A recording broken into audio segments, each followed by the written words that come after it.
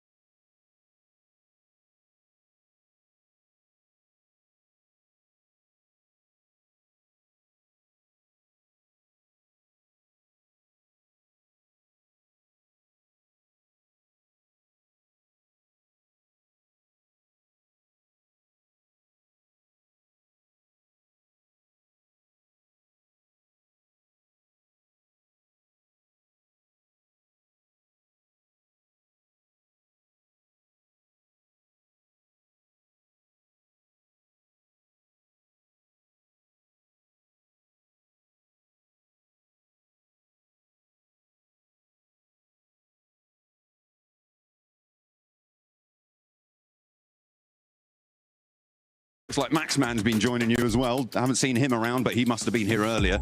Got up nice and early. Oh, mate, it's got to be done, John. It'd be silly to be here at EWC and not get involved with what's going on at the PUBG Mobile Naruto booth. Much like these beautiful people that are over here playing the game. That's the step, John. Sign your name and play the game. That's the first two on the list. Kalaris and Neptura are both trying to collect those brain rots, get the passive income rolling up, you know, tung tung tung sahur and all of that. How rotted is your brain today, Nep? Extremely rotted right now. I'm all in. I'm all in. Well, that sounds good to me, John. Absolutely. Beautiful stuff. Fantastic. We are going to take a look at what else is on offer, though, here at the booth. There is plenty to do. Taking a photo, maybe, with some of our representatives. We've got the chicken mascot, of course, the PUBG Mobile player unknown. Get over there and see if we can wrangle them. Yeah, absolutely. See if we can get either side of them, because taking a picture. Let's see if we can, John. Hello. It's good to see you again. I imagine, John, here's what you do. You kind of come in, phone out, quick snap, call that a selfie, and then you want to tweet that one. But what's the hashtag, John? Hashtag PUBG Mobile France. Make sure you hit that one online, because you can win yourself a lovely t-shirt for our collaboration with Naruto. Make sure you're checking that out, because it is fresh. It is indeed. You could be fresh printing all over your battlegrounds. You won't want to miss it if you're here at the venue in Paris, France. Get down to the booth. Third place. Close enough to see the trophy, but never close enough to lift it. For Aurora Gaming, the road to the Esports World Cup is about more than qualification. It is about finishing the story this roster started last year. At 2025 Pmwc, they established themselves as one of the most mechanically gifted teams in PUBG Mobile. Their aggression was fearless, and one knock could quickly become a complete squad wipe. Doc, Top, Zeol, and Refus could all take over a fight, but at times, they looked more like a group of incredible individuals than one fully connected team. Doc was named MVP, but they still finished third. За бидрийг одоо төрүүлэхэд зогсоосон зүйл нь гэвэл миний хувьд бол яг тэр үеийн яг сэтгэл зүй жоохон тийм байсан болоод тэгээд ер нь зоонч тэр rotationч тэр ер нь тийм болоог баха. Then came PMGC, another huge international performance, another MVP level showing, and another third place finish. Two of the biggest tournaments in the world, 2 podiums, but still no trophy. За өнгөрсөн жилийн үеийн бол бас 2 том тэмцээнд 3 дугаар байранд орсон. Тэгээд энэ жил одоо тэгээд чадхаараа чэндэ. Now, they return under Aurora Gaming with a new organization, the same firepower, and another opportunity to finally win. The question has never been whether they have enough talent. Their MVP titles have already proved that. The real question is whether multiple stars can now play as one complete championship team. Their qualification run showed promising signs. Aurora still played aggressively, but their rotations looked more controlled. Their pushes had more support, and the team appeared more connected. That growing coordination was on full display in the final match. Oh, what's the need of Reefers, the 1v4 from a range? They wiped out the last team and won the EECA finals by the smash rule with 145 points and finished first in the regional qualification ranking. That will be the tournament going their way. They've done it. Aurora are your champions. За өнгөрсөн жилээс энэ жил нь ондоо зүйл гэвэл одоо манай багийн хувьд ер нь сэтгэл зүй уур амьсгал багийн тоглолт ер нь нэлээд өөрчлөгдсөн. Одоо яагаад гэвэл өмнө жил одоо 2 том нэмсэнд 3 дугаар байранд орсон болохоор одоо жишээ нь авраг авахаас одоо нөө хой суугдсан алдаануудаа ер нь тэгээд бүгд засч орж ирсэн. Тэгээс авраг авахын төлөө ер нь чадхаараа хичээнэ. The MVP awards are already there. The international podiums are already there. Only one thing is missing, the championship. Aurora Gaming arrive at Pmwc 2026 as the uncrowned kings of PUBG Mobile, ready to break the third place curse and finally become global champions.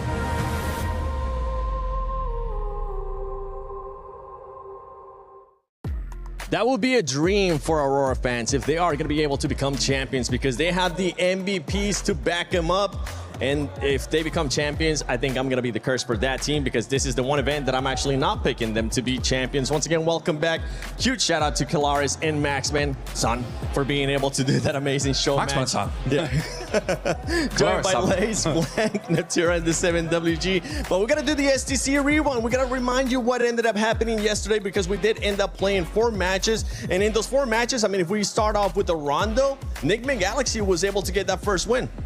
In really good style as well. Really enjoy what we saw coming in from Enigma, both in that one game and throughout the day, quite honestly. Very, very excited to see what they've got coming in onto day 2, because it was a fantastic start. They're in, what, 4th place? 3rd place, I think, even. Looking very, very good indeed. And they just have to keep going on this sort of trajectory, and I think they're going to finish off really, really well.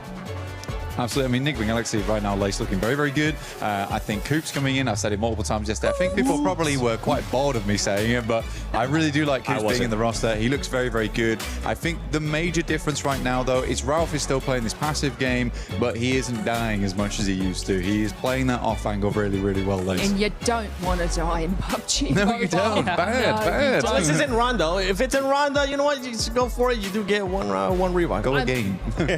I mean, look, I have to be so passionate about Tiamba, though, being able to keep that sort of skyrocketing performance throughout every single match. We got to see Milu doing the Milu style. No 1v4s just yet, but so goddamn close, and I feel like it's going to be just another great day for them. It was a great day coming out of like the survival stages, now to grand finals, and I do believe that they're going to keep that momentum going forward. Hey, you were talking about Tiamba, you were talking about Milu. Now we get a chance to see one of those highlights from yesterday from that squad.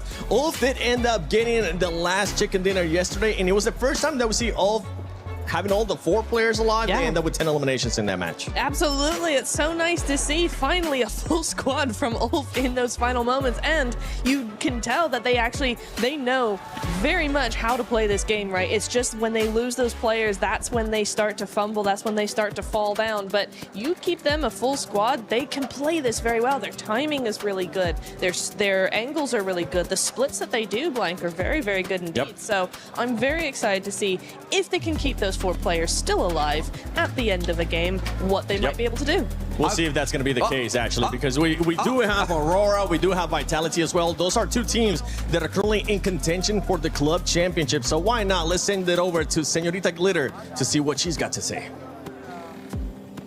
We are deep in the trenches of championship weekend here at EWC 2026. So as always, it's time for a club championship update, because we have multiple grand finals matches this weekend it's time to dive into all of it. First of all, kicking things off at the Lenovo Legion Gauntlet, we have our grand finals set today for Rainbow Six Siege. That will, of course, be between Furia and FaZe, with a third, fourth decider match also happening between DZ and GK. Now, this is big for GK because it does mean that they got their second top 8 finish, which makes them CC eligible. Then over on the chess side of things, we also have a grand finals match happening, and this one is a big one, okay, because we thought we were going to maybe see a bit of a repeat of what we got last year. However, after an insane day of matches, both of our Falcons players are now in the third, fourth decider match. It does, of course, mean that Falcons are guaranteed third place level points when it comes to the club championship side of things.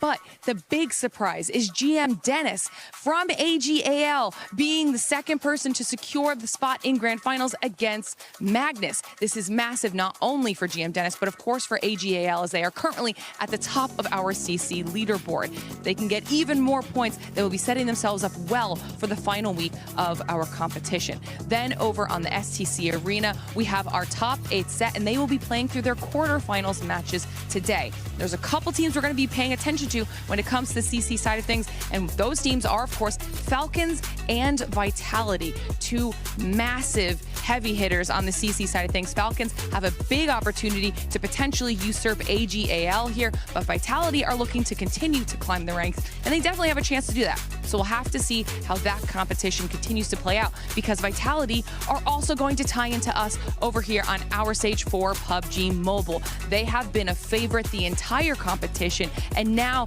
they have an opportunity to continue putting themselves in a good spot heading into day 2 of our finals matches. Of course, like I said, there's going to be a lot of action happening here today, so we'll make sure to keep you all updated with how it all ends up playing out. Thank you so much, Senorita Glitter, for that update with the club championship. But now we're going to talk about what's going to be happening today, because today we will be finding out which team is going to be going into tomorrow's first place and willing to set that threshold for the Smash Rule. In first place, though, after 4 matches, we do have E-Arena with 48 points. And luckily for us, for all the viewers, it's still close. Tiamba performing well, but they haven't been able to get a chicken dinner just yet. Not just yet. Still impressive stuff, though, coming on through from them to be able to maintain that second place even without a win. But it's still, we still need to see that win, right? A win has got to be where they want to. That's the goal for today, I feel like. You've got 8 games to do it. They need that win, because these other teams, I have a sneaking suspicion here, we are going to see a massive upstart? Kickstart. That's the one. Yeah. For a lot of these teams, this leaderboard is going to be completely overturned, I think. We're going to see some very different names in that top 5 at the end of today. So, yeah, I think E-Arena, Tiamba, Enigma Galaxy, all 3 of those teams, Aurora as well, really need to figure out how they want to play today.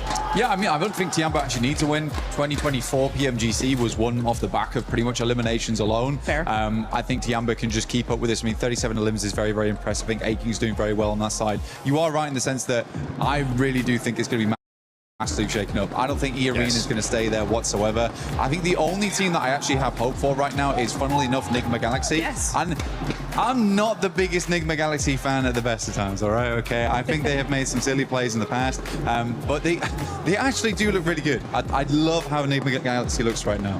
Yeah, and I'm obviously having a look at Nongshim Red Force here, because look at those eliminations compared to placement points. The fact that they are able to secure so many points of them in the elimination average bracket and not the placement, it is going to be their time to just try and hit those top 10s, those top 5s even, and they will move themselves up into that top 7, because a little bit short on their rotations and taking a little bit long to grab the eliminations where they're bursting. But I believe that today they're going to be able to come in, grab those placement points, and skyrocket up to those top 7. And the crazy thing too is that we saw some big names on that second page as well. We saw S2G, we saw Hora Esports, which I know the fans are wanting them to be able to improve. And now we're looking at one team that is going to be looking to improve in a big when we're talking about OG, when we're talking about Godlike as well. But we're going to talk about the Sony story of the day, which is pretty much attacking the first place, attacking that throne at the top for these teams, because of what I was talking about in regards to the format. If you end up at the end of the day in first place, you will be able to set up that Smash Rules threshold. So let's say a team ends up with 150 points at the end of the day. Tomorrow it will be plus 10 of that, where they will be able to actually hit that threshold, the smash zone, and then after that, if they get a win, they wouldn't be a smash zone. They do. correct. Yes. Carry on. No. Go ahead. Okay, well. For you. Me? Well then. No, I think the Smash Roll has been so fun in the last few tournaments we've had it. I've always really enjoyed it, and I think it's going to be a lot of pressure on all these teams. I think we've had a lot of pressure so far. This lobby is incredible. It's very, very different to what we've been seeing so far in the tournament, and they've flipped the switch, and they've just gone 110%. Very excited to see what that's going to be coming through for them. Honestly, the Smash Roll is going to be a big thing. You got these top 5 players here. Milu being that MVP here, 7. Big GG. Yeah. Big GG for him, being able to put up those 14 eliminations, 2,800 damage. But we're also looking at some of the other names in this list, Blank. We have top as well, Mormon, QZZ. I mean, Mormon has been acting as more men for that team. He is bringing the firepower in a big way. 11 eliminations, genuinely for E-Arena. I think he was kind of carrying the squad yesterday a lot. Scarface still being on that top 5. He's a really big deal, though. Aaron, Kedge, big MVP players. Yeah. Scarface in the past really pulled it up in terms of that long-range scouting, but he's taking it close range now as well. It's very, very cool here, Lace. I'm really, really enjoying it. Obviously, we saw Milu right at the top, but it's QZZ as well that I really want to see step up for Tiamba. I mean, I'm excited for top. I mean, okay. Yeah. Top is bringing Aurora into the conversation. Yeah. I'm not saying like it's a single person. Yeah, it's a single person that fights on these teams, but from the performance yesterday, he's definitely making a name for Aurora and bringing Aurora into the conversation. Go away, Doc. No, Doc, don't go away. Oh, actually, play with the team. Play with the team, Doc. Play with the team, Doc. Don't go away. Don't run off into the distance versus Enigma Galaxy. That was bad. That was very, very bad. Very, very bad. No good. Stay with the team, and maybe we'll end up seeing a good performance out of Doc. We know that he's capable of MVP performances, multiple MVP performances, but 2 teams that we're going to be taking a close look at is none other than Vitality and Forthrise, because we know Forthrise wants to be in that first phase, especially towards the top place. Right, and we talk about the Smash Rule. You have a look at these teams, about a 25 point for some of these. It's not that far. Teams like Vitality and Forthrives can be that team that literally overtakes the leaderboard in one game. We have seen it before, even coming out of the group stages. Team Vitality, 10.5 average eliminations. And then Forthrives, 6.25. So they have the capability to be able to skyrocket incredibly fast and make their own Smash Rule up. They're showing consistency, obviously, through each game. The difference, though, in eliminations from group stages to now, obviously, is quite a gap in talking about over the 4 games. But, you know, Team Vitality are taking fights. They're making decisions that benefit them for late game, but they're just falling short. But for Thrives, if we bring them into the conversation, they are getting these eliminations, but they're not really making it to that end zone. So these 2 championship teams, and obviously, we got some PMCW championships in here, so of course they have the mental capacity, they have the skill to be able to bring them back into the conversation and be absolutely dominant over the course of the matches today. I'm excited. Yeah, correct. I mean, I'm stepping forward too. I can see that. Not on camera. You're just going in there. I've got the passion. But yeah, that's Tiamba. What Tiamba exactly did to the poor guys on Vitality over on Rondo. They just got in there. And I think for Vitality throughout the day, if we look back on it a lot, most of the positions they took on the map were actually quite good, quite formidable, and they played it out decently well. They are just getting pushed by teams a lot. People are very aggressive in this lobby. They had center side towards Jouten, I believe it was, over on Rondo, and we had Tiamba come from outside circle and just send it to them. I think Vitality was very confused. I would be very confused by a play like that, and I think if Vitality didn't go down that early in that game, it would be very different position in the rankings. But yeah, the Elims are going to slow down right now. We are no longer playing into those feeder teams. These are all the best of the best. And the Elims are going to keep on coming down for some of the teams. One team that ended up surprising me in a really good way, Nunchim Red Force. Completely different from what we've seen out of the groups, completely different from what we saw in Survival too. Because, yeah, they've been able to just frag out of their mind, but those placement points are not there yet for that squad. No, they're not. This is only a glimpse of what we know this team is capable of. For me, yeah, Tizzy was 2.25. I mean, that's crazy, right? We're getting really, really good average elims from all of these players. Still, I want to see them just continue that trajectory, continue to go forward, because for me, when you're thinking about, we've got 8 games today, Blank. That is a lot more than we're used to. Yeah. It's 4 Miramars as well, right? But it does mean that for a lot of these teams, the pressure is going to get to them, I think, and also you're talking about that mental stamina as well when you have 2 extra games like that. For me, Nongshim, I think, are one of the only teams in this lobby that actually have that mental fortitude to play those extra games as well as they would on any normal day. One of the only teams. Hot damn, we're getting some shots out here on day 2. I think there's other teams that might be able to bounce back. I said and one, I think there's going to be a lot of teams that might be able to surprise us too because of that format, because we are going to be having 8 matches. One team that I'm going to be looking forward to surprising us is none other than Godlike. We have seen the potential that this team is capable of, and we're going to be showing it to you right now. Day 2 of groups, insane when it comes to eliminations. Yesterday, a big difference, and this is why I think from what they have shown us before, even though it's finals here, I think they'll be able to bounce back. I think so too. I mean, the major thing that bounces out to me there, though, is the average survival time. Survival time looks fairly good at the moment. 20 minutes to 22. It's not a huge drop off there, but again, I'm going to tie this back into Nongshim Red Force very quickly, just because for Nongshim Red Force, I feel like what we saw yesterday, Lay, especially them and Flash, is that they were going a lot more aggressive. They're trying to experiment with stuff, which is important in these types of end games. When you get to finals, you can't let that pressure get to you. Day 1 is about experimentation. Yeah, I mean, Nongshim getting the eliminations. Exactly. They've got 20, 1 placement point. Godlike, on the other hand, getting the placement, finding those positions in center zone, but unfortunately not having the split hold to have the wave of enemies that are coming around from the rotation into the circle. So, obviously, we know Godlike can get these eliminations. They can take them on, do these third parties well, but also future-proof their rotation into the map. So today is their day. I agree. Absolutely. Hell yeah. Especially with 8 matches too. If the first match doesn't go your way, I mean, we do have the 2 Miramars. The good thing about this, right, is that we do have that Rondo in the 3rd match, which I feel like is going to remind me of what Sandhawk used to be. If for some reason those first 2 matches don't end up going your way, that Rondo might be that Kickstarter for some of their squads. That's exactly what we've been discussing, right? I think a lot of people have had that discussion of where should Rondo be placed in a round, in a day, right? And I think this is going to be a really interesting test to actually see, you know, if Rondo is really good in the middle of those of that rotation, of that map rotation. For me, I'm thinking, heck yeah, this is going to be exactly what some of these teams will need. You get that extra recall, you get that extra life, you get all those eliminations. That's the momentum that we start to see some teams trying to build. For Thrives, for instance, was trying to build that momentum yesterday, you know, third-partying the hot drop. So for them, if they have a not so good Miramar session in the first half of today, that Rondo should be excellent for them. I'm loving the energy that we're getting from the fans right now, whether it's 4 Thrives fans.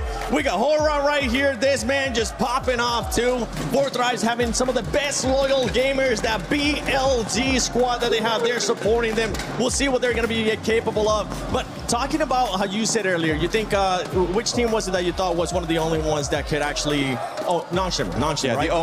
The only team. One of the only. Way to take our words and twist it. I know, that's right? Crazy. Well, then tell us which other ones. Okay, I think it's probably Aurora. Agreed. Aurora would do that. Vitality would do that. You don't agree, Blank? You don't agree with Aurora? I think Aurora crack like an egg all the time, dude. I think that's totally fair to say. I think group stage Aurora is unreal. Qualifications Aurora, also unreal. Finals Aurora is just a different beast, man, okay? I think if you can back them into a corner, then it could be really good. I do think Aurora's played slightly better this time, but I am getting some moments where I'm like, oh God, it's happening again. I can feel the docketing. Yeah. So, yeah. You start talking about Aurora, I get past this time for Aurora as well. We gotta be careful with what we say here. Fans are so close by too. Luckily, everybody has been amazing here. Whether it's a 4 Thrives fan, Horror fans, Aurora fans, and for all the fans currently here, don't forget you can go check out the Fan Zone experience here at EWC 26, whether it's the awesome collaboration that we got a chance to see a show match for with PUBG Mobile and Naruto, or you can go check out the Brain Rot Royale, which I've been playing. I think I'm at level 7 or 8 now, I can't remember exactly, so I'm just gonna go on brand and say 7 and then just get some of the other cool stuff. We have gotten so many shirts. Actually, for disclosure purposes, I've only gotten 1 shirt. 1 shirt. Yes. Have you gotten any shirts, Brian? Oh, I don't have a wardrobe or anything like that from this event. That's not happened. No. I've got nothing. It's so cool though. It's so cool though. Lacey, you finally get single one. item. No. Yeah. They're gonna play. They're gonna play that security. I got triple T's.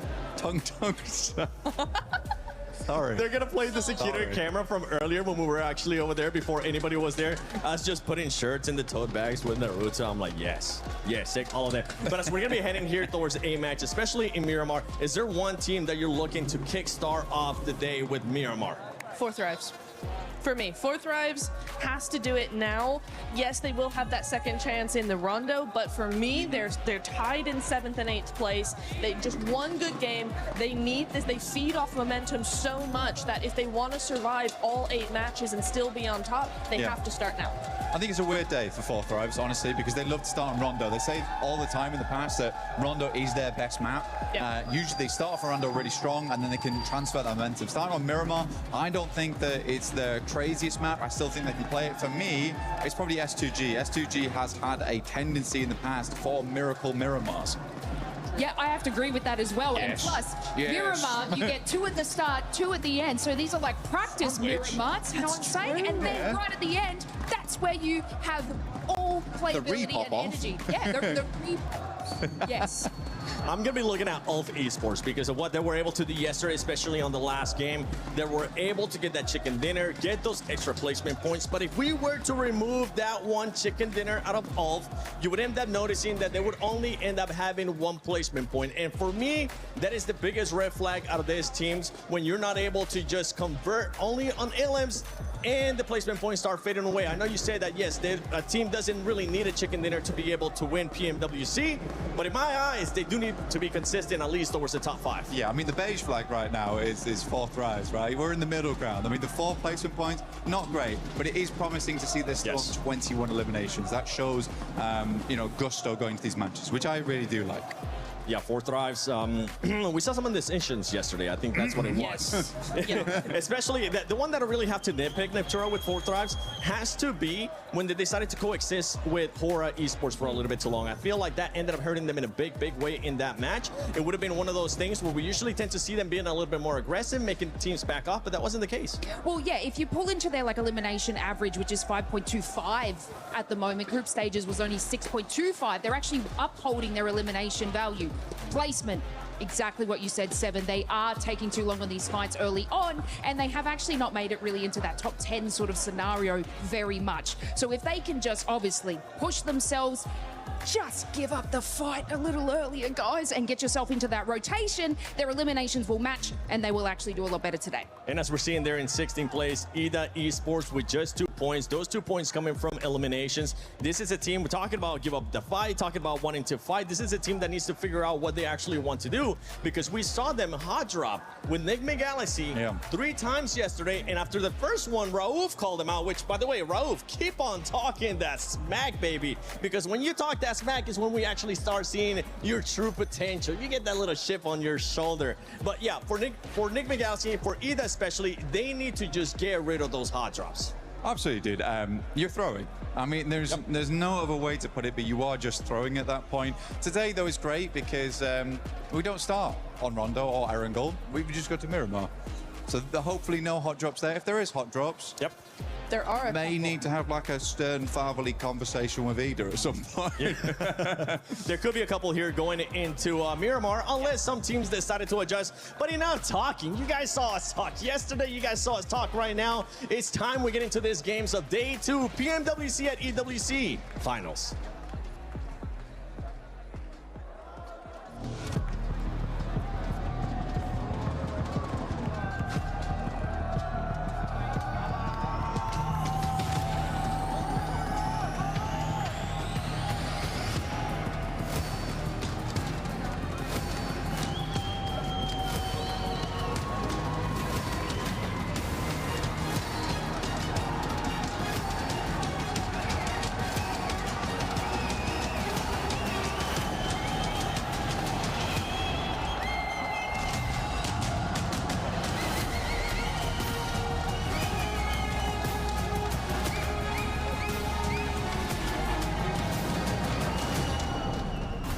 Mesdames et messieurs, bienvenue at EWC here in Paris. This is the second day of Pmwc.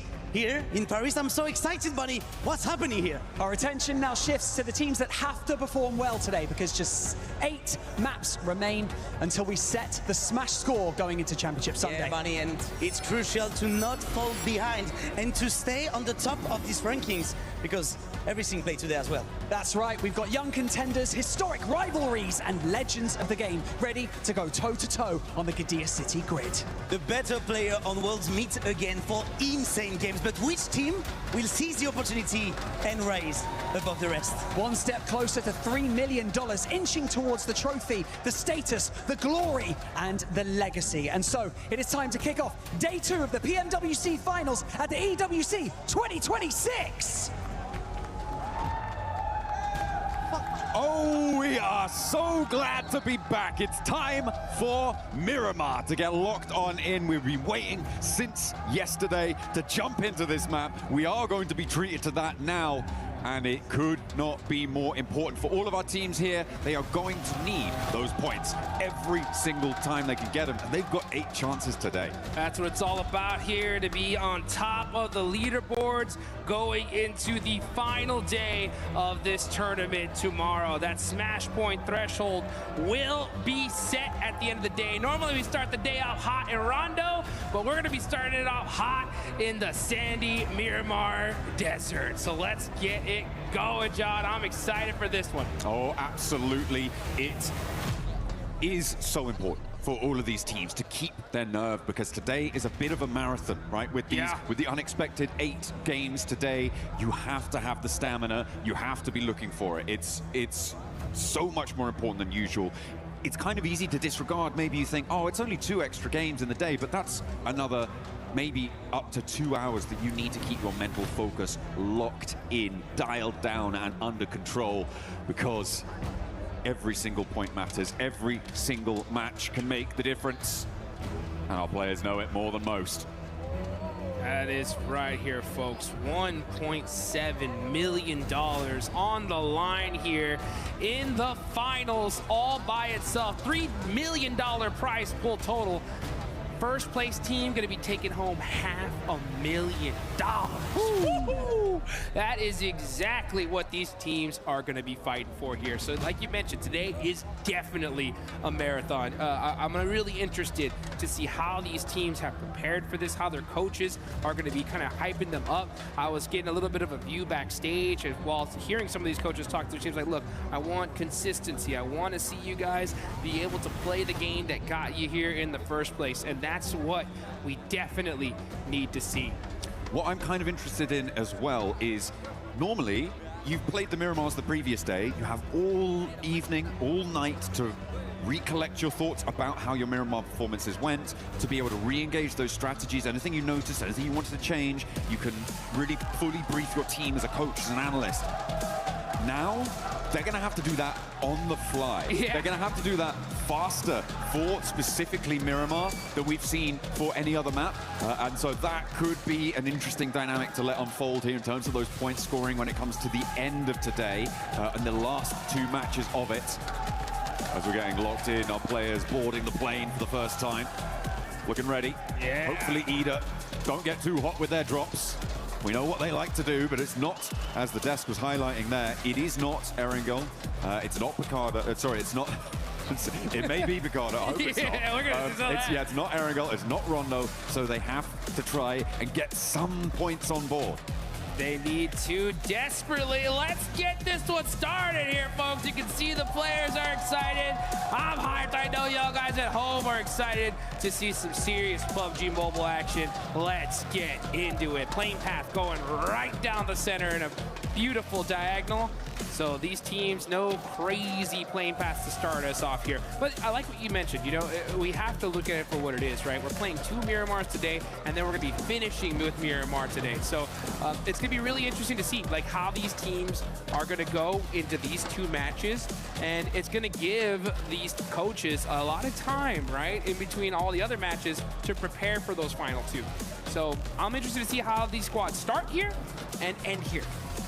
Yeah, absolutely. I mean, it would be interesting to compare the differences. We haven't seen them yet. I'm talking in the future now. But compare the differences to the adjustments that we're going to see potentially on Erangel, and then look at what adjustments we may see from the start Miramars to the end Miramars today. But that's a conversation for later on, because we do have to get stuck into the action.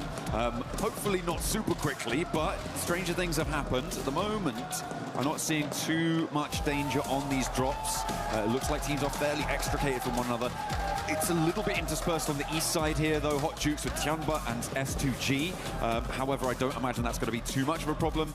Grab some vehicles, get back, regroup. The circle up to the north side should help to pull that apart as well. Maybe some danger between Godlike and Orangutan, but yeah, they're far enough afield. I don't think that they're going to get too aggy with it. Yeah, you can see Enigma Galaxy, they're going to be heading on over to El Pozo. That is normally out the 7th drop, but they are not here in the finals, so they should be able to get looted up pretty quick here. They're going to start off by, of course, securing those vehicles. Super important inside of Miramar. Koops right in the trike. You can see him looking up, being like, trike, come on, man. Where is my UAS? Where's my Murado?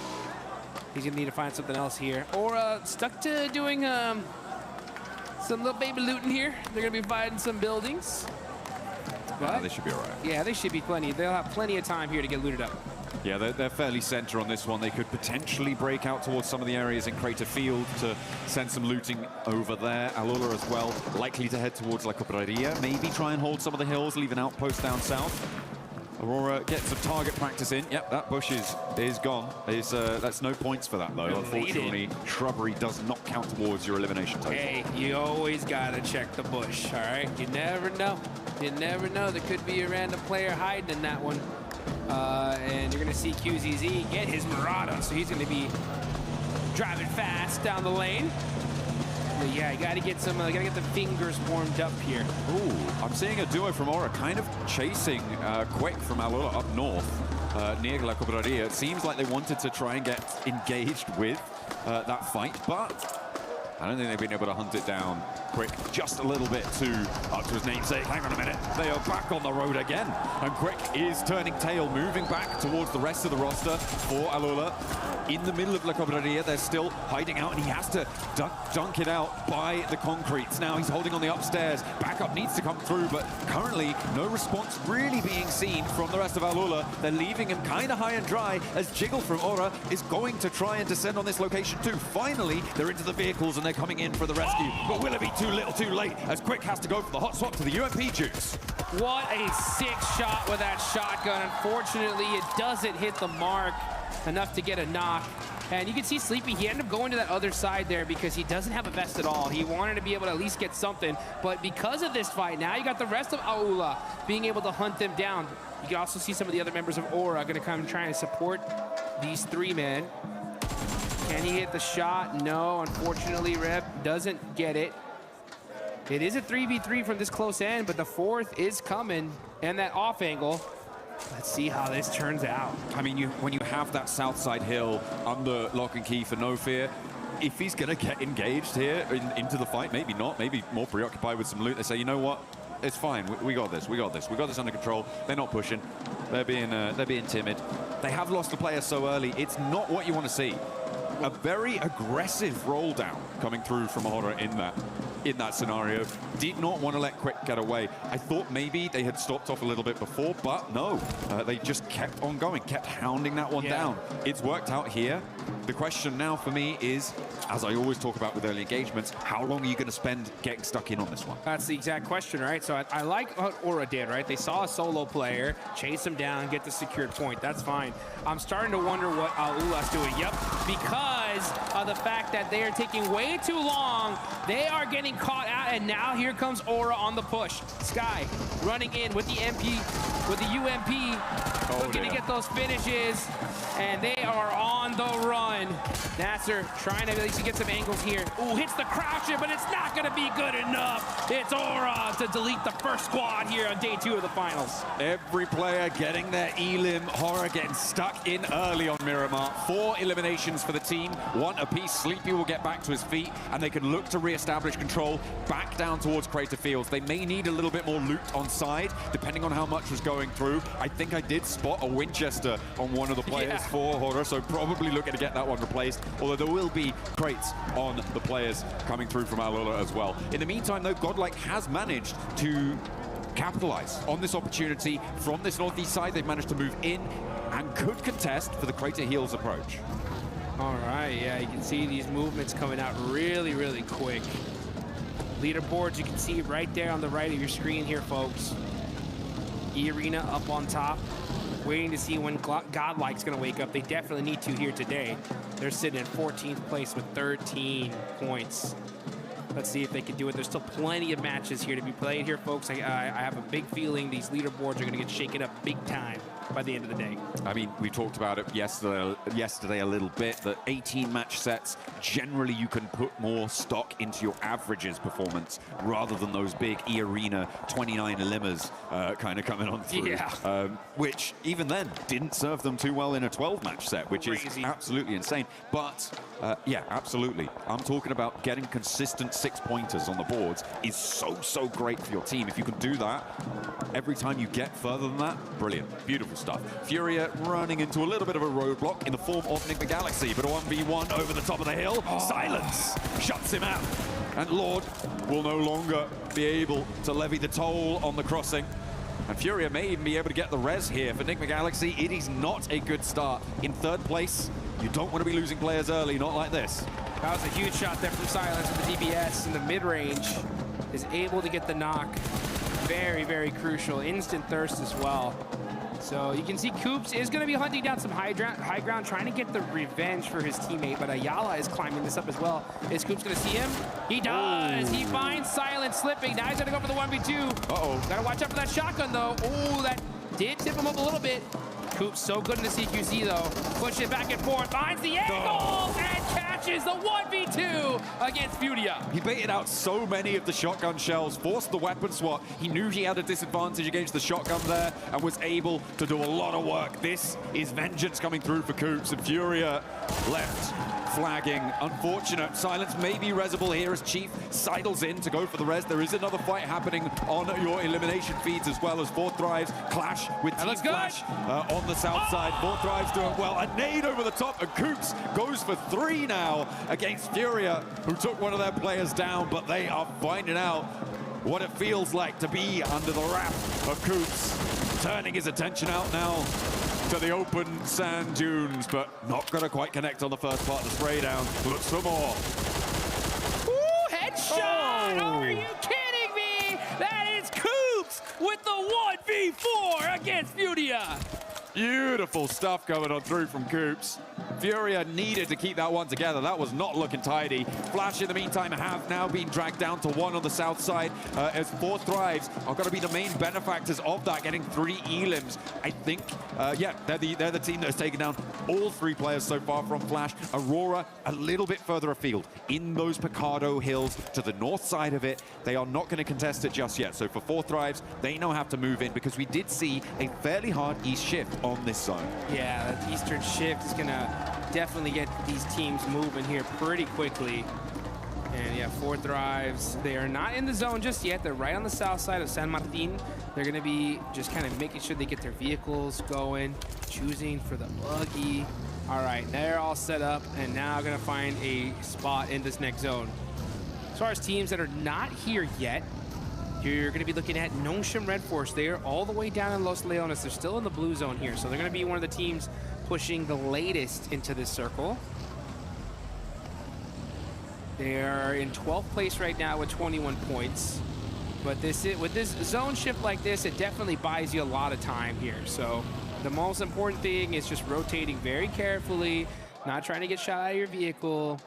Play things very calculated. You can see Tikianba already set up in these buildings near water treatment. And this is where they're going to park themselves for as long as possible. Oh, yeah. You're just going to hold out for the time being. See if you can hold down on these houses. Just trading shots. Ooh. Oh! Crazy's found himself a big green gun. That's my favorite. The AWM. I want to see some snipes, man. Nothing gets me more excited than seeing a crazy flick headshot to turn the game around. Let's see what Razy can do. He's got the 8x too. Let's see what this replay. Coops, pow, gets the knock on to silence. Wins the clutch 1v1 here against the Ayala. Look at the terrain usage from Coops here. It's just beautiful. Yeah, that's what I was highlighting before, right? That shotgun bait coming through from Coops, peeking up so quickly and back down, dodging the shells coming through, and again, forcing that weapon swap. He knows that he's going to have the advantage, or at least be on a level playing field if he can do that. The nade on target, yeah, great. Furia just didn't seem to understand how to compete against this high ground position. I'm not too sure what more they could have done there. Maybe just not engaged on that spot to begin with. But yeah, it's a little unfriendly. Next circle comes on through, and that will take us back down towards San Martin on that south side. Keeps the hills to the southwest of water treatment. Hacienda all in play. And teams are going to start to crunch in onto the middle. This roadside to the southwest of water treatment is going to be tricky to navigate, and it looks like Tiamba are going to try and do so, try and keep themselves alive. S2G find out just how tough it can be to move past this location. Yeah, smart play there from Tiamba. They go ahead and move, and they take this gas station. They realize one of the players from S2G are isolated. Easy point lockdown. That's going to hurt S2G, leaving them with 3. That's an elimination for Tiamba and a slightly better position as well. So this gas station is pretty solid if the zone shifts away from them. The most important thing, though, is protecting those vehicles. It's very weak to that hill behind them. So they're going to have to put them in some different spots just in case the zone does shift. I mean, it is that road that they are sat right next to that is so difficult to cross right now for teams out on the northeast side, which is why you're seeing so many teams committing down to this southwest edge, right? To being a little bit more uncomfortable, a little bit too close for comfort, but you don't have that major blockage of trying to get across that open ground, which is going to be difficult for Vitality, unless they can find a big opener, crack the can open with that AWN, land that shot, and try and find that pick. Ooh. Oh, that's Aurora. A huge one. Aurora getting spotted. I think 4 Thrives are getting stuck into the fight. 4 Thrives, 4 players alive. Aurora having one of their players flushed away, and now Hazaifa close up into the fight. The pump action for Reefus, trying to hold the door, but the SK-12 has a couple more rounds behind it, and Ziol goes down quickly too, with 4 elims already on the card. Aurora going to be contributing to the points tally for 4 Thrives fairly soon, it looks like. Doc goes down. Wow. The big boom through the window, and Aurora ain't got nothing in the face of 4 Thrives, who look to mark the start to their ascendancy. And the crowd goes wild here in Paris, France. The 4 Thrives fans are chanting their name. This is what they want to see. And this ain't going to get just any squad here, folks. This is against Aurora, who has been crushing it here so far. So that's the 4th place team out. 4 Thrives in 6, now with 6 eliminations, looking really, really strong to start the day. Oh yeah, that's exactly how you want to kick things off. But remember, as we said before, it is a marathon today. You can't allow yourself to get tired out. I mean, it's excellent when you find those moments, when you find those high octane, high adrenaline moments, but you cannot allow yourself to drop off after that. So I hope that they're going to have their heads screwed on tight so that they can keep their nerve for the rest of the day as well. And there is still much more of this match to play, so they have to get a lot further. And in this position that they are right now, against Nongshim Red Force, I feel like they potentially could have a good time, but they're going to have to shift northwest away from their current location, past San Martin, which is going to contain, I would say 2, I was going to say 2 teams, but it's 1 plus another player, tops the last player alive for Flash. That was dealt with earlier by 4 Thrives themselves. So, yeah, you can see Tops does get away from now. Now 4 Thrives, man. I'll tell you one thing. When it comes to the finals, I'm already feeling a different level of aggression here.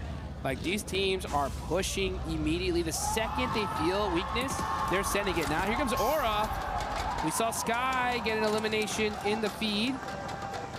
We're going to keep an eye on this one, though. This is still outside of the circle, just to that bottom right side of San Martin. Yeah, this is on board with the fight in the northwest now, as Horror are able to find Salme. They got that flush that they found the knock for earlier. And Godlike, they are now down to 3. S-Power, though, can just regroup over towards the rest of his team, and they should be fine out there. Horror can look to try and navigate their way forwards. I don't expect another fight between these 2 teams, maybe for the next minute or so. Oh dear. Oh no, not like this. That's a real bozo play right there coming through. Yikes. That's Max Man's grenade of the day. Ah. he almost got away with it too. You know what I'm saying? But our observer's just too good, right? Had to show the replay real quick, just in case you missed this, right? That is where it's at. Yeah, so unfortunate for Aurora. And it just goes, and I'm telling you folks, at this level, I mean, we got $500,000 for first place, and it's little mistakes like this that hurt, but we can see Razy with the AWM starting to put in some work. Shouldering that can opener. Looks to try and split the seams of Tianba's hold on the longhouse, but we know what Tianba can do when they're holding down a longhouse, so we know what Milu can do at least. Vitality want to try and find it. The res comes through. Milu is low HP, but he can get some healing done. Razy is close by. Another stepping forwards, but staying on the rooftops here is bold from QZZ. It may just work with a nade. In response is Brutal, and another to follow it up over towards Aching. Now only one player in the longhouse. Milu looking to try and hold it down. With the Molotov burning, it's going to slow it out, but there's the off angle coming through from Axel. Where's the backup coming from Eagle? He's too far away to get involved here. The nade dribbles down the stairs. Might prove to be difficult to get past there. Does go down. And the res is still yet to come through. 3 players now for Vitality on the inside. Nade's cooking. Axel with a long one. Up to the top floor. May just blast them apart, but Eagle, he's just chilling. What is going on? He's leaving it up to Milu, saying, you got this, bro. Oh, I guess you don't got this, as Axel gets the nade onto him. So that is Tianba just getting picked apart here. And really unfortunate for them, but you know what? Vitality soaking up some good points. I mean, the Eagle has flown away here. It is not what you want to see. I'm not entirely sure what he's trying to do. Maybe he wants to keep that forward position, but the rest of your team's dead, mate. You need to do something about that. Vitality were able to run through there. They got a really great opener with that AWM that we were talking about, the can opener on the position. And he was able to keep that momentum rolling with some big nades up to the top of the roof and a couple more positions beside. Amino looking to stop the run out from Vitality, and they will have to run out with the circle shifting central. Oh, Amino's got this on lock. Yeah, I mean, we're gonna have to see a crazy shot here from Vitality to help this team out. I know that there is an AWM somewhere around there. And oh, nice shots there. They know exactly where he is. They say, oh, you think you have this down? Oh, that headshot though said, okay, how about you like some of that? So, oh, that looks like it is Eagle going down. Oh, there's the AWM. Brazy's got it. Said, pick me. I dare you. I dare you to go over that rock. I told you! That is it! Razy taking him out! Boom! Takes him down from behind the rock. What a pickup coming through from the shot. At the end of the AWM barrel. Beautiful stuff. They baited him into thinking it was a rifle fight as well. Yeah. Little tickle trades, and then he was like, I'm going to win this trade surely. And then he's like, bam! You didn't expect that. Claps back, and immediately now Godlike down to 2 players alive. After losing one earlier to Hora on that northwest edge. Ooh, Tizzy, that's not good news. That's immediately flushed by 4 Thrives on the southeast. Now we're gonna go ahead and see Vitality. That goes to show you, folks, the bolt action could change the game for you. And it works out here. AWM clutching it up. Now you can see the rest of Godlike just gonna have to hold those buildings for now. This is inside of the circle. Vitality, they know they have the numbers here though, so they're like, all right, there's gotta be a couple of players of Godlike somewhere. Can't just run into these buildings for free. Just trying to get a little bit of information. Mania, ooh, doing some little pre-fire shots onto some windows, looking to possibly catch somebody off guard. But here we go into the end game. Stage 5, circle starting to close. And this is an interesting one. I mean, we still have San Martin in play. A lot of open field though as well. You can see Aaron getting in some headshots onto So Easy, and now here comes Team Vitality on the push. They're looking to roll around. 2 players now remain for Godlike. Federalis leads the charge into the position. S-Power first to face. Molotov on the window, burns him down, immediately toasts him. And now S-Power on the inside has more to say. The suppressor on the end of the SK-12 makes it quiet, but it's speaking loud with it. And he looks for more as well. 3 players fall at the feet of S-Power, and he looks for the flushes to keep it going. Manya will not be in this fight just yet as he drops for another flush, and in comes the backup. Manya. He hit him with the Molotov, and now Razak is down to 1 HP, and there they go! S-Power with the 1v4! Ascendancy coming through for Godlike on the north side. Vitality, they thought they'd taken enough out of them, but no. The gas in the tank, burning. Let's get this going. Are you kidding me? Day 2 of the finals starting off hot here. Multiple 1v4s. S-Power at the end of the day yesterday said the domination begins, and now it has begun. Unleashing that luxurious hair, sweeping it left and right with the shotgun shells ringing out in the ears of his enemies. Vitality have no idea what hit him. Milu, S-Power, these longhouse shotgun plays, I'm telling you, man, there's something special about it.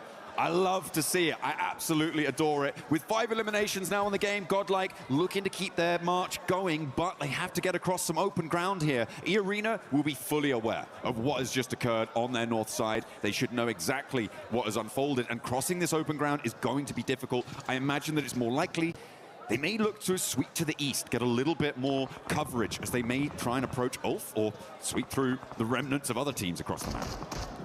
Let's see how the rest of this match turns out. It's already been so hot here. Coops had a 1v4 earlier.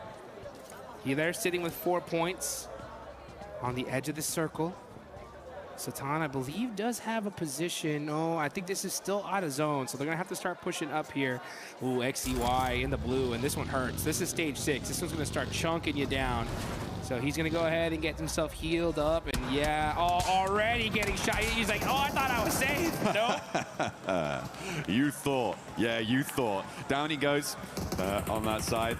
Ulf all too happy to pick up the point there. They're now on to 6 eliminations, and that will hopefully bolster them. Oh, he was going to find the shot onto S-Power as well. I mean, I said I was thinking they were going to wrap east. I didn't say thought it was going to be successful. Yeah. It's still a really tricky approach here, and down goes Manya, but they have left an impression on this match. Godlike can hold their heads high on their route out of this game. Hey, it's plays like that that can be the difference, right? I mean, from a big jump in prize pool. So, I mean, the shot onto S-Power as well. I mean, I said I was thinking they were going to wrap east. I didn't say thought it was going to be successful. Yeah. It's still a really tricky approach here, and down goes Manya, but they have left an impression on this match. Godlike can hold their heads high on their route out of this game. Hey, it's plays like that that can be the difference, right? I mean, from a big jump in prize pool. So, I mean, Godlike losing players early, still put some good points on the board on the back of that 1v4. Looking on over to Enigma Galaxy, though. What are they going to do? They got their eyes set onto Ida. And it looks like Hoops does get caught, though, on the transition by Sky. But he should be able to get safe here in res. I like the fact that Rauf is starting to throw some util up on top just to buy his teammates some time. And they should be able to get the reset here. I mean, that was a long-range assist coming through. Hodder on that north side, I think that's at least 300, if not 4, away. And that's a really helpful hand over towards Ida to leave Enigma Galaxy on 2. Ralph now in position to potentially look for the res, suppress the run-out. In there, trying to get that crucial first knock.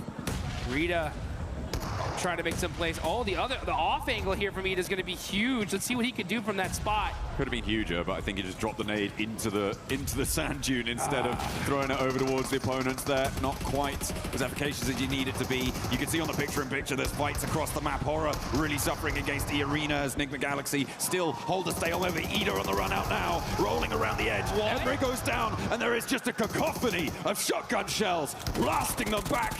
A tide of lead sweeps them straight back in the door they ran out from.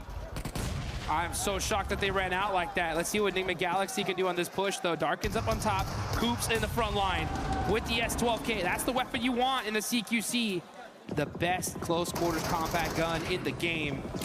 Now let's see what Ralph can do.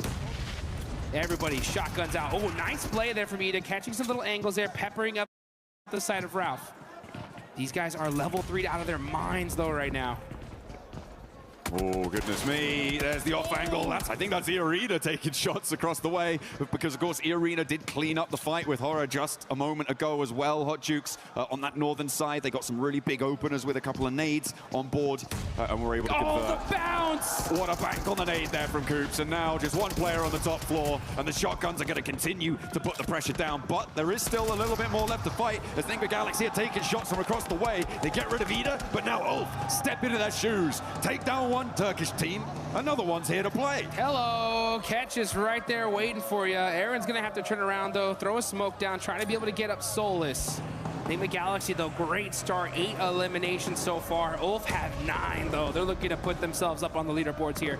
But hey, E-Arena's going to have something to say about that. They're going to go ahead and start throwing some util onto the side of Ulf. Ulf are going to have to decide what is the biggest threat here, and it's got to be E-Arena. Scarface, thinking about trying to pick up his teammate, but E-Arena's right there.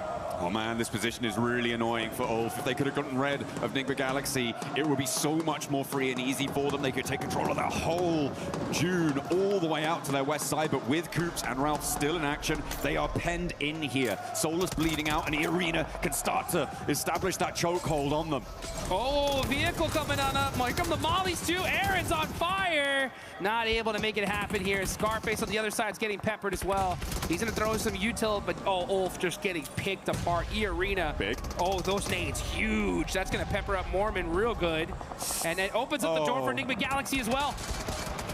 They're moving across the open ground, and they do fall. Ulf cannot weather the storm again. It's that position from Enigma Galaxy, the prevention of them sweeping out to the west that really came back to bite them here. Tourniquet layering down some more smoke cover now, and Enigma Galaxy with a 2 versus 4. Well, Coops can do it on his own, right? So what's Ralph even doing here? He's not needed. Yeah, he's just there for moral support at this point, right? Let's see what he can do. But hey, you know what? You could never count out the IGL. That is Rove. He's already still got that anger built inside him, that fire, all the way from Aaron Gale Pachinki. Looking to apply it here. Ooh. Coops with the headshots. Gets peppered up a little bit, though, in the process. The thing is that these guys are out of position big time. It's going to take a miracle for Enigma Galaxy to do it. But we saw 1v4 before. We could see it here again for the 3rd time in this game. That would be pretty insane. That would probably be the most 1v4s we've ever seen in a single match of competitive PUBG Mobile at this level. They've got about a minute before the zone closes fully on that stage 9 zone. And they just have a sliver of it on the edge of that open concrete slab. They are just in, but that's not going to be comfortable. Oh, look at this flyby right here. I mean, E-Arena doing a 2-2 split. Now, if for some reason Coops can get 2 of these players, now, okay, yeah, Schweppes is going to move on over, play that mid-range. I like that. You know, just better safe than sorry. Use your numbers advantage, use the blue zone, and E-Arena should have this locked down. Yeah, they're playing this very, very safe. E-Arena looking to try and convert from the top of the tables to a chicken dinner at the start of today. It would be so incredible for them to open that kind of a lead. And again, we've talked about it before, Schweppes, the only player here with a chance to get the 3rd title of Pmwc champion. The only player in the world with that opportunity. Oh, here come E-Arena. They're going to go on the push, where they're going to get aggressive. They take down Coops. It's just Raouf, and that is it. E-Arena get the first chicken dinner here today. They're hyped up. They're excited. And they were on top of the leaderboards here, so that's going to push them even further beyond. And they played that north side well. They rotated through. They weren't over-aggressive. I liked that regroup off the 2-2 because, as you said, if you get one of those miracle picks, all of a sudden, one of those angles is basically gone because you have to stick that res. You have to try and keep your numbers advantage. Then there's some negotiation that can happen. Regroup is 4. There's nothing that Enigma Galaxy can do.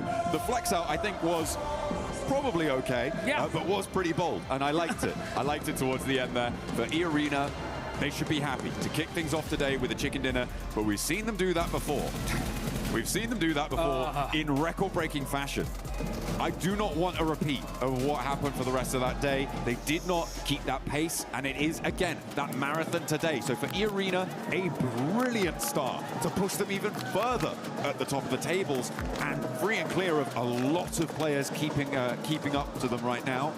For the time being, of course, with a lot more matches to play, there's still the capacity to close that gap, but yeah, very, very happy with that opener. It felt controlled as well, in a way that I think that the big rondo that they had didn't quite feel like it was as much their agency, even though they were proactive and they were doing things. This felt like it was much more E-Arena's victory. Yeah, I mean, the Thai squad coming in so hot here off the rip. They're looking strong. And let's see if they can continue that dominance here in a bit.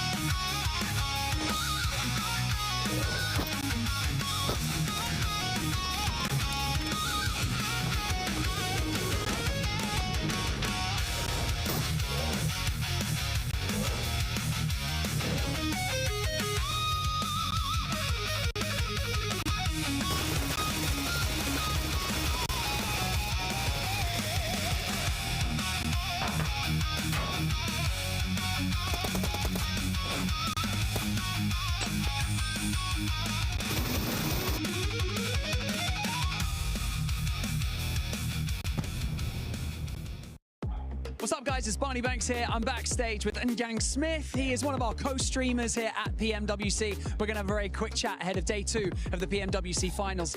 Njang, let's talk first and foremost about Paris. How's the experience been here at EWC? PMWC's been absolutely crazy so far. So give us some insight about, what your experience has been like so far. Jadi gimana perasaan kamu tentunya tentang Paris sendiri dan juga tentang Pmwc yang selama ini udah gila banget gitu sudah berjalan. Terima kasih pertama-tama buat pihak EWC dan PMWC telah menyelenggarakan turnamen ini. Saya sangat mengapresiasi dan berterima kasih karena telah diundang ke sini dan saya sangat senang dan vibes-nya di sini sangat-sangat real, nyata, memang benar-benar keren banget. First of all, I just want to say thank you for EWC and PMWC for inviting me here. It's been a very surreal experience and it's a very real experience as well. And it's just gonna go on and on and on. It's great to have you here. Now we can see that obviously you are supporting Team Vitality while you're here. The boys from Indonesia performing really well on the main stage. Tell us a bit about the boys and how they're getting on and how do you think they're gonna do here at PMWC in the finals? Tentunya kan kamu di sini datang sebagai pendukung Vitality juga. Gimana pendapatmu tentang tim Vitality yang sudah bertanding di PMWC ini? Terus habis itu juga gimana harapan kamu kepada tim Vitality? Harapan saya untuk tim Vitality, terakhir Indonesia mengangkat Piala Dunia di 2019. Semoga di 2026 ini bisa kembali mengangkat Piala Dunia kembali. Dan saya mensupport Vitality sangat-sangat dengan keras, dengan antusias yang besar bersama dengan viewer saya di live streaming. Bahkan mereka sudah meramaikan stiker-stiker Bigetron dan Vitality di kolom komentar. Mereka full support buat Vitality hari ini. Of course, the last time that Indonesia wins the World Cup is back in 2019, and now 2026. I can only hope that they can win it again, and I can only also wish the best for them. I will give them my full support. As of course, also the viewers in the chat and the live stream also they give their full support now, and we will hope for the best for Vitality. How have the chat been since you've been here? Like, how has the experience been while you've been co-streaming right here with the event going on behind you? What's the chat been like? How has the streaming experience been for you here on the main stage? Jadi gimana pengalaman kamu tentang live streaming di Paris di EWC ini? Begitu pula juga dengan apa sih vibes chatnya dari selama ini yang bertanding dan juga pengalaman kamu juga live stream di sini? Pertama-tama mungkin dari peralatannya ya kok, karena peralatannya di sini benar-benar bagus, benar-benar disupport banget. Saya senang banget bisa difasilitasi buat bisa jadi co-stream di sini. Dan untuk viewers di live chat, mereka semua senang karena melihat peralatan yang proper ada di sini. First of all, I just want to say this is like the best equipment I have ever found. This is like a full equipment that I never even used myself. So it's just like a very surreal experience so far. Well, Njang, it's an absolute pleasure to have you here at EWC. PMWC has 2 more days of competition and we can't wait to see you on your co-stream popping off. So thank you so much for joining us in this interview. Enjoy the rest of your experience here and we'll check back in with you on Sunday. Back to you guys. ไม่ออกติดกูหักหลังสมองนะติดขวาตัวเดียวที่เหลืออีกตัวหนึ่งน่าอยู่ซ้ายก็จอดนะมีเคก็มีตาสุดตัวเดียวตรงนั้นตัวเดียวให้ผมดิไอ้เกอร์เจนเกอร์ลึกกันเราเกอร์รอได้คิวป่ะตัวท้ายอ่ะได้หมดเลย E-Arena coming in hot, wanting to maintain that first place. And boy, what a start for this team here in day 2, even though we're going to be playing some matches from day 1. Still, E-Arena, this is what we've been wanting to see, especially when you teased us with the 29 eliminations. Yeah, I was like, we cannot afford to see a flash in the pan kind of performance from E-Arena, but man, they delivered. Now, I will say the reason why they won is some teams doing some mistakes, right? We'll dive into it a little bit deeper here with Natura, but man, E-Arena putting up the 10 placement points from that chicken dinner, 10 eliminations on top of that. They were already #1. Yeah. And now they're creating a gap. Yes. Hey, it seems like this tournament might be the chase after the White Rabbits. Absolutely. Like, you've got Enigma Galaxy coming in here. They were in 3rd place coming into the first game here, so they've done a bit to extend that gap a little bit more. But you've got Ulf, you've got 4 Thrives. Those kinds of teams, they're also bringing some heat to the game here, Lace. Yeah, I don't know what you guys are going on about still this first 29 match. Did you guys have eyes yesterday? E-Arena, have been performing the entire time. This ain't even their first chicken dinner. They have actually had so much progression through every single match. It's been amazing to watch. Yeah, we're going to revert back to that, that huge statement they made in the group stages, but their consistency has been key. Yeah, and for Enigma Galaxy, it's all about that goose, because this man has been performing. He actually baited Furia into rushing him after they were able to eliminate Lord, and Coops was able to handle them all by himself. He got the revenge he was looking for. I mean, Coops, you know that we were missing him during Pmwc Season 1, and he's been putting up the numbers. But look at this. Let's quickly go through that 1v4 scenario. During this entire fight, Coops is on the mountain, uncontested, and this is not a position you should be willing to push. I feel like this is a big fumble from Furia. This is not a fight you should be even willing or even thinking about taking. And Coops here, having the time, going to flush the elimination, deny an extra information from Furia. But this grenade, one of the best grenades of the tournament, a Maxman grenade of the day, as he gets that 1v2 and then sprays him down from a distance. He gets the headshot, eliminates the final player. What an insane clutch, but so did S-Power Natura. Didn't he just? I mean, I wanted to replay this because look at what he's able to do here. This guy is a machine. The angles, the quick flicks. Oh. He's using these angles. He gets that one. He realizes that Razak is coming around, gets that elimination, and then he knows he doesn't have time to heal up, so he throws the Molotov in there, tries to come out, tries to get these angles going, and that is just buys enough time for his teammate to come on in. Yeah. The Molotov will go forward. It's fantastic. I gotta say, that Molotov he put to try and clear his backside, that was one of the best Molotov. That is a global level Molotov coming out from S-Power. He is showing he has what it takes to be up here. Absolutely. I love what we're seeing from him today. I love what we're seeing out of him today as well. I love what we were seeing out of 4 Thrives in this last match. 4 Thrives being very aggressive, especially with being able to chase some of the other teams. Talking about chasing too. We got a chance to see Enigma Galaxy versus Ida towards the end as well. It doesn't matter, Max, and Lace and Aptura, if it's Pochinki, it doesn't matter where it's at. Enigma Galaxy has their number, but when we're talking about some of the other teams, 4 Thrives versus Aurora. Yes. We gotta mention that because it was so quick, and then Doc with them. We're not going to talk about Aurora. We're not going to talk about it. I'll talk about 4 Thrives though. Look, they had such an immense sort of split hold in the hillside while Aurora was sort of making their rotate, and it was only a matter of time before they were able to do that. And what we were obviously touching on yesterday is their pacing. So obviously when they get that first contention and then following up with the fight, their pacing is back to what we want to see. So it's very, very impressive that they were able to do that. Unfortunately, they did have IQ at the southern side trying to find a position in zone whilst that contention was going on. Nongshim Red Force was sort of running up the eastern side, so they kind of like fell a little bit short there trying to move in because there wasn't much cover for them to sort of progress through that. And I mean, then it was just down to, you know, a little solo, and unfortunately he was found out because Top actually was sitting on top of a building, and that's probably the best spot and the only spot that could have been played. Yeah, absolutely. I'm very, very, very happy with 4 Thrives. T24 especially coming in clutch there. He's back on that long range with the Mini. He's back supporting his teammates really, really well. And the whole squad is just looking very, very different from yesterday into today. They're looking very confident. They look like they know what they're doing. They have those final decision-making skills back and at them. And here we see him, 6th place, coming in clutch here. That's right. Forthright being able to jump up that leaderboard with 33 points. But E-Arena with the win starting to create that gap, Max. And this is something that we're going to have to keep a close eye on what kind of gap we're going to be seeing from first place to second place and the rest of the teams. Not really happy with the arena, right? Of course, you're looking at the consistency. You remove their 2 chicken dinners, their non-games. Like, they're a little bit low on the placement point side of things, but you know what? You can still get 2 chicken dinners over the course of, what is that, 5 games? That's an insane win ratio. So it kind of takes out of the equation the consistency when you get these big wins. But though, going on to the second page, one team I really want to highlight here, Nick, is Hora.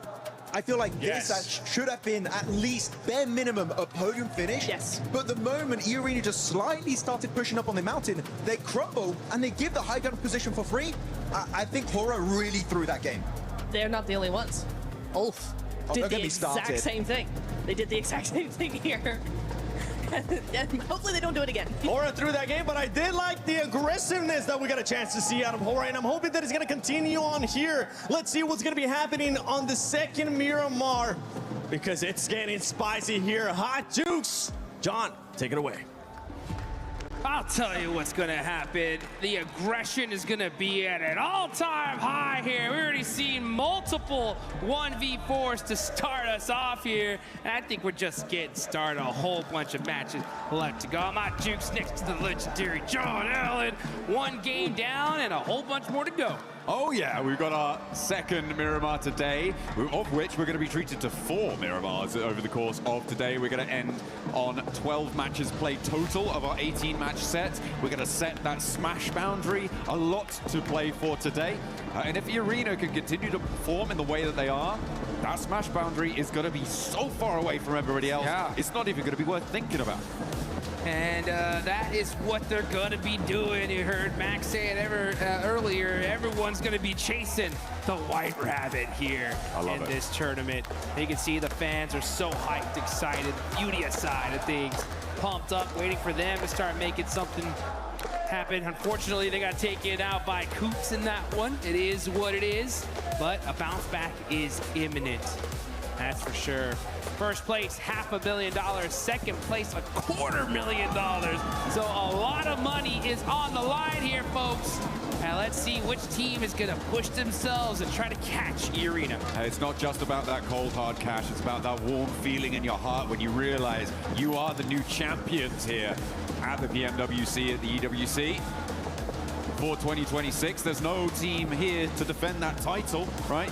Alpha 7, don't know where they've gone. They must have gone home or something, you know, so, something like that. Yangon Galacticos also not making it to these finals, but it's time for another team to sit on that throne, to sit atop the rest. Let's get things going. Yeah, let's see which team it's going to be here. Southern playing path here on this one. Oh, so we're mixing things up for sure. And this is going to be that second Miramar match. So after this one, if it wasn't hot already, we're going in Toronto, right? Oh, so that's going to be a crazy change of pace. Top players so far, you can see Milu right there, 3,000 damage. What a day this guy had yesterday, man. Everything considered, this guy is an absolute monster. And let's just see where Tianbo will end up. All these teams, so many big names, so many top squads. Enigma Galaxy, honestly, I really want to give this squad so much props. I mean, to be in second place, considering that these guys dealt with so many hot drops, is pretty insane.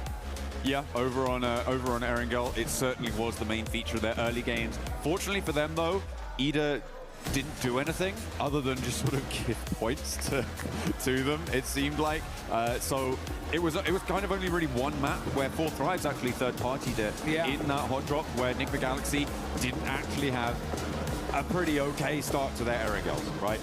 So for me, it's definitely Ida that needs to move today, but we'll be seeing that later on. And they have been able to profit quite nicely. I mean, you get those 4 points right at the start of the match. That's a good profit already, right? I was talking about how I want to see consistency across a lot of games, across the whole set, rather than just these big pop-offs once or twice over the course of it.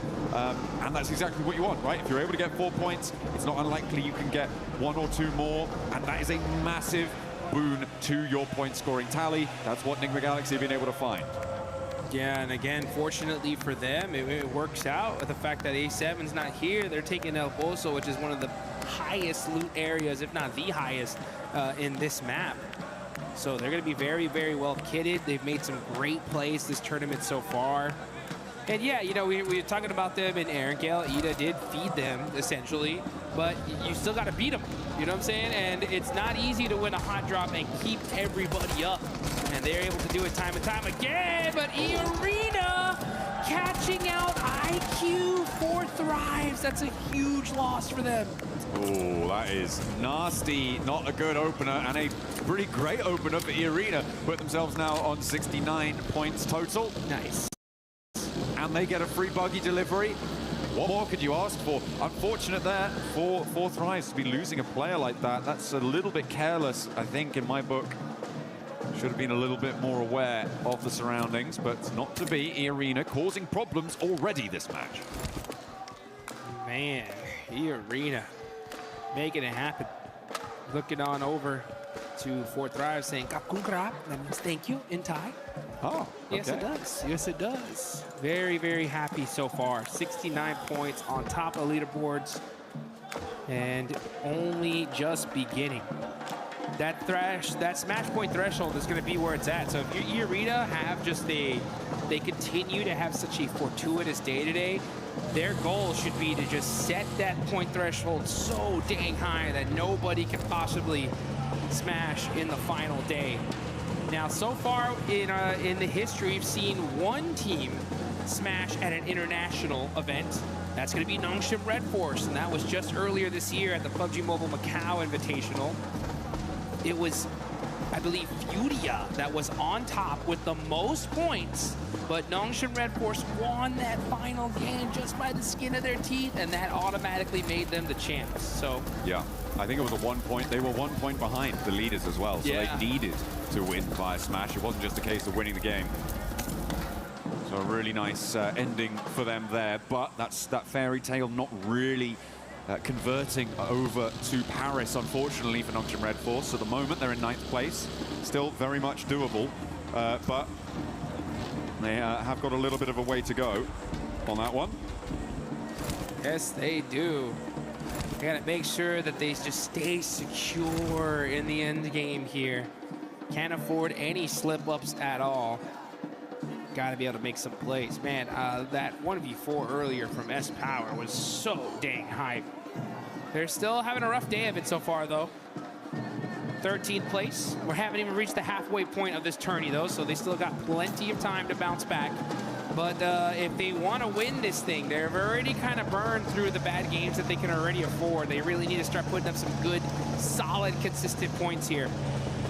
Because when you see eArena on top, that's a major threat. I mean, we've seen this team earlier in this tournament break a PUBG Mobile record for the most points.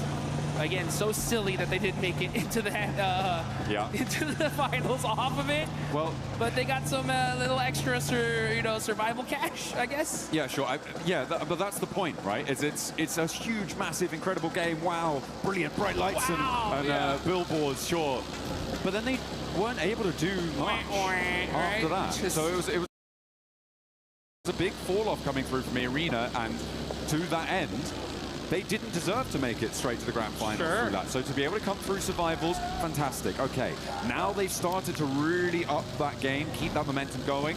This is a much better scenario, which is kind of why what I was alluding to before is I prefer this chicken dinner that we just saw from eArena to the one that we saw in Rondo in terms of quality, in terms of an indicator for what we might expect for the rest of this phase. Yeah, and we got to be honest too. I mean, these guys very luckily made it here into the finals. They were barely able to pass up the Wolves. Oh yeah. So I mean, to see them barely make it in, at least I think it gives a lot of relief, right? Because for all the Wolves fans out there, they're like, we were so close. Yeah. But for eArena to actually pop off, it's like, okay, you know what? The team that made it deserved it, right? Like, they're actually doing something here. If they were at the bottom of the leaderboards, it'd be like, kind of a waste.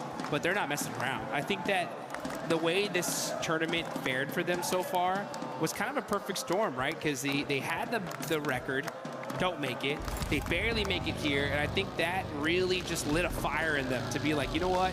We got to just play our game. Let's go full-fledged aggro. And then that's what's happening, because they are just pushing team after team after team as a full squad and just picking them apart little by little. A lot of teams will unravel under that kind of pressure. Need to keep your mind thinking forwards. We saw some monumental plays in that last game, so yeah, I'm hoping that the nerves aren't going to be too rattled for a couple of our squads. It's going to be difficult, not only on the losing side of those fights, but again, on the winning side of those fights. Because in those scenarios, that adrenaline just hits your system. And it can end up, once it drains out after the end of the game, yeah, that can be a real detriment to your performance. And that's when you need to rely on the rest of your team, on the advice of your coach, on the feeling of comfort, hopefully, that you can find with the rest of it, to be able to absorb the impact of falling from that great height. Yeah, and okay, well, speaking of height, right, the zone goes all the way up to the tippy top here. Going back. Yeah, near Crater Fields, near the Hacienda de Patron area. We just saw this circle very not too long ago in the last match, so teams are going to be trying to take a similar spot to what they had here. Arena, like, yeah, why don't we go to that same spot we were at last time? We won from there. We'll take that. Yeah, I mean, it's a little bit further west. It does keep a lot of those Crater Fields areas in, but it is very similar. You're right in terms of that location. Aurora spotting a player from Furia, but Coops will not stop in just one game. He's going to find shots onto them again. I feel like they should definitely be aware of his location this time around. But losing a player, you know, for Furia, that's not a good feeling. That is not a good feeling. Yeah, that's Miramar for you. It's tough. I mean, you're trying to rotate, and losing players on rotation is a rite of passage here. You try to avoid it as much as possible, but just sometimes there can be that one guy there waiting for you. You can see Godlike getting peppered up from Lost. And all these players just ridiculously good at shooting people out of vehicles. And Jiggle, I heard the crowd pop off. Jiggle ends up taking out quick from Aula. I mean, they did it last time very early on. This time it's taken them a couple more minutes, but same start to unfold. Hora have managed to transition down towards that south and look to control the really sharp high ground that sits to the east of Crater Fields and overlooks a lot to that south side. So a powerful position for them to hold if they can maintain it. A little crash between Flash over on the east side and Vitality. That very quickly concludes with one casualty. Win trying to get some revenge, but not really connecting as Grazak bumbles over the top, but doesn't eat damage either. There goes Vitality, rotating away. They take that elimination and run with it. Federalis driving outside of the zone here, maybe looking for another vehicle. Seems that's what they have their eyes on here. No Fear popping out the buggy, though. Going to be putting some pressure onto Aurora. They're on the rotation, and they're going to get caught out by Ulf. No Fear's going to push up a little bit closer here. Scarface through the nade into the building, catches out top, and that is Aurora getting picked apart here in match number 2. Only one player now left standing. I do not think Doc is going to get the back up. He is over 500, probably about 700 meters away from them right now in the shadow of Nigma Galaxy on the west side. You just can't move. This is an easy set of flushes coming through. Ulf have got this roadside compound. They've got quite a decent amount of cover. It's Hora who sit on their northwest across the road, up on that high ground. So for them, for Ulf, I'm feeling like they're fairly safe. This next circle might put more pressure on them, but being as central as they are, it's unlikely. Yeah, they're sitting pretty. They don't pretty much have to move very much. Yeah, they don't have to move at all here with this next circle. Vitality, though, over there by water treatment, are going to have to push on in. Near Nongshim Red Force on the south side are going to have to get into some battles here very, very shortly. And that's just because Nongshim always land on that southern end. So a northern circle like this makes them late to the circle. We'll see what their decision-making is here as Tianba looking to put themselves in a slightly more central position as Sleepy gets a nice knock there on Aaron. S2G are also pushing in from this northeast side. Aaron down, allows Tianba to move in. Eagle and Milu in with the same vehicle, but there's a beautiful spray down. What a response coming through from Solus, holding in the face of the push. QZ wants to try and turn it around, but Solus has more left in the ammunition. Wow! We'll find a third. Looking for now the last player of Tiamba. QZ with the M249 is being hunted. Ketch steps into the fight as well to assist his teammate, but there is still more to do. QZ won't go down, but he finally falls, and Solus stands in the face of Tiamba, says not today. Not today, indeed, as Ulf with a beautiful stiff arm onto Tiamba. And oh, you can see the pressure is on. You can see the player cam catch relieved after that one. What a play from Solus, though, to be able to shut him down.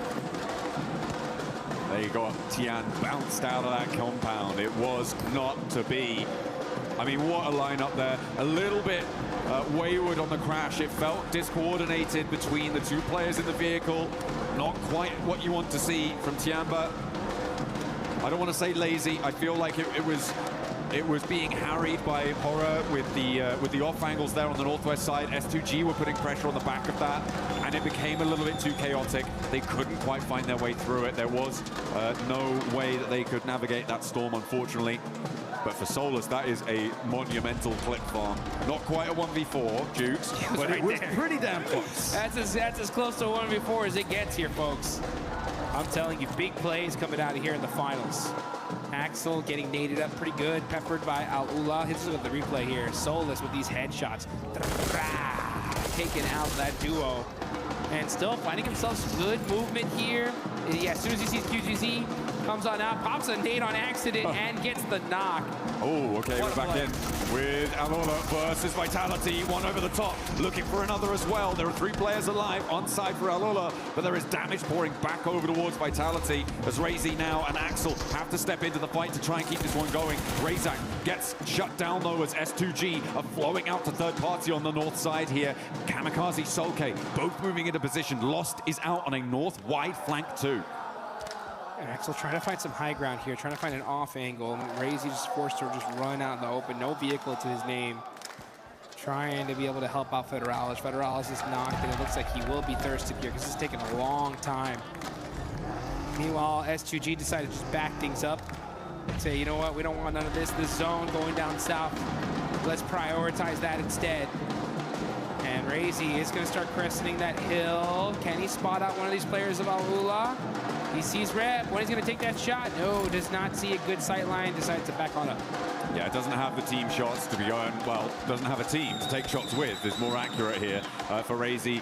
You need to be 100% sure that you can lock down a knock, or maybe even a flush. Ida getting rolled down by Orangutan there. Nicely done, but there's still a little bit more to do. Ida being devastated yet again. Rita now the last to stand. Aru and Atanki about face for another approach. Rita cooking a nade to try and slow things down, but there's an off angle coming through from Iarina, who is stepping up and forcing him over the ridgeline into the firing line of Orangutan, who get 4 elims on the game and send Ida packing. There we go, and that's going to be the 15th place team so far. Starting to turn things up, but here we go. It's the White Rabbits battling it out against 4 Thrives. Tourney K getting the flushes. It's all up to Falak, and it ain't going to be good enough. Iarina just putting in that work, and they're going to keep their whole team alive. And back up they get. Nicely done, nicely done. We saw Razy doing a lot of work against Alola. Hang on a minute. This is a solo? A solo against Alola on the north side? Where did that come from? Razy's popping off on the north as a solo. 3 eliminations. Razy putting the points here for Team Vitality. The Indo squad looking good here, as they're going to be pushing into this next zone. And we're looking at this next circle as it is just south of Crater Fields. You got OG on that southern end right next to Iarina. That battle should happen out any soon. And now you got Enigma Galaxy right next to Nongshim Red Force as well. Let's see how they're going to play this out. Coop's got that Mini 14 looking for that long-range headshot. I'm also looking at S2G on the northeast side of the circle right now, Jukes. They have to push in, and as a 4, do you go in the shadow of Horror, or do you try and sweep down and push past Flash? But it is a difficult approach for S2G, and they do not have long to make that choice. I feel like they are committed much more up to the north edge and could potentially challenge Horror on that northern side. Let's see how this is gonna play out. Schwepp's got the high ground as well. This is still only stage 4 here, folks. Admino does get knocked though from Godlike and flushed.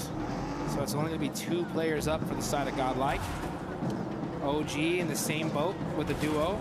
Driving around, just trying to get a little bit of intel. Dawkins nearby, you gotta watch out for that. Meanwhile, Aura from the high ground are trying to catch S2G out on the rotate here. Sleepy is able to put some suppressive fire, keep him away for now. Kamikaze's buggy is smoking, and he's gonna get popped out of here by No Fear. Oh, that is a scary sight, pressing the ridgeline, No Fear. Spiking the heart rate of S2G as they try and make their way in. They did have to make that choice in the end. But moving in, they've managed to get 3 through and into a position which is at least tenable, but not really super beneficial to their long-term prospects. In the circle, though, which is good. Not the same can be said for Nick the Galaxy, E-Arena, Flash, Ulf. These teams going to have to move when the time comes. So, a good result, but if they keep getting picked apart with Razy still doing bits. Hang on a minute, no, that was over the sky. So, Horror are suffering. This solo Lone Ranger on the North Edge, Vitality, letting us know. Okay, this is the replay of the 1v, I think 3. Yeah, there we go. Yasser catches him out as he pops out the vehicle. And then, pow, beautiful use of that ridgeline. Razy just picking apart Aula. Those mistakes, man, making it look easy there. Yeah, that was pretty clean. Swaps out to the bayonet as well for the final moment. I wanted him to run it through there a little bit. That would have been the coolest. But you know what?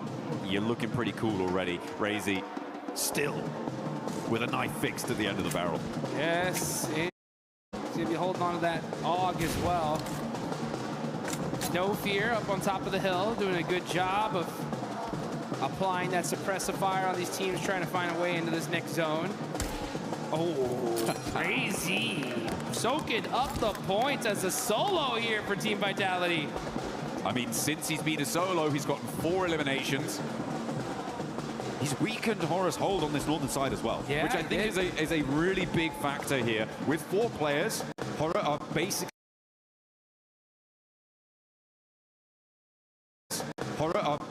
unable. With 3, that's a different conundrum altogether. Ulf could potentially have an opening road towards them if they don't go down in this spot, because Sleepy has got that angle. But if Sleepy gets knocked, if he gets spotted,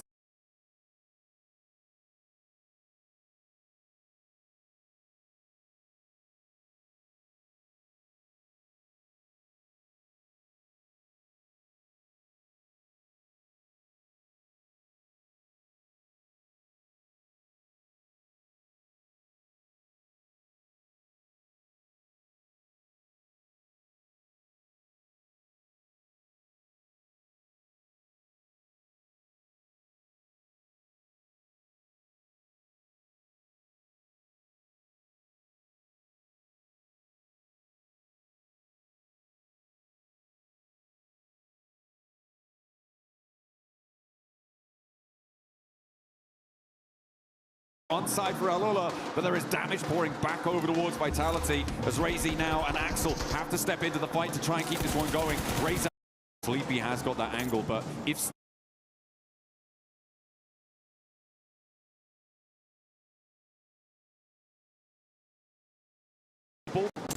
with 3, that's a different conundrum altogether. Ulf could potentially have an opening road towards them if they don't go down in this spot, because Sleepy has got that angle. But if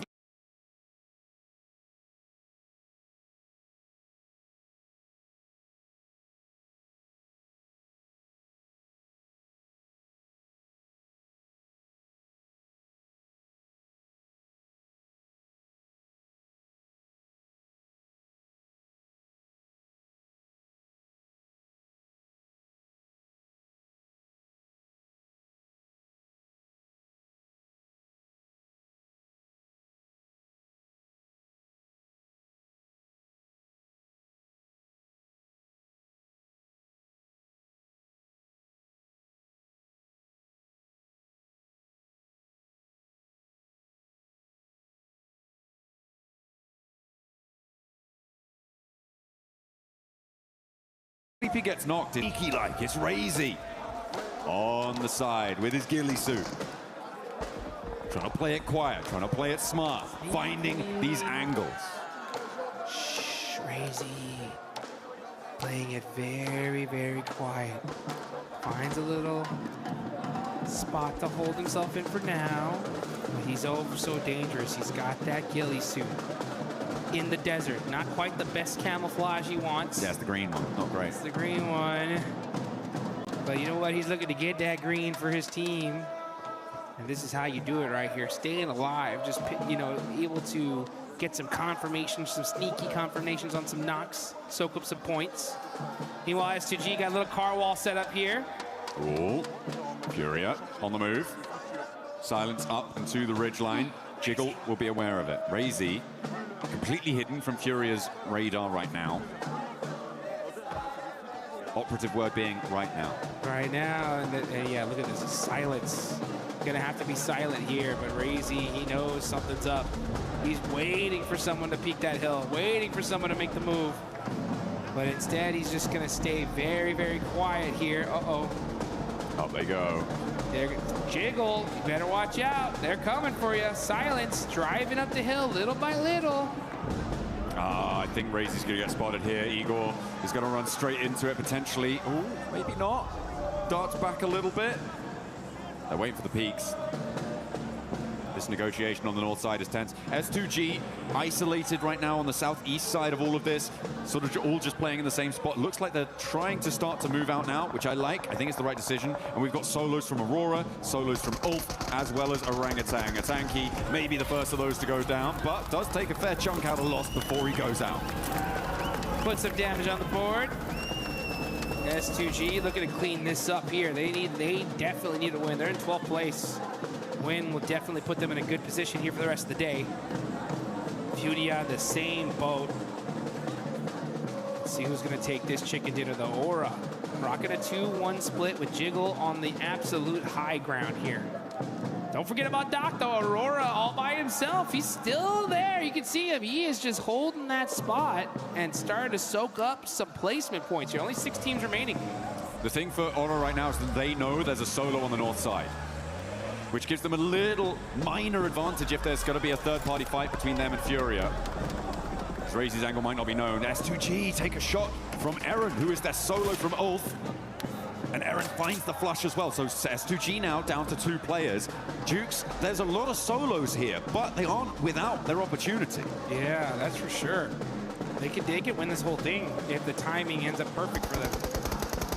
You can see nice shots there from No Fear. Oh, instant confirmation too. MSG's really hurt. Thought he's going to throw the pan there. Yeah, no. that would have been nice. Pulls to the say, pin on the nade. Take some of this. How about some of that? Long nade. Not able to get the finish. And it looks like S2G should be able to get the reses here. Does he have a Molotov for another nade? Because, I mean, he has the high ground. He might have the arm to get there. It doesn't look like they're going to go for it. The res likely to be coming through now. For S2G to keep themselves alive as 2 players. It's Razy that I've got my eyes on still from Vitality. He's gone so far. Come such a distance. Eren, most likely the next solo to fall. Igor's has flexed out and is very close to Doc for Furia. That could be a dangerous spot if they're caught unawares. Oh, he's hopped out as well. Doc might just be able to get away with a free elim here. There's a nade in his hand. This is not where you want to be for Igor's. If he doesn't hear this pin, if he doesn't get out of the way, this might just be a free knock, but he's into the vehicle again. And I think he's read into it. He's up into the wall now. Doc has to hold his little shack out in the open. Silence and Furia just waiting for this fight to happen. These guys are going to wait up to the last second here. The zone is closing. Okay, Jiggle backing things up, and he goes right into Razy. Gonna have to make a play. Great headshots, but Sleepy, great teamwork there to be able to shut him down. It felt like that was the opportunity there. Jiggle stalling on the buggy slip, but just didn't quite finish off that spray. And the backup from Horror, of course, they did know he was there. As I was saying earlier, after losing a player to him was good news. Oh, another solo goes down. That will be the final solo out. So we are playing 3v3v2 as Furia in with a chance here to put that chicken dinner on the board. Same story for all three of our teams. I feel like S2G are the most suppressed in their area right now. Yeah, but they're suppressed on the leaderboards too, right? So literally all these teams desperately need this game. Gonna be big points regardless. You can see right now, 8th place, 11th place, 12th place. It's gonna help them out big time. Let's see what No Fear can do with that high ground. This is stage 8, folks. The zone will be closing into nothing once that zone pops. Sleepy applying that pressure on S2G. He's got the intel now, knows exactly where they're at. He's got a couple nades. Gonna go ahead and use that high ground to try and get the shots. But some big shots on the Aura. That's No Fear eliminated. That angle being gone is critical. A really nice pick up there over onto the high ground, as well as Jiggle going down. Leaves Aura now just on the one player alive. Furia want to regroup, and the descent comes through from the last remaining player for Horror, Sleepy, who has broadside on Lost, but he's not taking the shots just yet. I think Lost spotted him just before he ducked behind the ridge. And he has to drop down a little bit further to be a bit safer. Spots Lost, gets a headshot, but doesn't quite get that full-blown knock just yet. And then they roll. Sleepy. He finds the other, though. He finds his teammate, and maybe a 1 versus 2. But Furia now sat with their players rolling across the open zone. And Sleepy finds another. 3 players now left for him to deal with. But there's a P90 outside. He's behind those trees. I don't think it's going to work. No, sirree. Brazil able to find the chicken dinner here. And Furia fight back. It's about time. We knew that chicken dinner was only gonna take a little while, and it happened to be just 2 matches here into day number 2. So Furia get the win, and the crowd is pumped up for their team here. A huge, huge win for the side of Brazil. Absolutely beautiful stuff.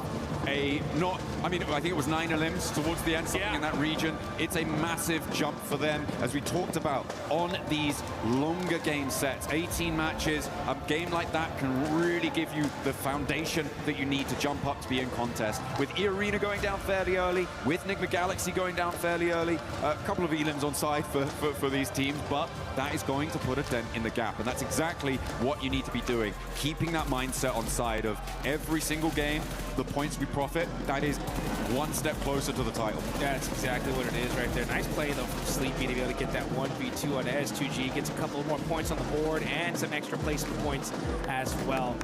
But you know what? The board is going to be, the leaderboard going to be balanced out a little bit right now, because like you mentioned, top teams go out, teams in that mid-pack start moving their way up. But I think that inequality is going to be coming right back, because guess where we're headed now? Oh yeah, it's going to be a little bit toasty over on Rondo next, which is very, very exciting stuff. We've already seen, 2 1v4s, at least 1 1v3, a couple more. Why not throw them in there? It's basically just what happens at this stage. But yeah, I mean, the Razy solo 1v3 on the north side there, beautiful. The impact he had also cannot be ignored. If 4 players were alive for Horror in those final circles, I think they win that. Yeah. Without Razy having that impact, it completely changes the dynamic. It allows Furia to be so much more free and easy on that western side. The suppressive force of Horror on that north edge is so much assuaged. So I think that is a very, very important part of that last game that maybe flew under the radar for a couple people. Yeah, you got to be hyped up for Razy. 1v3, then finish in with a 1v2. And you guys got a 1v1 and watch the rest of these matches coming up in just a bit.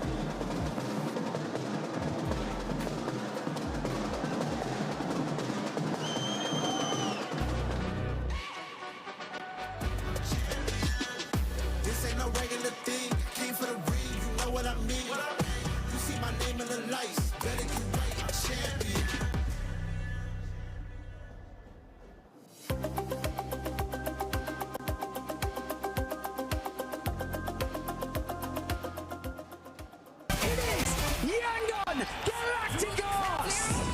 Chasing the sunrise, boots hit the ground, hear the battle call.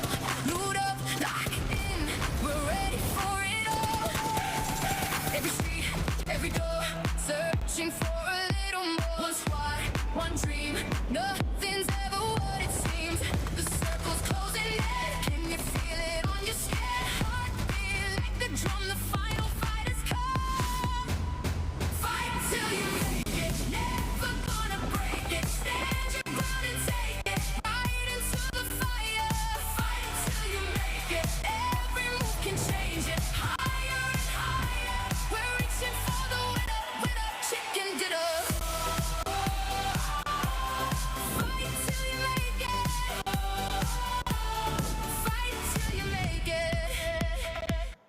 What's happening, everybody? Jackie Powers here, joined by two absolute legends of the Sidemen. We got Ethan and Toby in the building, just arrived in France. You enjoying your time at PMWC here at EWC, boys? Absolutely. It's my third year on the trot coming to this. So, yeah, really excited to see what today's got on offer. First time here in France, so actually we're really excited. What, just generally first time? No, not generally, but this in France. Normally it's like in Saudi, but here in France, it's exciting. You enjoying it though? Getting on with the vibes? Bit different, right? Yeah, we got in early on the train this morning, so took a little bit of waking up, but I think we're into the swing of things now. You always look fresh. Both you do. You've come out giving it. You got the style on the go, so I can't complain, boys. And there you go. You're showing us up. Yeah, can we get a fit check, please? Fit check. Great. Hey, look, you look unreal. The turtleneck, he looks amazing. The watch strap, look. Wow. Ugh. That's what we do. That's what we do at PUBG Mobile. We've got a bit of a different vibe on the go. I know you love a bit of PUBG Mobile yourself, but you've been enjoying the chicken dinners? Caught any of the glimpses of I games? haven't caught any glimpses just yet, but they're going crazy as we speak. We've got a little glimpse of a screen up there, and I can't wait to watch some of it. It's going to be big. I think we've had a lot of interaction from the fans this event, which has been cool. A lot of different nations. It's been super loud. We've had drummers. We've had like cymbals. Mate, I've seen instruments I've never seen before. I thought it was a football game. I heard it. It was crazy. I can't believe there's drums at an esports event. It's unreal. They've kind of been getting sick with it too. One of our commentator talent, basically, used to be a drummer. So he's been sat there every game, mate. He's watching in the background. I just want to get involved. I want to teach him a new He's loving it. He's loving it. You any good on the instruments yourself, pal? Me, no. So Jizzle, however, he has an own producer back in his day, you know. I dabble. Hey, we got to get you in there. We could cook something spicy up with the fans, right? No. It's been a long time. EWC anthem? Come on. I don't quite have the same rhythm as I used to. You know what I mean? Could be a nice tie-in. We'll get that in for the next charity match, no? Maybe. That's what I'm saying. That would be sick. Look, it's going to be a good time. We got about, all of today, so about 6 games overall today, and then tomorrow we go into the finals, last 6 games. We got some big orgs here, boys. Couple big names. You got like 4 Thrives. They're coming out, showing up. Vitality, legendary esports orgs, right? Orangutan as well. They've come in bossing it. Orangutan all the way. Come on, orangutans. Listen, this ginger bearded beast. My orangutan. Yeah, come on. Go on, the orangutans. Oh, mate. I hope they do you justice. Yeah, they've been looking good, honestly. They've been looking good. So we're saying orangutan go chicken dinners all the way. orangutans, let's go. All right, let's see what happens, boys. Always a pleasure. Pleasure, any mate. final words before we send this one back? Up the EWC, up the PUBG Mobile, bosh! We'll see you later, guys. Thank you, Jackie. And I agree, Jackie. You look good today. You look good every single day. And so do we. Joined by Lace, Calaris, Natura, and once again, the 7WG. But we got to talk about Furia, that last match. The Brazilian aggressiveness was there, and boy, did they show it. Didn't they just? I'm so excited. Furia's back. Let's all jump. No, but he's just gone. Okay, my show now. Furia, right? Furia was on top of it. I really, really enjoyed how they were actually able to play that so well, right? You've got the duo of Ayala. There we go, I got it. Yeah. Ayala and Silence, both of them just coming in onto that third party against Nongshim, then over onto EA, just wiped them completely, no point about it. The 2-2 split coming up onto the western side, making sure that Furia couldn't, making sure that S2G couldn't go around to the south side, but also pressuring Hora to actually push into S2G at the same time. Very, very well played. Good control of the teams, good control of the zone, and the timing was really good. They backed it up with firepower as well. You're seeing 9 eliminations. 19-point game is exactly what they needed. I just absolutely love the fact that they sort of, like you were saying, they had that sort of western side of the mountain. Hora had such a great setup though, right? Yes. So I was getting a little bit scared in the I guess final moments because that zone closing in pushes them off the mountain. But Highguard's just down there scouting for the entire team, able to get that little 1v1 out of the way, and then having that sight so that when they obviously descent down the mountain, Sleepy comes down the mountain further through this and just cleans it up easily. Their timing today, Neptura, why aren't we Furia fans? Just backing you up. That was just such a smooth play from them, and when we're used to just seeing them get in a vehicle, charge down, whatever, this is more strategic and smart from them. Very exciting. I was scared for Furia, though. I thought we were going to see some drive-bys that we ended up seeing from them yesterday that ended up backfiring. But for Hora Esports, I got to give them a more prop scale because they had a 3-1 split on that mountain that ended up working out perfect, especially when the circle didn't go their way. There's multiple facets to it, right? Horror, when it comes to them controlling that kind of mountain, La Cabrera is somewhere they oftentimes go to. They've actually abandoned that and gone to Valdemar on most of these Miramars. They had to abandon their loot phase quite early to make that extreme wide rotate based on those circle shifts that were going north to get onto that mountain fast. And I think they really understood how to hold down on that location well, to the point where they were having to deal with certain circumstances that they didn't want to have to, like trying to cordon off Ulf as they're trying to move forwards as well. So very impressive game here by Horror, absolutely. It is. S2G as well, being able to collect some points in this last match too.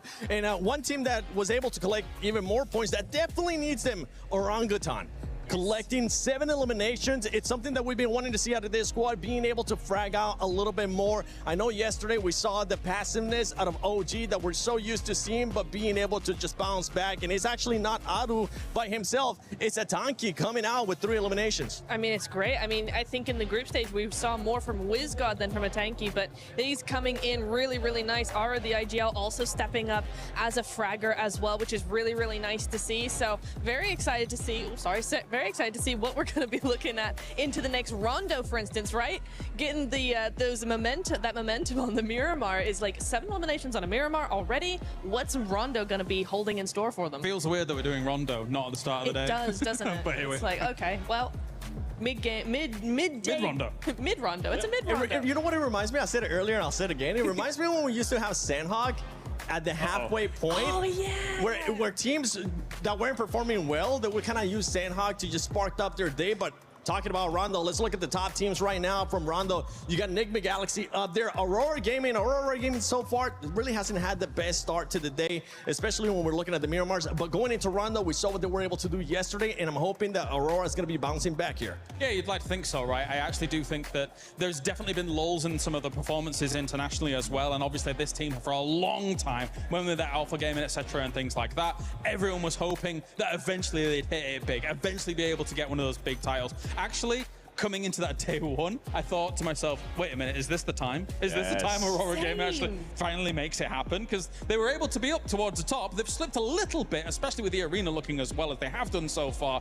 But there's still a chance. There's still hope. Yeah, for Aurora right now. 34-point gap, so I am hoping that we're going to be seeing some insane gameplay out of them, especially going into Rondo. We have seen E-Arena put up 29 eliminations. Can anybody get even close? We saw the aggressiveness out of Furia with the third parties too, but we got to talk about Enigma Galaxy been performing well as well. And what I really enjoy about Enigma Galaxy so far is the way that they've been getting those placement points outside of their win. You can see them being able to be consistent. Exactly. They've got 14 placement points outside of that win. So they are really making sure they hit that podium time and time again, backing it up with eliminations. And again, this is something that I saw yesterday from Enigma Galaxy, is their timing is on point. Koops is back in his prime, it feels like, and the whole team is rallying around that. So the timing is really good. The synergy is very good. They're holding, they're waiting, they're making other teams play for them instead of doing all the dirty work themselves. It's a really, really nice control play that we're seeing from Nigma, and it's working out beautifully. I mean, I just want to quickly touch on Ulf, because we were a little bit worried about them at the start. We're like, what kind of plan do they have going forward? It's good, it's wins, it's that, it's not, it's dropping. That one, the vehicle sent. They're actually in like a 2-2 split hold, and they were like, what do we do? Let's take the vehicle, let's wedge Tiamba up against that, and able to sort of decimate that entire squad. Obviously the rest of the team sort of joined in that position, but look, they're making split decisions quickly when that moment comes. Is it bad that these decisions have to be made incredibly quickly because they didn't plan it out beforehand? A little bit, but look, they can capitalize on it. It is. One team that I'm going to be looking to hopefully capitalize here in Rondo as well when we're talking about eliminations is going to be none other than Tiamba. Tiamba has been quite slow today. We've seen them just going down that ranking, and it's a team that needs to be able to bounce back, because guess what? Yesterday, it was all about eliminations. Yes, they do end up having some placement points, but it wasn't of the likes that we know they're capable, especially with what we saw to Survival. Yeah, Milu and QZZ have looked fantastic throughout the entire tournament, right? And Milu really rose to the occasion after QZZ was able to get that MVP title on previous internationals. I do think that, yeah, it's been a bit of a slow start for them, but regardless of that fact, there's definitely an opportunity for them to get back to fragging power, fragging potential that we've seen from them in the past. I'm just looking at Coops right now. He's locked in. Raouf just going around, circling his chair. Satan as well. But Coops, it's all about Coops right now. Hopefully somebody else will be able to step it up from that team as we're going to be going into Rondo. So Hot Jukes, John Allen, take it away. What is Satan looking at? Here we go. We're headed into Rondo. The match to put some massive points on the board. As if Miramar wasn't crazy enough already, it's about to get even crazier. Maybe it's just something about the start of the day, Jukes. Maybe it wasn't Rondo all along. It was just the first games. Maybe this will be the calmest Rondo we've ever seen. Yeah, they brought that Rondo energy off the rip, right? Yeah, they're used to it. Fresh off the breakfast, ready to find their dinner. And that is what we're going to be looking to find here for one of our teams. It will be the case. Maybe a massive early game. We saw it from Milu yesterday, huge, and the rest of Tianba as well. Huge start to the day yesterday. Not quite as powerful in the game so far today. So hopefully for Tianba, they can find that resurgence here. And if you're an Arena fan, you're hoping that they can continue to make their strides forwards and keep that White Rabbit chase going. Gotta be able to separate yourself from the rest of this lobby, and if you're gonna do it anywhere, it's Rondo, that's for sure. I mean, we've seen a 39-point game in this tournament. Oh man, will that turn things around from. Look at Team Vitality though, averaging, 4.33 limbs per game, 1,000 damage. It's a great average here. The thing is if you want to win that $500,000 at first place, become the champions, you gotta do something special consistently. So I'm interested to see, right, how these teams are going to fare now that we're playing Rondo for the third match of the day, right? Are they going to be able to keep that aggression up throughout the entire day here? And who's going to be the kings of Neox Factory? Oh, could be. Or indeed, somewhere else if Glimpath decides that we don't want to be going to Neox Factory. In general, when you're talking about podium competitors, you're talking about teams who are looking to get about 10 points average. 10 to 12 points average tends to be where we see at the end of these game sets a first place type scoreline being. That generally is a great indicator that you're performing at the level that's needed to rise above the rest. So hopefully our teams will be able to keep that on side. And being able to get, as we were seeing, sort of mid-4 elims average, being able to complement that with placement points is very, very important. There are a couple, I think, of teams who have a distinctly higher average on those elims than others, but it is definitely something that you need to be focusing on to join up at that 10-point average. Because right now, I think quite a lot of our teams are falling short of that metric. That's a fact here. And if you want to be able to get in that metric, though, this is the place to do it. You can see these players are locked in, they're focused. They understand what's at stake here, just how important Rondo is for your total tally. We only play it 3 times in this whole finals here. And this being the second one. 6.3. Yeah, 6.3 average from Tianba, man. Now, this squad have been really consistent here. A night and day difference from their group stage performance. And this is the Tianba that we know and love. We expected them to do very well here. And it's only a matter of time. I think they get that right position going, and then we see them get that chicken dinner. I mean, we want that survival stage, Tianba, right? Yeah. To be able to jump up and compete with the very best. Furia, fresh off of their chicken dinner, their numbers don't quite display that sort of a storyline just yet, but it is a great start for them to be able to add that one to their tally. And again, it's a real great mental boon to these teams to be able to find a high-scoring game and to be able to close out that game. Sure, maybe the point swing isn't huge depending on how many seconds into those final circles you last, but I feel like there is nothing more relieving than finding that chicken dinner, than converting it. Even if you ignore the 4 extra points you get just on placements alone, it is a massive mental fortitude booster. And you need to keep your head on straight because you are going to get into something crazy very early on. I know it, I love it, it's Rondo and it's ready. It's ready, these players are hyped up, they're ready to go. I hope y'all guys at home are ready as well because, man, this is just getting started. As the plane is taking off, we're headed to Rondo. Ooh. Okay, we got a little double plane path action here.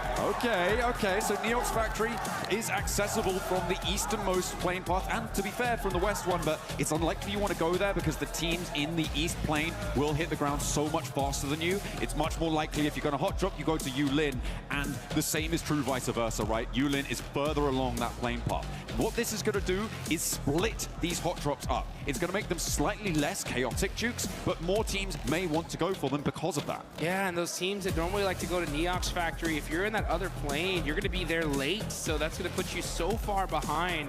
So teams are going to have to adapt on the fly, switch drop locations, and make these decisions very, very quickly here. And you can see, wow, these squads are out. Top players right now. Scarface from Ulf, okay, 16 eliminations. Mormon right behind him, and of course, Milu right there as well. Yeah, Scarface on those damage numbers as well, right on the heels of Milu. Look at that, only 20 damage points behind. We'll see if that changes very quickly into this match because teams are now starting to touch down in towards Neox Factory. They'll be grabbing those weapons. Yulin also will now be occupied, and things are going to get hairy quite quickly. As Irina already taking a knock, Tianba as well have already lost one. Irina, by the way, generally preferring to drop out near Stadium, but the plane path they're on didn't assist with that. We saw them hunting down solos in other matches, those solo outposts that are near those recall towers, which are a major feature in Rondo. They were the team to take that dynamically to that fight in a way that we haven't seen from many others. Oh no, S-Power goes down to a guard. Not good. Schwepp's hurt and gonna get caught by a beautiful angle from a cop. And that's what happens is that if you're just so used to dropping in one particular area, switching it up here, sometimes those little angles can catch you off guard. And OG putting in the work here. Gonna be keeping an eye there on the side of Ulf. Ooh, does see Aaron. Now we're gonna switch on over to another fight. Here comes Furia. Applying that pressure to Aura. Sky bandaging here. Waiting to be able to find those angles. He's got some good weapons here, but Ayala gets caught. A nade forces Sky to reposition away from the corner. Does take a little bit of damage, but that'll be okay. Remember, the recall towers here in Rondo allow teams to get their players back up and alive, so early fights are the norm. Silence rolling around the edge of this corner, trying to suppress Sleepy, but the UMP in hand gives him a little bit of confidence, and the nade to back it up. Flings across his sightlines. No Fear does go down on a trade, and now Ayala's looking to break wide to change the tune of this fight, and looks for more with Chief at his back. Sky on a sliver of HP just about finds the retreat, but there's a re-engage around the corner. Chief would have had that, but he ran out of ammunition. Now he's going to have to make a play. Ayala there with the assist, and great work for the side of Furia. They're going to go ahead and take out Aura, put some early points on the board, and they should be able to pick up Silence here. Now they're going to start laser focusing towards the side of Four Thrives. Four Thrives creeping in on this one. A little late to this third party, and now they're going to have to battle a pretty kitted and well set up Furia. Four Thrives, they've got some loot on side as well, though not too many nades. In fact, no nades for T24. Neox Factory's been popping off as well. I think Ulf bore the brunt of a lot of damage pouring on their way. You see some elims coming through from Orangutan. Doing bits, but ooh, okay. Ulf may have a little bit of vengeance here, as Aaron is still in the firefight. Tianba with their position on the south edge. Spot Tizzy sending away, but Tizzy wants to re-engage on the door frame. It's not going to work out well for the first spray, but suppresses the angle. QCZ with the nade cooking. Drops around the corner, but Hyunbin evades the damage. Motion Red for super aggression here. Looking to get some of them early eliminations. Hyunbin with the laydown, wide out in the open. Oh, what? Catches QZZ with the spray. Just keeps that suppressive fire on that window, catches him on the re-peek, and a great turnaround there. Two superstars battling it out. Now Tizzy, oh, look at that instant peek back. These angles, Yongshin Red Force so good at these CQC angles, man, and Hyunbin putting in the work, forcing Tianba to have to do a full res on their team. Getting those flushes nice and quickly. Yongshin Red Force with 2 elims. They're up to 4 now.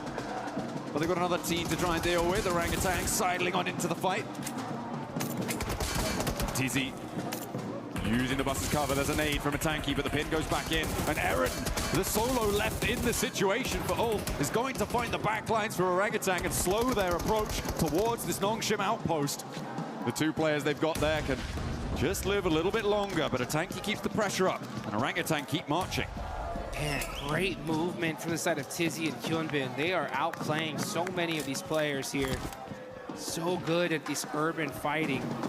Their peaks, their timing, just impeccable. Wizgot, though, with that nade, looks good. Tizzy jumps away and gets peppered only a little bit. Pulls the pin again. And you can see they're utilizing those doors so well. But how about that nade? That one looks good. Ooh. Tizzy jumps away from it once again. He's not falling for that one. I like the attempted utilization of the smoke to stop the vision on the nade arc as it was coming on through. But Tizzy read that one nicely. Knew exactly what they were going for. That nade doesn't connect either. Still has a couple more. The shotgun around the corner. Steps in for it. Wins the trade. And immediately Eren snaffles that point away for Ulf. He's up to 3 elims there on the inside. This guy's doing bits. The rest of Ulf are happy to hang out near Danqing on that south side and let Eren roar over in Neok's factory, because it still has yet to conclude. Aurora, I think, still have a solo in that spot as well. And Eren does finally go down to Godlike, who have rolled up into the fight in Neok's factory. A late approach as they were forced away over towards main round. Now you can see T24 trying to find some angles here. Zypha, ooh, quick shotgun here. He's got the right-hand priority. He should win this. He does. Catches Ayala. And now, shots happening back and forth all over the place here.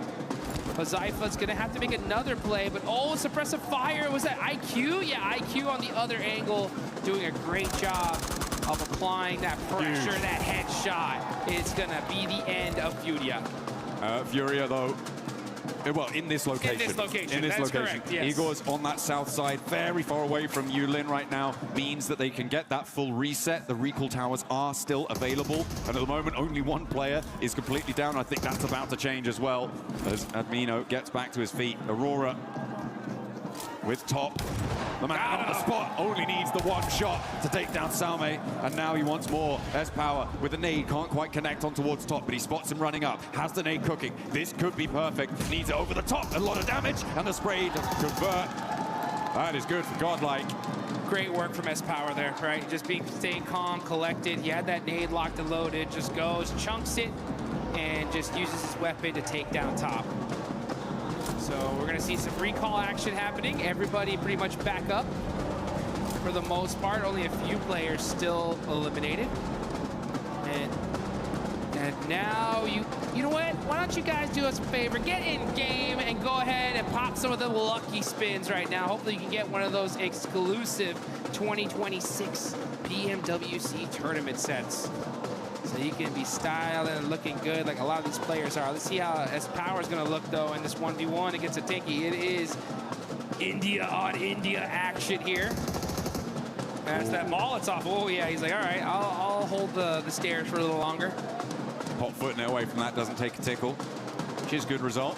Hard southeast shift on this next circle. Pushes us down towards the southeast side.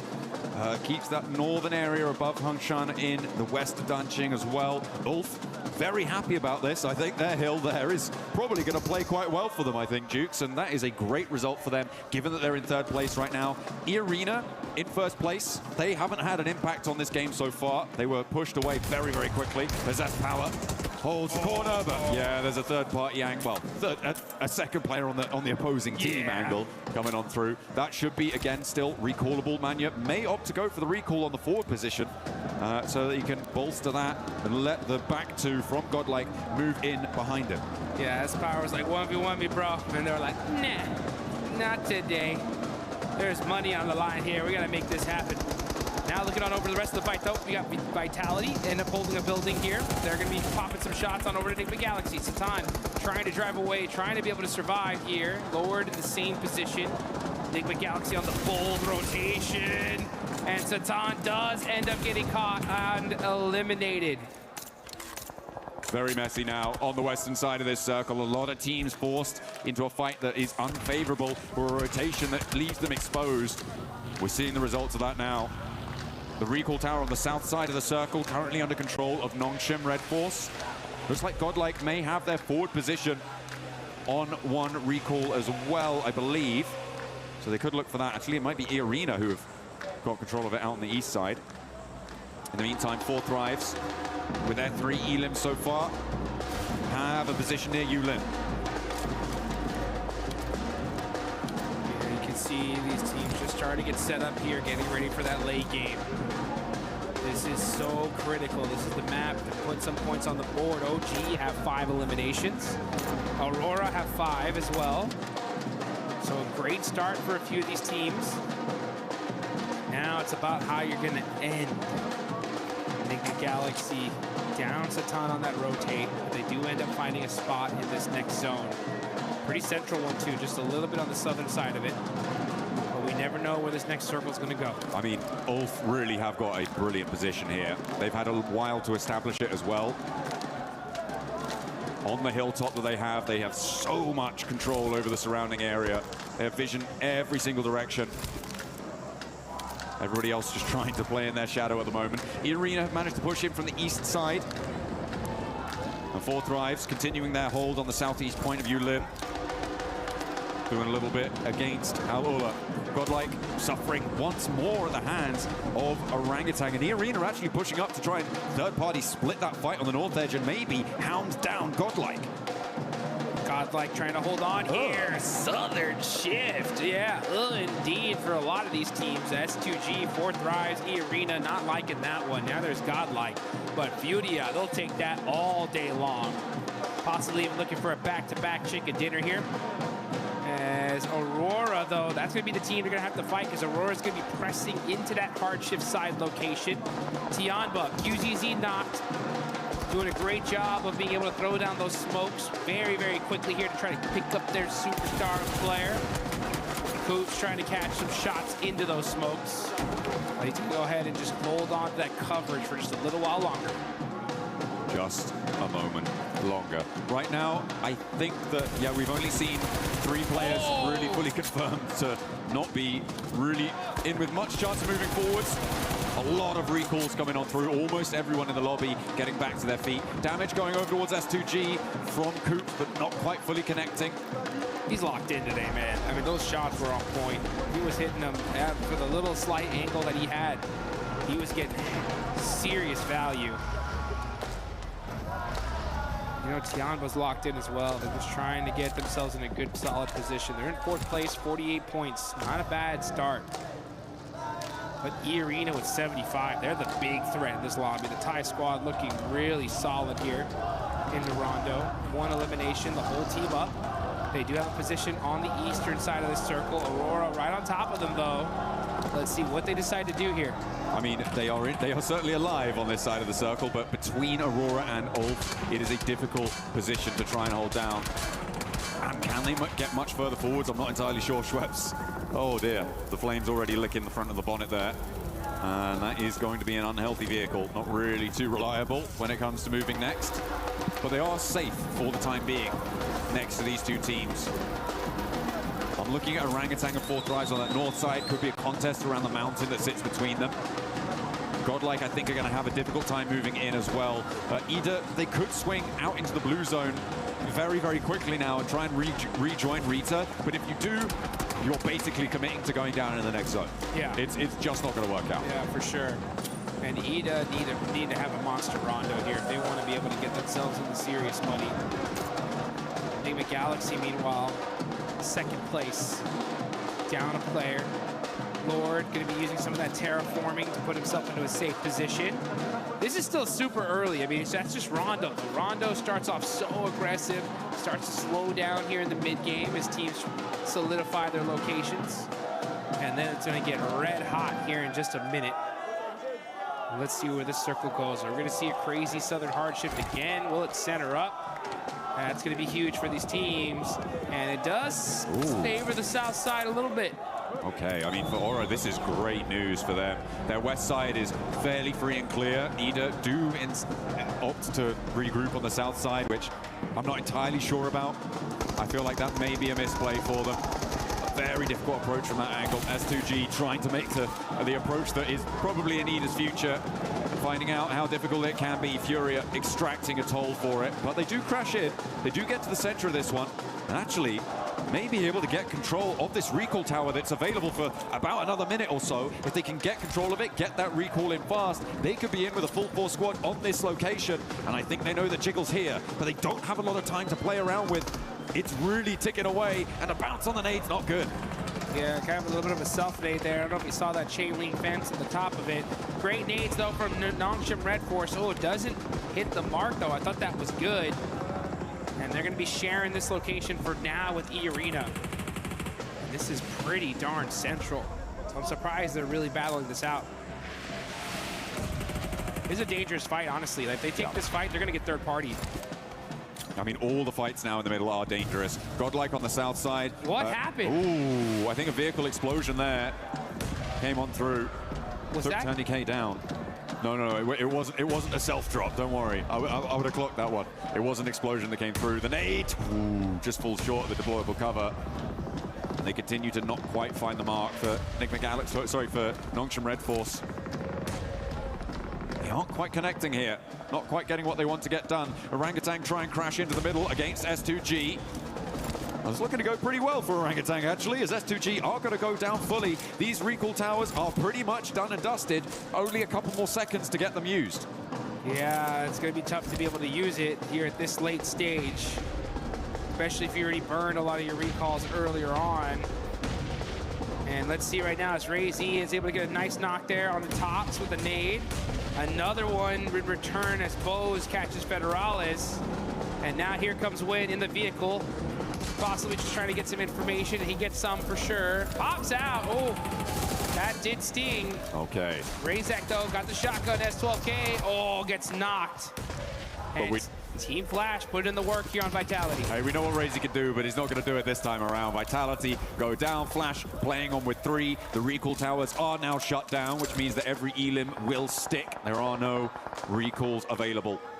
The Arena somehow managed to get straight to the center of this circle. Is kind of crazy, and to do so with 4 players alive, great news. Hopefully they can make that one work. Meanwhile, on the south side, you've got Godlike, Ita, and Furia all looking for position. Yeah, this is a replay, I think, on how Tony K went down. Yeah, he ran into the buggy. He ran into the buggy. Yeah, well, it was that cover flare that ended up busting up that buggy, and it was just inching it little by little, and just did enough damage to pop it.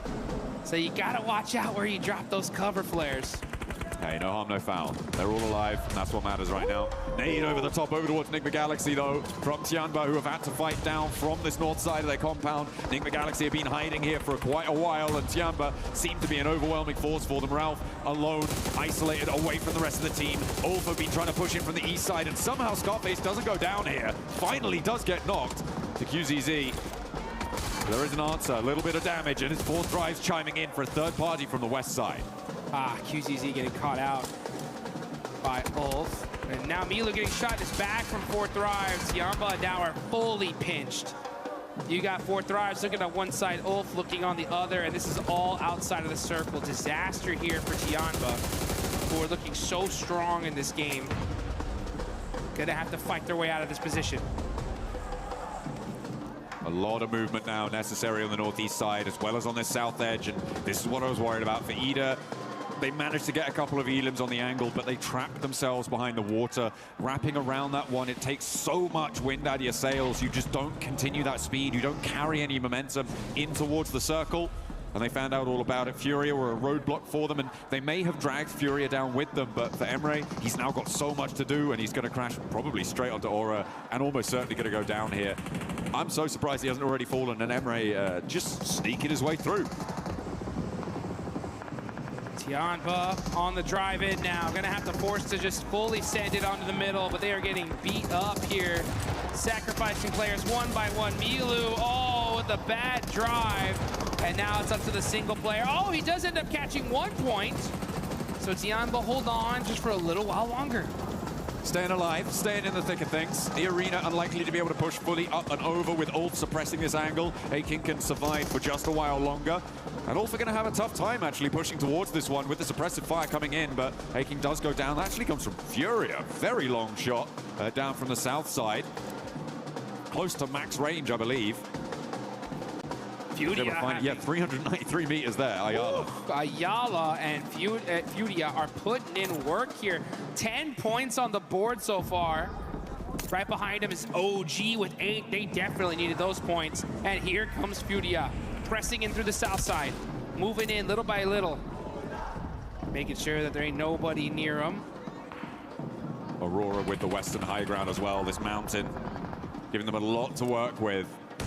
The position held previously by Aura, but they decided to commit instead much more central onto the west point of the compound that sits central on this circle. They give Aurora this position. I mean, it absolutely could be, given their position with 8 elims. They've got some brilliant oversight. Not too many teams have the flexibility to challenge them. It is, of course, the Kiss Curse position, though, because you do have to leave it at some point. Well, almost certainly you're going to have to leave it at some point, and that is where things start to get a little bit muddy. If this zone shifts to Aurora, they're getting like 20 points this game. Plus, I mean, this is the spot to have. But it is quite on the edge here. Let's see if they end up getting lucky. This is the time to get lucky in the map that you really want to get lucky on, that's for sure. But meanwhile, Nongshim Red Force catching Chief out from Furia. Sneaking it. A shot in around the sides of those silos, through the fences. It is pretty resible, though, for Furia, I imagine. The circle does move away from Aurora, though, and up towards the north side. This is a lot of open ground that maybe Forthrise could try and leverage, but there's not a lot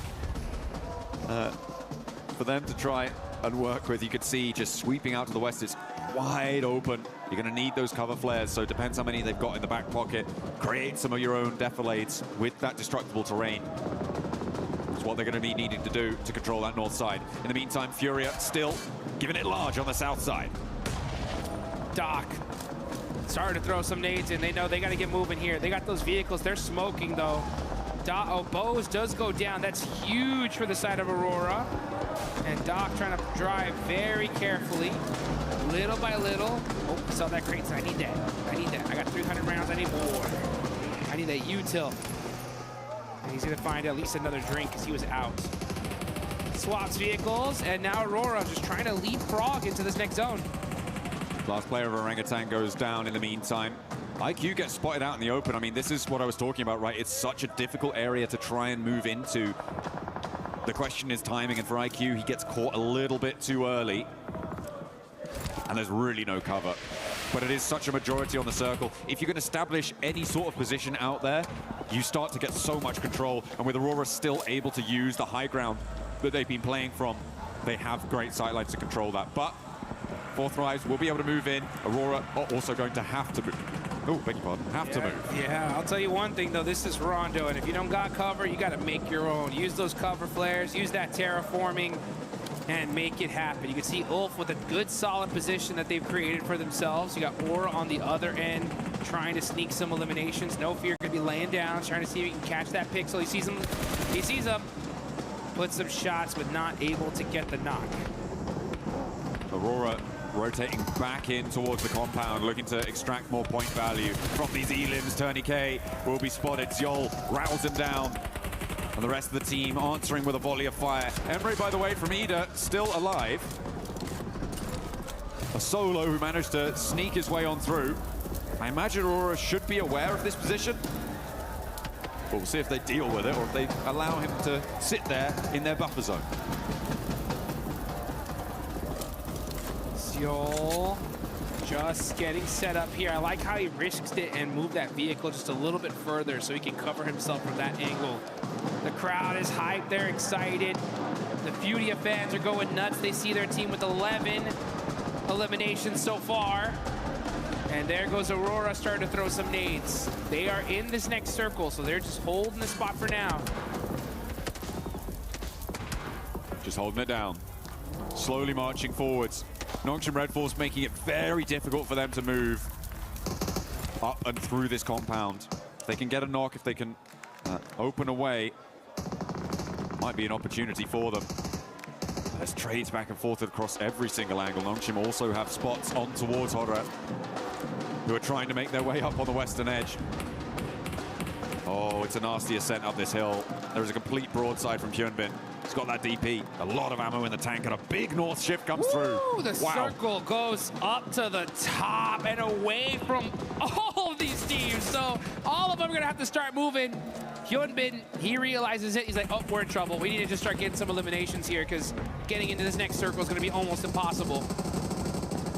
I'm looking at this circle. I feel like it's Aurora and 4Thrives right now, who are, in some ways, stopping each other from being the best in the circle and therefore allowing teams from the south to have an opportunity. If this fight concludes one way or the other, which I don't think it will, Jukes, not at the moment, it could be pretty tricky for everybody else to march forward, but it seems like they found some sort of peace between the two. Yes, that's the right play in all honesty. You gotta just throw the smokes in between, but like, guys, let's look down south. Let's get all these eliminations, fight each other later for first and second place, because, oh, this is a feeding frenzy here on the south side, as all these teams are just desperate to try to find a spot into this next zone. Hyunbin up close and personal. He's got the shotgun. He can make the plays, and Nongshim Red Force are putting in the work up close and personal. Take down E-Arena, the lobby leaders right now, only getting 2 elims there, no placements. A nice result for the teams looking to chase. Ulf, though, in a little bit of danger as they try and sweep up from the eastern side and crash into 4Thrives, but with Hazaifa going down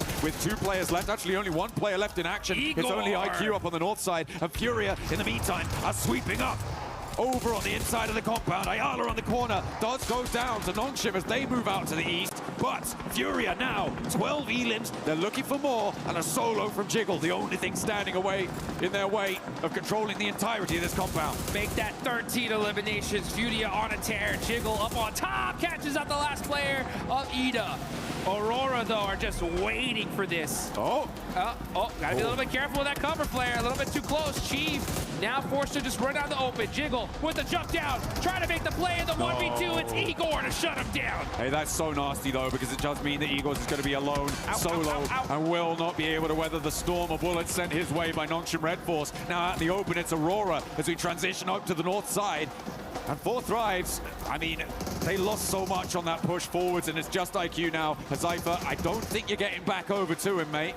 And he does go down.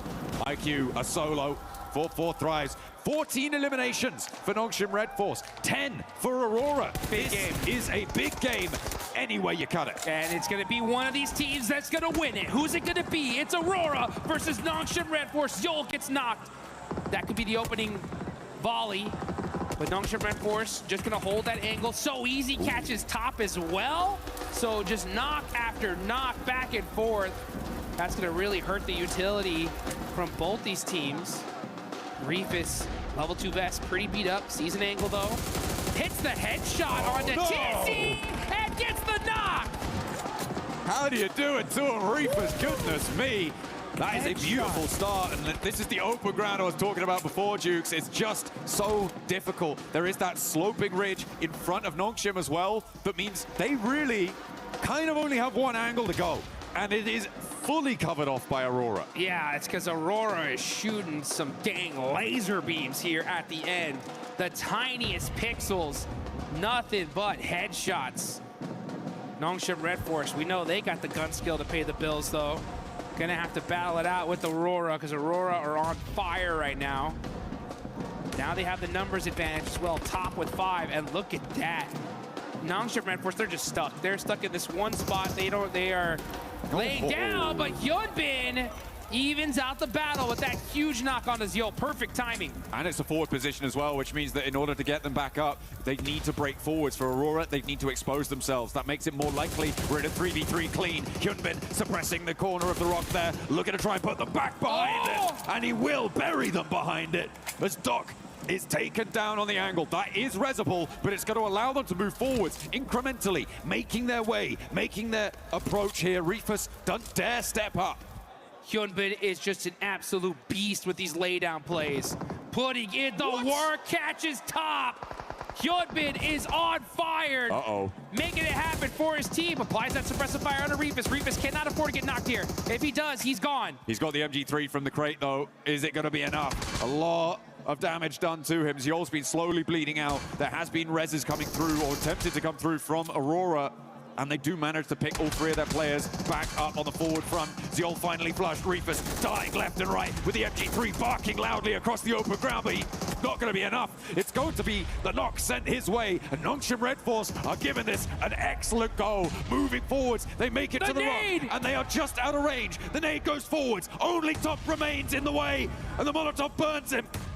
Takes him down. It. Nongshim Red Force turning the tables on Aurora. Aurora were looking unstoppable, and then Hyunbin said, oh, you think you got it, huh? Nah, we got this. Clean execution at the end from Nongshim Red Force. A brilliant exit from that location. It got so messy around those silos, those compounds, really, really tricky, and it's got to be so disappointing for Aurora as well. They don't lose those. You shouldn't be losing those, no. It is really, really tough stuff. But the open ground was so difficult to get in and towards, with 4 Thrives being in the way for Aurora. If they'd have been able to deal with that a little bit earlier, maybe they could have had more presence there and stopped Nongshim Red Force from getting as far as they did. But a brilliant oversight on the compound for Nongshim Red Force. The South Korean side managed to navigate that one brilliantly. I mean, that's as fair as a fight as it gets here, folks. I mean, I think out of all the fights I've ever seen Aurora lose, I think that is the most frustrating one for them, because they know that we just got outgun skilled. Us, Aurora, the Mongolian super squad. What happened? Hyunbin with those laydowns, making the plays, the pop-off, absolutely well-deserved. I mean, that was just disgusting. Locking it in with the daps. That's what you got to do. You got to be pumped when you get those chicken dinners on side, and on Rondo, no less, with a big elim count. That is a breath of fresh air for Nongshim Red Force, hoping to get another global level title as well, to convert from their recent win. Sneaky. I mean, Nongshim Red Force, when they won PMMI, they weren't on top of the leaderboards until literally the last game, right? They stole that tournament, and now in this Rondo, with that many points, woo, these leaderboards are gonna look dangerous. Yeah, it's gonna be exciting. Remember, E-Arena, Enigma Galaxy, again, going down a little bit earlier. That's gonna close the gaps once more, and teams can start to catch up. It is looking level. And again, it's that marathon style that we've got on today with the 8 matches from the delays that we had yesterday. The 8 matches today are going to test these teams' endurance. We still got so many games left. I'm so excited. This is just Rondo. We got 3 more Air Gales, 2 more Miramars. How's Aurora gonna roar back though? That's gonna be my question. You know, Doc, he did not like that one. They did not like that. Yeah, they were like, there's no way we get bad beat here. Hyunbin, though, I mean, using that terraforming, you can just see for everybody out here that wants to be a professional player, these are the guys you got to look at here, because, you know, in order to be the best, you got to beat the best. And Hyunbin, with those laydowns, applying those suppressive fires, predicting where they're going to pick those heads out, hit a few crucial knocks, and he won that for his team. Absolutely, yeah, getting those picks, absolutely crucial, like you say. And it is a really interesting feature. I think it's probably, for me, the most interesting feature of Rondo is the impact of those, well, actually, maybe 2, but the impact of having destructible terrain, being able to carve out those little divots, those little defilades with explosives, as well as the deployable cover flares. I think those 2 features make Rondo so interesting in these late game stages. Yeah. And if it weren't for those 2 features, I don't think either team would have been able to make it towards the end there. There was so much open ground, but they had to close it down, and the team to do it was Nongshim Red Force. We'll see you in a few.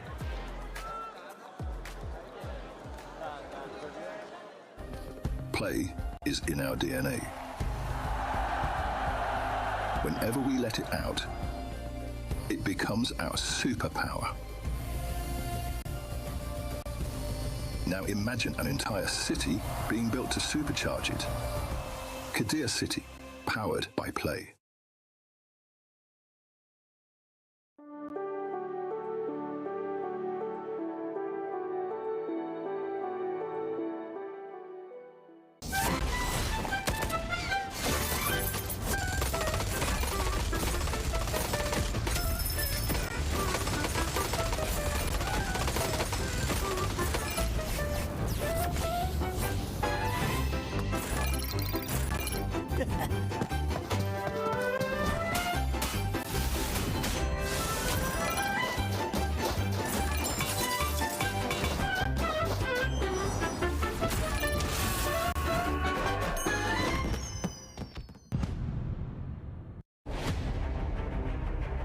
Last year, 4 Thrives arrived at the PUBG Mobile World Cup with an entire country behind them. As the first Pakistani team to qualify for Pmwc, reaching the world stage was already history. But once the matches began, they proved they had not traveled there just to participate. But he's found Pmwc, he's got the flash. Got him as well. Nucky, no! How can you do it to him? They want that first place, but you're gonna have to prize it from his cold, dead hands. Squashed with a chance now, and he's able to close it down. 4 Thrives finished second in the group stage, going directly into the grand finals, and eventually securing 7th place in the world. Last year, Pmwc taught us to be more aggressive and more consistent to win this championship. Their journey began at the PMGO Season 1 South Asia Finals, where they handled the pressure of playing at home and claimed the regional championship. Now sending shots around the corner, so much damage done, and it's ended. 4 Thrives get themselves a chicken dinner and secure an unbelievably good position. That victory sent them to Jakarta for the PMGO Season 1 main event, where they would face teams from across the world. And on the opening day of the grand finals, 4 Thrives took complete control. Possible, but IQ's down, and T24, we're a 1 versus 1. Weapon swap with the shotgun around his teammate. He finds it! He gets it done, and 4 Thrives! After 6 matches, they had collected 3 wins and 82 points, building a commanding lead at the top of the leaderboard. After the 3 chickens on PMGO Finals Day 1, our confidence boosted a lot. Like, we didn't felt any pressure and we knew we are going to win because we had a big lead. The second day brought a different challenge. Every team in the lobby was chasing them, and every mistake could reopen the championship race. They finished with 122 points, 77 eliminations, and 3 wins to become the PMGO Season 1 champions, securing their return to PMWC. Last year, they arrived as history makers. This year, they arrive as global champions. Nothing has changed for us. Our hunger is still the same. Even you can say we are more hungry for this PMWC trophy. We are even more confident than before. We have more experience. We believe that we can be the team who can win this back-to-back global trophy. 4 Thrives have already shown that a Pakistani team can reach the world stage. Now, 4 Thrives head to the PMWC at EWC 26. Ready to prove that PMGO was not the end of their rise. It was only the beginning. Hey, get us up on the left now! Let's go. I'm nading it, okay? I'm nading it. Nade it on the Dacia, bro. He's low. I don't have nades. On Dacia is low. No, I can drop the C4, wait. He's low, headshot. Nice. Last one on me. Yes. No, two. Nice. Let's go. Get the loot. Go left, guys. Please, go left. One guy right, one guy left. Easy. They're two knock. Zone will kick them. Back Overwatch, let's get left. Let's go left. I'm running up. Behind the tree. Okay, I'm running up on him. Play time. No, Behind the car. Kitleyim ben. Riske atmayacağım. Taşla yatıyor galiba. Mermi çektim. Tarıyorum Cema, full tarıyorum. Mermim yok ama. Mermim kalmadı. Lan gidin vurun, alana salacak. Nice oğlum. Nice. เฮ้ยขวาตัวนึงขวาตัวนึงไปนอนอยู่ นอน สวย ตัวซ้าย เกม เล่นด้วยกันนะใจเย็นมองนี่คือ เจ็บมาดิวิ่งมาเลยต้นไม้หลังต้นไม้เจ้ามาลูกกู สายกลาง กดซ้ายกดขวาให้เฮียไม่วะ This round would be the match to just kickstart a bunch of the teams that weren't performing well in this first 2 Miramars, and one of them being Aurora, showing on Kalaris one of the biggest throws that we have seen. They look so good until the end. Everything was lining up so well. They threaded the needle down on the south to be able to get between Godlike and Fury on that rotation. And I thought to myself, they're playing it fantastic. They're being able to hold a position, cautious of where Horror was, and then maybe flex out on that west side. But Max, the fight against Nongshim, who played an amazing game as well on the other side. Like, you can't hate too much on it because, yeah, Nongshim Red Force had some insane shots. Hyunbin in particular, the way he was able every time to allow his teammates to push forward, and he would cover them, but he wouldn't just be cover fire. He would literally tear down every single player on Aurora Gaming. I think he knocked out top twice in that final fight. I'm not happy about it. I'm very happy about it. If Kalaris is angry, I'm having a good day. So, yeah, but like, as you said, it was great rotations overall from Aurora, but the gunplay from Nongshim Red Force is what redeemed the game for South Korea. And this is completely opposite from what we saw from Nongshim yesterday, right? Because we were talking about Hyunbin just being super aggro and going without his team and all of this, and he's done the complete opposite of that today here, going, I'll support you guys. I'll be that support player. I'll be the fragger, but I will let you guys go first. I mean, it wasn't just this final fight for Nongshim Red Force that looked amazing. It was the parking bay control, dealing with anybody coming from silos, fighting into the circles as well. This for Nongshim Red Force was a masterclass of control. The fight with E-Arena especially. Yeah, the thing is, that fight on E-Arena was executed so well. It was so snappy, so quick. But the fact that they survive that fight in the city, right? Get outside the city, fight against the other teams that were 4 thrives, then win the fight onto Aurora, all of that, basically, while still keeping yourself up as a 4-man team is insanely impressive at this level of play. I think there's very few teams that can make it look that good. No, because, and this is the thing, is this is one of the teams that can go from 0 to 100, right? They were in that compound, they were there for a long time, they were just kind of keeping away from E-Arena here, and then they just unleashed the beast. I mean, look at these eliminations coming in from each of the players, so even across the board, and they just are able to just turn up the heat, go, okay, it's go time, and go for it. Yeah, we usually talk about Hyunbin just being able to be the frag out power for this squad. TZ as well has been stepping up. It's good to see that all the players have been stepping up in this one. One of the biggest question marks that we have had for Nongshim, especially in this last 2 days, have been those placement points. And for them to finally get over that hump, getting that chicken dinner, considering that the Smash Roll is going to be in play tomorrow, this is going to make them really happy. I know you're really happy about it. I'm loving it, seeing Hyunbin and the boys getting so many points on board. But before this game, right, the placement points were at an all-time low. We just didn't see very many late game finishes from this team. But the fact is, and as we just saw on that graphic, right, they got eliminations on every single player. Very happy, but apparently Eren is your MVP of the game, and he had some really good fights, one of those onto 4 thrives. So good plays here from Eren that I didn't expect. I thought it would be definitely one player from Nongshim Red Force. Well, Tizzy, the fact that he did 1,200 some damage from the parking bay. I mean, it's one of the highest spots in that circle, never mind the silos that exist there. So it's a great spot to be able to have those engagements from. No, it was very good indeed. And mentioning Ulfred, because they were in an altercation with 4 thrives, and looking at the circle, I was like, okay, well, Nongshim has everybody in town to deal with. You've got 4 thrives having to deal with Ulf, and so Aurora were able to actually just have the complete west side kind of to themselves, get that long-range third party going, which is that's their MO, and that's probably why we saw them do so well. While they probably should have had that win, was they were long distance, they were able to have that long distance, put some distance between them and other teams. But for Nongshim, for them to actually third party over onto Ulf in the 4 thrives fight, just as 4 thrives were kind of getting cleared up, that is true. They do. They do. Ida has something personal with do.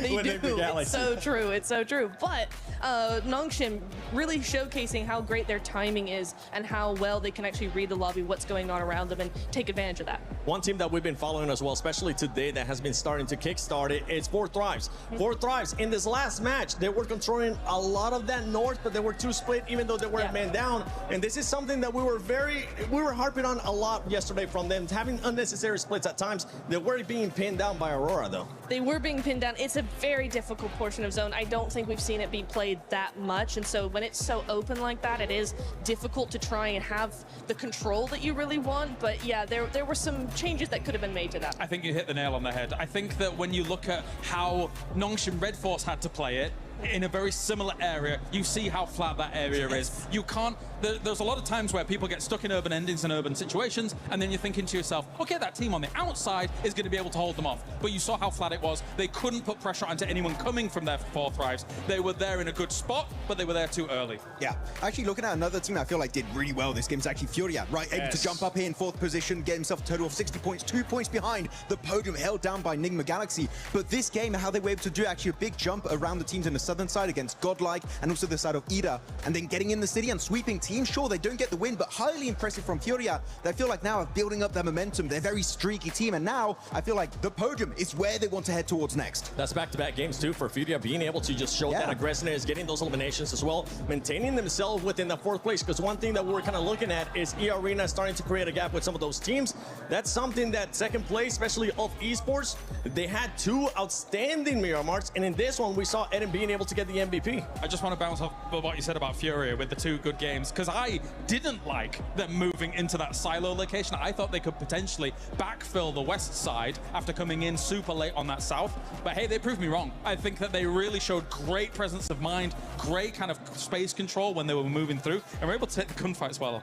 Yeah, it was very nice indeed. I was watching them kind of how they were moving, because some teams like Aurora, right, you have your position and you kind of just stay there. There's not too much movement going on. For Furia, they were in the middle of the silos, and yet they were always looking, always moving, always trying to figure out where the next play was going to be. So very mobile, very proactive thinking. You could tell from how these guys were moving. Yeah, just very proactive, and that's what you want to see in the middle of a city fight like that. Yeah, we did see the second page there for a quick second, and I want to highlight one player from Godlike. Man, S-Power is putting up like so many great clutches. We had some clutches early on Miramar. He did it here on the hot drop right versus top. He was cooking the grenade, got the damage, forced to find CQC. I really do believe, and my favorite player from India, by the way, normally is legit.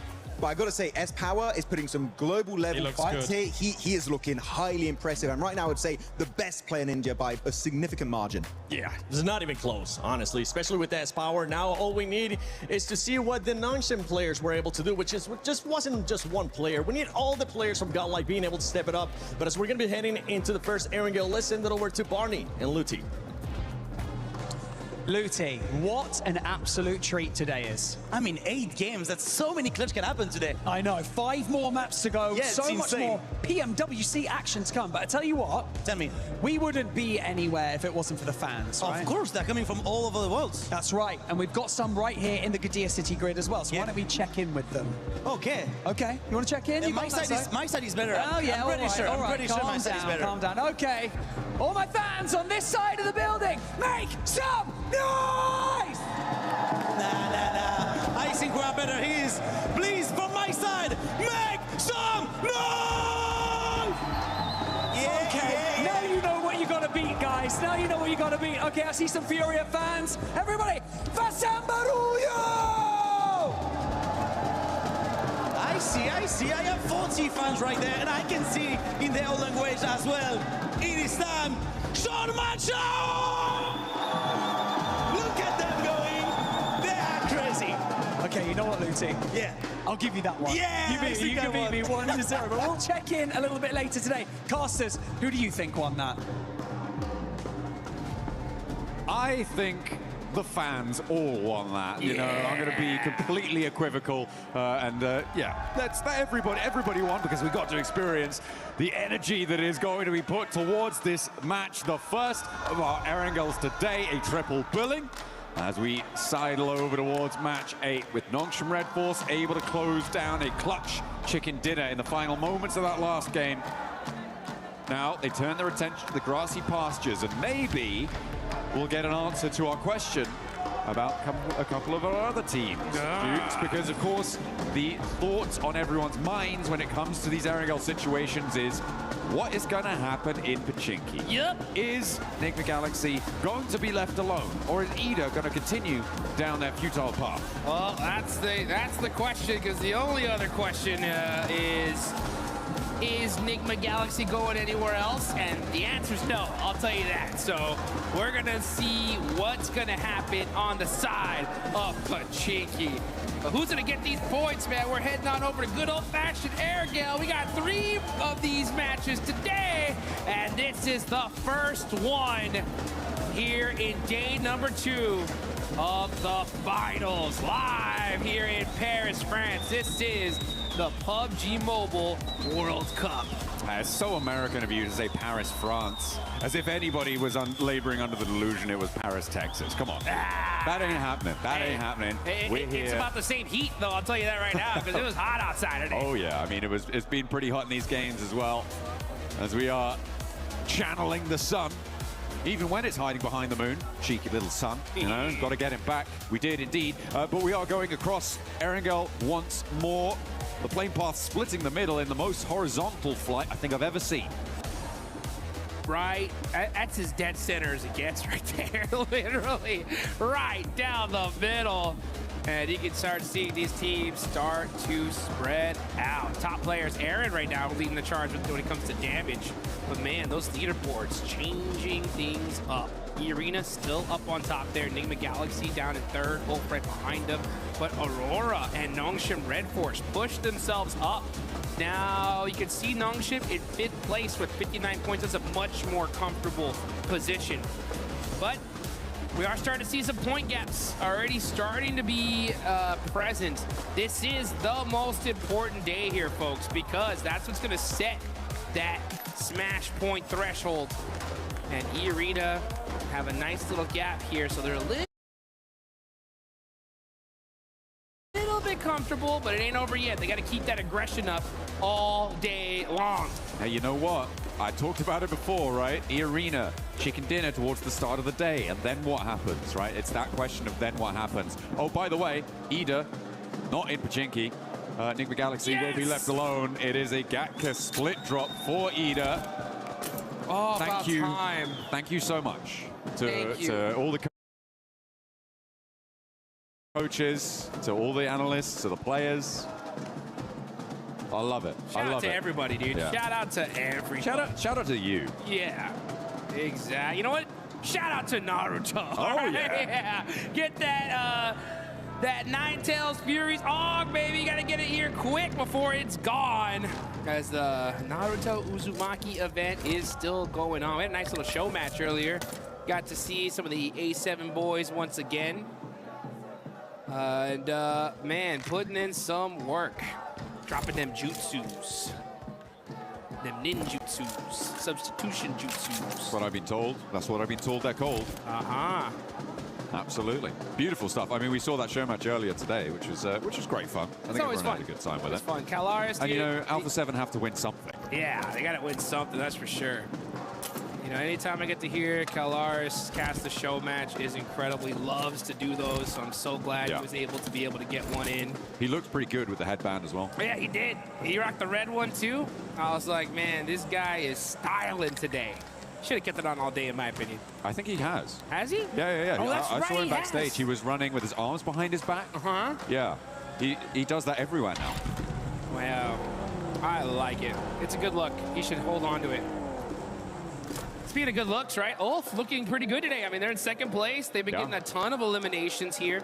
It's going to be interesting to see how this whole thing fares out. I'm interested to see kind of how teams develop their mindset here going into today specifically, because I think a lot of squads just need to pretend like, hey, this is match 2. You know what I'm saying? Like, we just got our Rondo out the way, now into Erangel. Yeah, Aaron doing a lot of work for the team on Ulf right now. The elims he's been able to find, picking them away from a lot of different scenarios. He's been able to extract just these sneaky little flush steals once or twice, as well as the rest of Ulf doing a lot more. They had a really solid position during that rondo. There were some difficult south shifts that forced them off that high ground mountain quite a while into the zones, which kind of took a little bit of momentum away from them, but the fact that they're able to convert and get a decent line on that game was pretty great, pretty great. And getting that match MVP title as well for Aaron. So yeah, in 2nd place, good news for them. One step closer to E-Arena. It's a very tight grouping over towards the top side of these tables still. I mean, there is a bit of a drop-off, I think, you know, from 9th all the way up to 2nd. It's fairly flexible still, given the number of matches we still got left to play, but it's going to get a lot more solid. I mean, there's still plenty of time, right? I mean, we got to look at the math of it. I mean, there's a lot of games still left to be played. I get where you're going with this, though, right? With how these top teams are performing, it's getting real scary here, right? So if you want to be able to make a run for that 1st place, you got to start performing here, right now. Especially for that 9th place on down. It really is starting to get chicken dinner time. Yeah, absolutely. But we've seen teams go, you know, back-to-back, triple chicken dinners. So for all you guys that are fans there of, you know, 4 Thrives, Vitality, Flat, S2G, all the squads down there, you know, give your team your energy, right? Start spamming the chat. They need that positive reinforcement here, because they are not even close to out of the running there. We got a lot of matches left to go, a couple good wins, and boom, they're at the top. I'm looking right now at what Enigma Galaxy are doing. This split, we saw it from them in the previous stages they played in their group stage.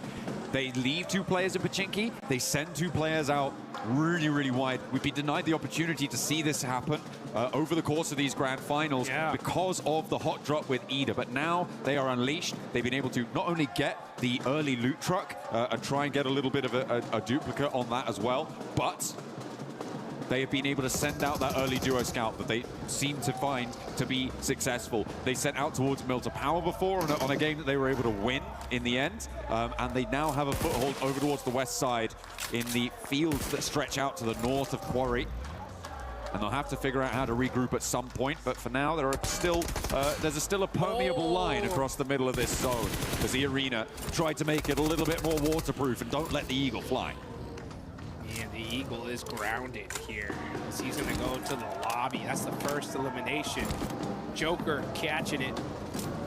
And that is devastation for this lobby because, I mean, the Arena are red hot today. Just straight aggression, putting on some points on the board. That 2-2 split you called out there for Enigma Galaxy is great to see. See how well it works out for them, though. As they're putting that 2-2, yeah, because if the zone goes on over to the east side, they got a position locked down. If it goes on over to the west, they got a spot. So just depending on where the zone goes, but at the same time, it's difficult to get there. That's going to be the big question. Aurora, still a military base. They're going to be starting to push themselves up through the bridge side. Nobody gatekeeping it, so they should have a clean path on in.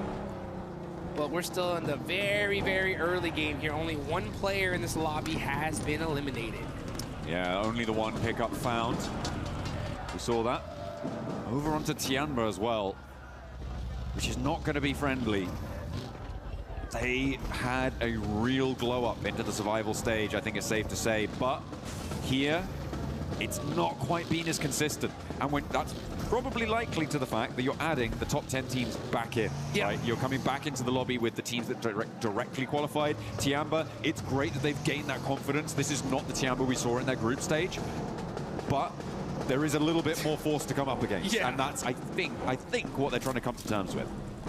This lobby is wild. It really is. I love to see just the progression here of PUBG Mobile. Back in the day, we had like a handful of good teams and everybody else was kind of pretty far down when it came to skill. But the skill gap has been closed, and teams are going to have to get moving real quick here. That 2-2 split working out for Enigma Galaxy, considering that they already have a couple players in this area. Vitality's right behind them, though. Coops got to get away from this one. He's on the drive. Trying to sneak away here. Serpentine, he's down low. Can he get away? No. So close. And remember, the 2-2 split there means that he's just not got the cover of another of the rest of his teammates to actually take that fight. So for Enigma Galaxy, this is the worst case scenario. They've left Satan alone out on the western side. Ralph and Lord unlikely to be able to push on through. Ooh, Ulf losing Aaron though, as they rotate out to the west as well, is a pretty big pickup for the lobby to be able to find that one. And in the center of this, it starts to get crunched in. E-Arena, I feel like they've got a pretty solid spot on this. Vitality trying to line the edge of that swamp. Defend it like an ogre. Run, Satan, run. He's all by himself, just trying to find a position for the rest of his team. But the rest of his team is going to have a tough time rotating on over to him. Yeah, that's. I was just having a little chuckle to myself about how it looks like Satan's trying to go over the north, and the other duo from Enigma Galaxy, it looks like they're trying to go around the south. And the Benny Hill music was playing in my head. They were chasing each other's tails, and neither one able to catch it. But it's going to be a sent straight through the middle. I mean, for Enigma Galaxy, it's a repair play. A lovely little thread on the needle there for IQ. Over towards Federalis, and they share the swamp across the way. Nice little pop shot. Oh, they want this. Okay, 14's on the push. Here come 4 Thrives now. Battling it out. Huzaifa up close and personal. Axel driving away, using that hovercraft to find an off angle. That's going to make things interesting. Vitality going to have to make some plays, though. E-Arena catching out Raouf. So that 2-2 split not working at all. Bounce nade is going to be good from Huzaifa. And 4T turning things around here. There's another one! Hell yeah. You had to know it was coming, Axel, and you pay the price. T24 does get flushed in the meantime. S2G third partying this from the south side. Hot Jukes Razak is in the hovercraft, but it starts to go up in flames, and down he goes. 4 Thrives, ruthless aggression roll-up coming on in. Hit them with the suplex and take them down out of the ring. They are no longer in this Royal Rumble. Ooh, welcome to Suplex City, baby. That's how you do it. 4 Thrives getting hot. 4 eliminations, taking out Team Vitality with a great shutdown there. And now you can see on the side of Everest, Team Flash, they're going to be holding that high ground. Next circle about to pop. Are we going to see another crazy hard shift? We'll find out. Lord getting eliminated here, and south we go. Yoink! All right. I mean, to be fair, this is actually kind of chill, given the layout of all of our teams, sure, right? We're already here. A lot of them decided to go down south. The major feature that caused this is those fields, right, that sit to the south of Hospital. Nobody wants to sit in them. It is really nasty to be in that sort of area, as well as Everest being a roadblocker on the northeast side of it. It creates this lineup. So teams funneled into this south side, so a circle like this actually benefits the majority of the lobby. Yes, it does. Yeah, I mean, they were already all set up in this position. The zone going here, super beneficial. This is a huge spot here, and it's a battle of contention. Aurora starting to push Nongshim Red Force. It's a rematch, and Nongshim Red Force win once again. No doubt in my mind that's how it should have gone in that last match. They make it happen, repeating history. And does that mean that Aurora are living up to the definition of insanity? I don't know, but they're gonna have to change something if they want to win the fights against Nongshim and join them back up on the podium, because they are putting some pace down now, the South Korean side, opening distance and take control of an area on the south edge of this circle. Putting pressure onto S2G, man. Stopping Godlike potentially moving in, as well as Flash off in the distance. I've had the pleasure of being able to spend some good quality time with the players from Aurora, especially after their performance at Pmwc. And I'll tell you one thing, if I know these guys, they are fuming right now. Well, you know, it's not infrequent that Doc wins the MVP award, despite not winning this tournament. Yeah. And he's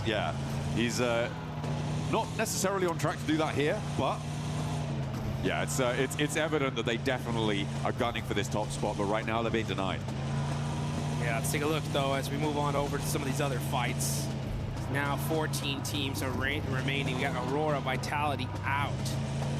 A couple players from some other squads out as well. Wolf did lose a player early on, but E-Arena, 2 eliminations. They are the big squad in this lobby. Got a nice position in this zone as well. It's gonna be really interesting to see how this game is gonna fare. Also can't wait to hear what the Deaths has to say, especially about like that Enigma Galaxy split. I hope we hear from them because it's such an interesting play. Well, I mean, that circle shift out to the west side that went so quickly kind of devastated them. If it hadn't been as hard, it basically, I think almost any other circle, it wouldn't have been anywhere near as devastating for them. It was just so nasty because everybody started flooding west almost immediately. Oh, speaking of difficult circle shifts, that is pretty nasty. But yeah, the regroup was then completely blocked off. It did it again. The gap started to close, and the backstop for Enigma Galaxy wasn't pacey enough to catch up this time. Yeah, disappointing, unfortunate. Maybe they need a hot drop to be able to perform well in these games. Maybe Ida should go back to Pachinki, and that's what they've read into. But you know, Ida pretty happy with themselves that they did right now, because they have that Gatco position. They are one of the only teams in the northeast side in these open fields. And they get blessed here in this circle, and that just goes to show sometimes a hot drop is good to avoid. Satan all by himself. Oh, he's so in trouble. It's on fire. That Murado, he's gonna have to pop out, lay down, and Nongshim Red Force right there. This is like literally the worst location he can be stuck into. Not good. Well, yeah, just a bad game for Enigma Galaxy. overall. Still, I mean, still a couple more though in the books. It's not terrible for him in this position, right? You have this little defilade. You're kind of covered off from the buildings out in the open. The nades, though, from It's terrible. Force does make it all the more terrible. That the looks pretty speed with terrible. which they rolled up does make it harder, but he's still got a little bit of fire in the belly, Jukes. Less terrible now. Yeah, Satan on the move. Did get a nice knock there, and now it's bad. Okay, yeah, well, he's not there anymore. My point was, there is a little bit of cover, and teams on that ridgeline can't necessarily peek over the top. The reason that they were able to do so is because there isn't so many teams out in the open fields, right? And if it happened a little bit later, maybe that would have changed. So I think I read a little bit too much into that to call it enough cover. But either way, he does go down. 6 shot, though. One of the very few players to be able to knock Hyunbin on that trade, though. Yep, that was really nice. Just saying. Just saying, indeed. Not an easy feat. Hora. Wow, what happened to Hora? They tried to roll in from the west side, and it didn't work. Ah. I think that's a pretty apt summation of what's about to happen. Hate to see it. Yeah, you do. Orangutan have a real opportunity, though, to find an isolated outpost as the south side gets hot as well. Yeah, it's getting hot indeed. You can see, oh, so easy on fire. They're down to 1 HP. He's going to get knocked. Al-Ula looking to take out Nongshim Red Force. S2G. And yeah, here comes S2G. This Wizard Tower is by far one of the most dominant positions in this zone, and that's why so many teams, they want it, and they want it bad. S2G on the push. They know that that Wizard Tower is weak for this hillside. Starting to throw some utility out, trying to see if they can get a good opening knock here. Seems like they're slowing it down, though. Over on the northwest side, you've got E-Arena at loggerheads, scrapping it out across the way as well with Furia. 2 players, 3 players now down. Tourniquet's on the inside, terminating with the P90. Pops the reload there, gets the ammo back into control, and the res can come through as well for the backlines. Furia are going to get dismantled, and they get taken down. Oh, it's rough, especially considering they lost out to E-Arena. They feed E-Arena 4 more points. The White Rabbit really on the run here. Hopping to victory. Next zone, where's he going? If it centers up, it's going to be disgusting as that field is wide open. Okay, it goes to the north side. Is it like a rule that the circle has to touch the edge of the previous one in this game? Just hug it. It's just like, yeah, I just pick a point around the circle. Yep. I attach myself to that. See what we're going to go for. Another hard shift is crazy, but it's a crazy fight unfolding for Godlike as they find one, try and trade it around the corner with Team Flash, and Tops goes down, put into the meat grinder there. Let's go at Mino, getting a nice knock and finish. 4 points on the side of Godlike. Haven't had the hottest of starts here. Still putting up some points on the board, though. OG, other Indian team, putting in some nice knocks. And Godlike OG are right next to each other on the leaderboards. Again, still a lot of matches left to be played. This could be that start for them to take charge. A few good games is all it takes. There's fewer and fewer matches, though, getting played. Alula try and roll up, try and take this fight with S2G. But it's not going super well for them as they haven't even been able to find that knock onto Hamzy. Down the hill, he was able to survive on a sliver of HP, gets the healing done nice and fast, and S2G can transition now without Alula breathing down their necks. They've only got 1 player, and Yasser is already sending out into the open. 4 Thrives getting roadblocked on the northern rotate as Ulf and the Arena sit in front of them. Alula losing their final backstop, and Godlike now trying to roll up into the engagement as Ida takes shots from a distance. Yeah, and that's it for Alula. Now you got S2G that we're holding this Wizard Tower here, but is now outside of the circle. They're gonna have to get moving. Meanwhile, you got Tianba trying to get rezzed up here. Out in the open. They got a couple busted up vehicles here for cover, utilizing those smokes as well, but the pressure is imminent. Now comes Scarface. Scarface with a nice nade onto Joker. That's gonna finally pepper E-Arena's position. But now E-Arena are in this next zone. Godlike trying to possibly gatekeep this. I almost ran right into that nade. That was dangerous. Solo remaining for Nongshim. Did they spot him? A spiteful look in his eye, a glint, a gleam of malice, but it's spotted by Solke. He sees that one gleaming in the grass and puts it down. Snake out of action. That's huge. Now they don't got to worry about that anymore. But now they got to worry about Godlike as they got one of those players up close and personal. Gonna switch on fights all over to this fight though as E-Arena, top team in the lobby, still alive. Now we're back.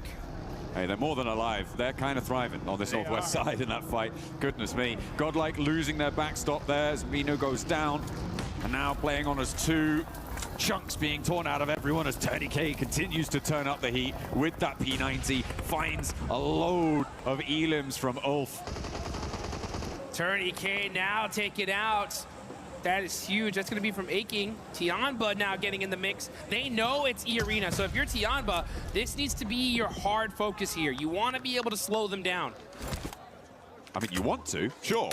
You absolutely do, but the question is, can you? With TourneyK out, you're right, without that P... Oh, wait, hang on a minute. I think Joker was able to recover the P90 just there. Do you have ammo for it, though? I believe he was able to pick everything up there from the body. But it's a hard shift again. What is going on? It has to touch the previous circle. It's a roll.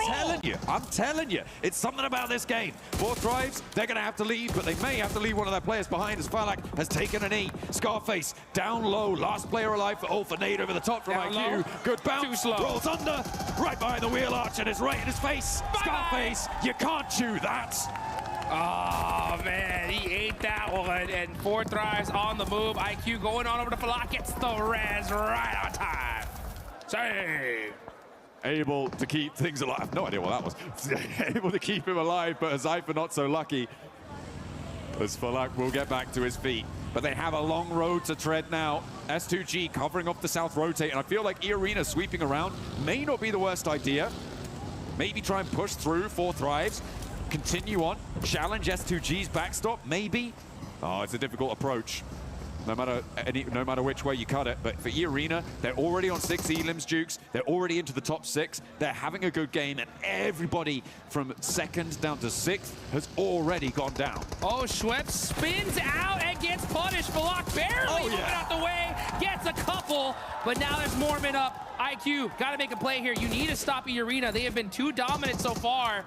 They are putting in work. They take down Falak. Now Mormon gonna have to run away. This nade looks good from IQ though. Oh, it gets to secure. 4 Thrives finally shut down E-Arena. Okay, so they are drawn a little bit shorter than they could have gone. Really nice hold there from Falak, I think, on that roll-up from E-Arena. He was able to do so much damage. Unfortunately, not able to survive, but IQ was. And he was able to put a 10th elimination on the cards there for 4 Thrives. They have been blasting on this western side in the thick of it. The fight, seemingly, where the flower of their success has bloomed. IQ now rolls over the top, steps up with Aching, and he springs out wide. Nearly sends to the sky, but will take the tumble, finally going down, and breaches them up to 60 points. Oh, and now he said, I'll take that buggy, thank you very much. As he's gonna go ahead and head into this next zone. Oh, getting shot up, though, that hurt! I don't think he is. And S2G said, no, sir, not today. Not getting in here, access denied.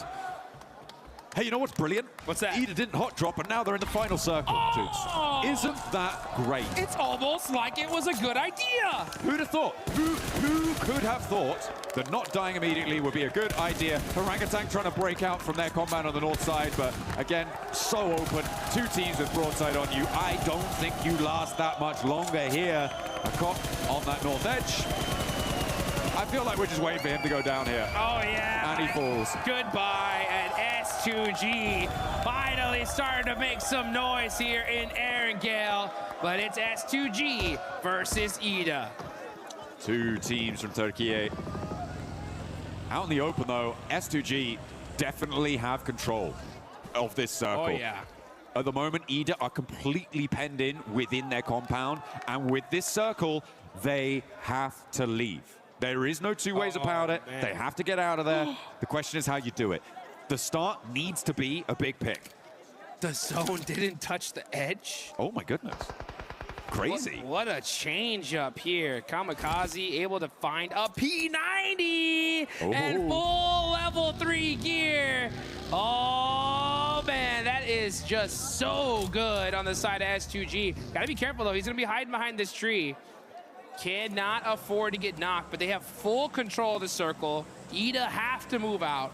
If you're Ida right now, you really need to kind of start peeking and trying to find a pick. If you can get a good knock here, I think No, they're just mounting up. I mean, look at the timers on those smokes. Oh, yeah, they're just going to go for the vehicle rollout and try and crash it. They're going to try and read the zone. The laying out back, the laying out wide for S2G. They've left a trap for Lost to be able to find the pickup, but Rita may be able to find something. The fact that there's only one knock sent to Ida is not great for S2G, but finally get a second. There is finally an answer, and Emre charges in, but the ammo count is very, very low there, and they've already lost 2.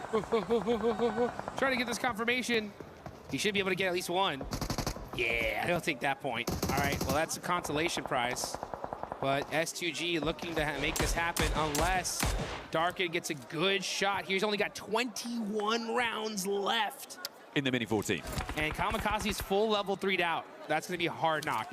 I mean, there's plenty of ammo left in the back pocket there. Oh, Kamikaze. ouch. Oh, what a lineup. Steps out a little bit too wide there. And Emre able to shut it down, but he's getting crunched in by the zone. Forced in, but S2G seemed like they had complete broadside here, but now we're in a 2 versus 2. Emre steps back into the blue. Baits Sulke out for the peak, but doesn't quite confirm. He's still down on his belly, though. Stands up, goes for the fight. Does take a lick back, but Sulke puts him down. A 1 versus 2 as Darkin spreads out wide, tries to sweep over towards the off angle. Hit the gas. Darkin coming up close and personal. And S2G with the DBS. And nah, not today. This is our game to win. That's a big S2G chicken dinner. S2G going God mode at the end there. Chokehold on the zone, able to take it all down. Nobody standing in their way. Really nicely felt there on that south edge. For Ida, a little bit too passive in their zone, in their compound, but they survived deep into the match, Jukes, and that is a good result. I feel like they were able to do, well, I know that they were able to do a lot more than they've done in any other Erangel over the course of this tournament. Yeah, or any other game in this tournament. Of these finals. Yeah, this is huge for the side of Ida. Honestly, a great finish. They were stuck in those buildings. That's a hard one to win. I just personally would rather see them just from those buildings really try to pursue a knock before just randomly sending it in. I think that would have been the play, but hey, you know what?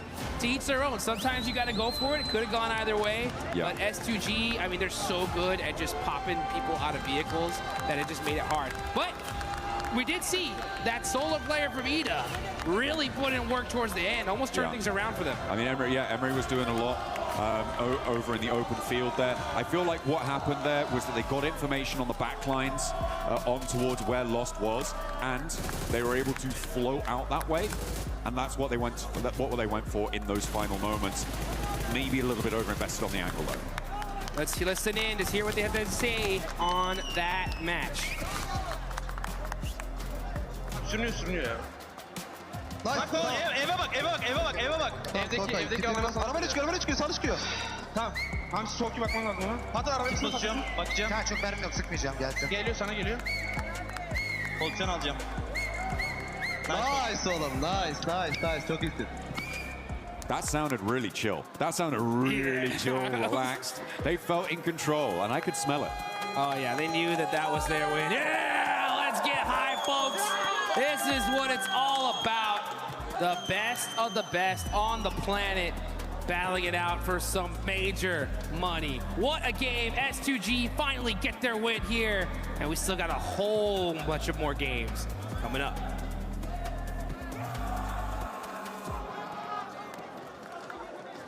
WC 26, I'm the 7WG, and I'm joined by none other than the record-breaking man, Snacks Gaming. Snacks, how are you enjoying Paris so far? I'm in amazing bonjour and representing India here doing the watch party. I'm the first Indian ever to host a watch party officially from the S-tier tournament, World Stage, World Cup. First Indian ever to do the watch party, and I'm super proud that these 8 boys, the game they showed in the group stage, the way they qualified, the standard they have set, because we don't get to play regularly these lobbies, and the way they adapted these lobbies and the way they qualified made us proud, and that's why I'm here. That's the biggest one, the way that they have adapted to the lobby. I feel like it's one of their biggest strengths too. We saw that with OG, we saw it with Godlike as well. Talking about Godlike, no more hot drops out of that team. They started performing a lot better here in these last matches. In the group stage, as they said, they did try to experiment the drop fights. I mean, they had a lot of drop fights, but initially for the first day of the group stage, they didn't feel good after taking the drop fights. They switched the playstyle and now they're playing safe for the initial part of the drop. Then after that, if they survive 4-man, you have seen the players' potential. The way S-Power clutched. I mean, I feel like it's going to be the clutch of the tournament. The way he played. The gunpower these boys have is insane. I just want them to stick together, play 4-man together, because in this lobby, it's all about team game. It's all about the way these teams isolate fights. And I wish they play together and they bring something really good performance back for India. And I'm hoping that's going to be the case, especially with the first round that we just saw, and then on the upcoming matches as well. I think they will be able to bounce back. I have got Light finishing in top 5 and OG finishing in top 10. Damn. What are your predictions, brother? I mean, I just want them to do good, because we don't know the struggle they have been going through. We don't know the grind, how much grind they have did. Everything answers only through the gameplay. I wish we get top 5 for both the teams. It's going to be a huge thing for India, because again, I said we don't get used to play regularly in these lobbies, and we get more opportunities because of these boys. And all these players watching from India, all these esports players watching from India, they'll get inspired and they'll feel motivated to do more for the country. 100%. Shukriya, bye. Thank you so much for joining us. I hope you enjoyed the rest of the show, and I hope that the Indian teams continue to step it up. Back for some more PMWC at EWC 26.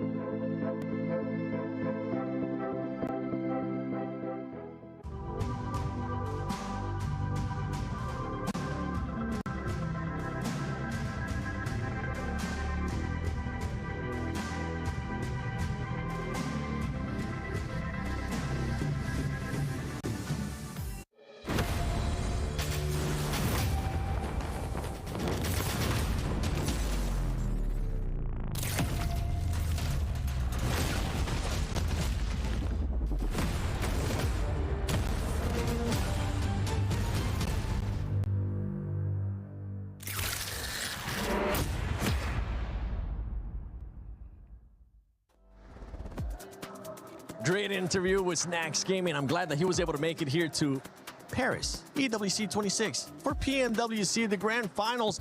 But let's talk about this game, because S2G, we finally got a chance to see S2G the way that we have been wanting them to, pretty much having to grind out that circle, having to push people away like they were able to do with Alula. It was clearly a Turkish wombo combo right there. First and second place got Ida getting himself to second place finally, right? Can talk about that a bit later on. But yeah, S2G, beautiful fight onto Alula. There was Godlike, there was also Nongshim Red Force, and they were all vying for that one Harry Potter tower down on the southern edge. And overall, the fighting capabilities of S2G have been soaring in the finals, and we just see more consistency, which is what I was hoping to see from this roster. Yeah, I mean, I really enjoy right now the classic Kamikaze, which is now canonically known as just the full center as a one player, and then just dominate from there. And the thing is, Kamikaze can get it done, which is super interesting. He just exerts a lot of control. Soul K from the backlines on that anchor, super cool. Wouldn't call it a wombo combo. I wouldn't be comboing Ida with S2G. That's not fair. I'd have them separately.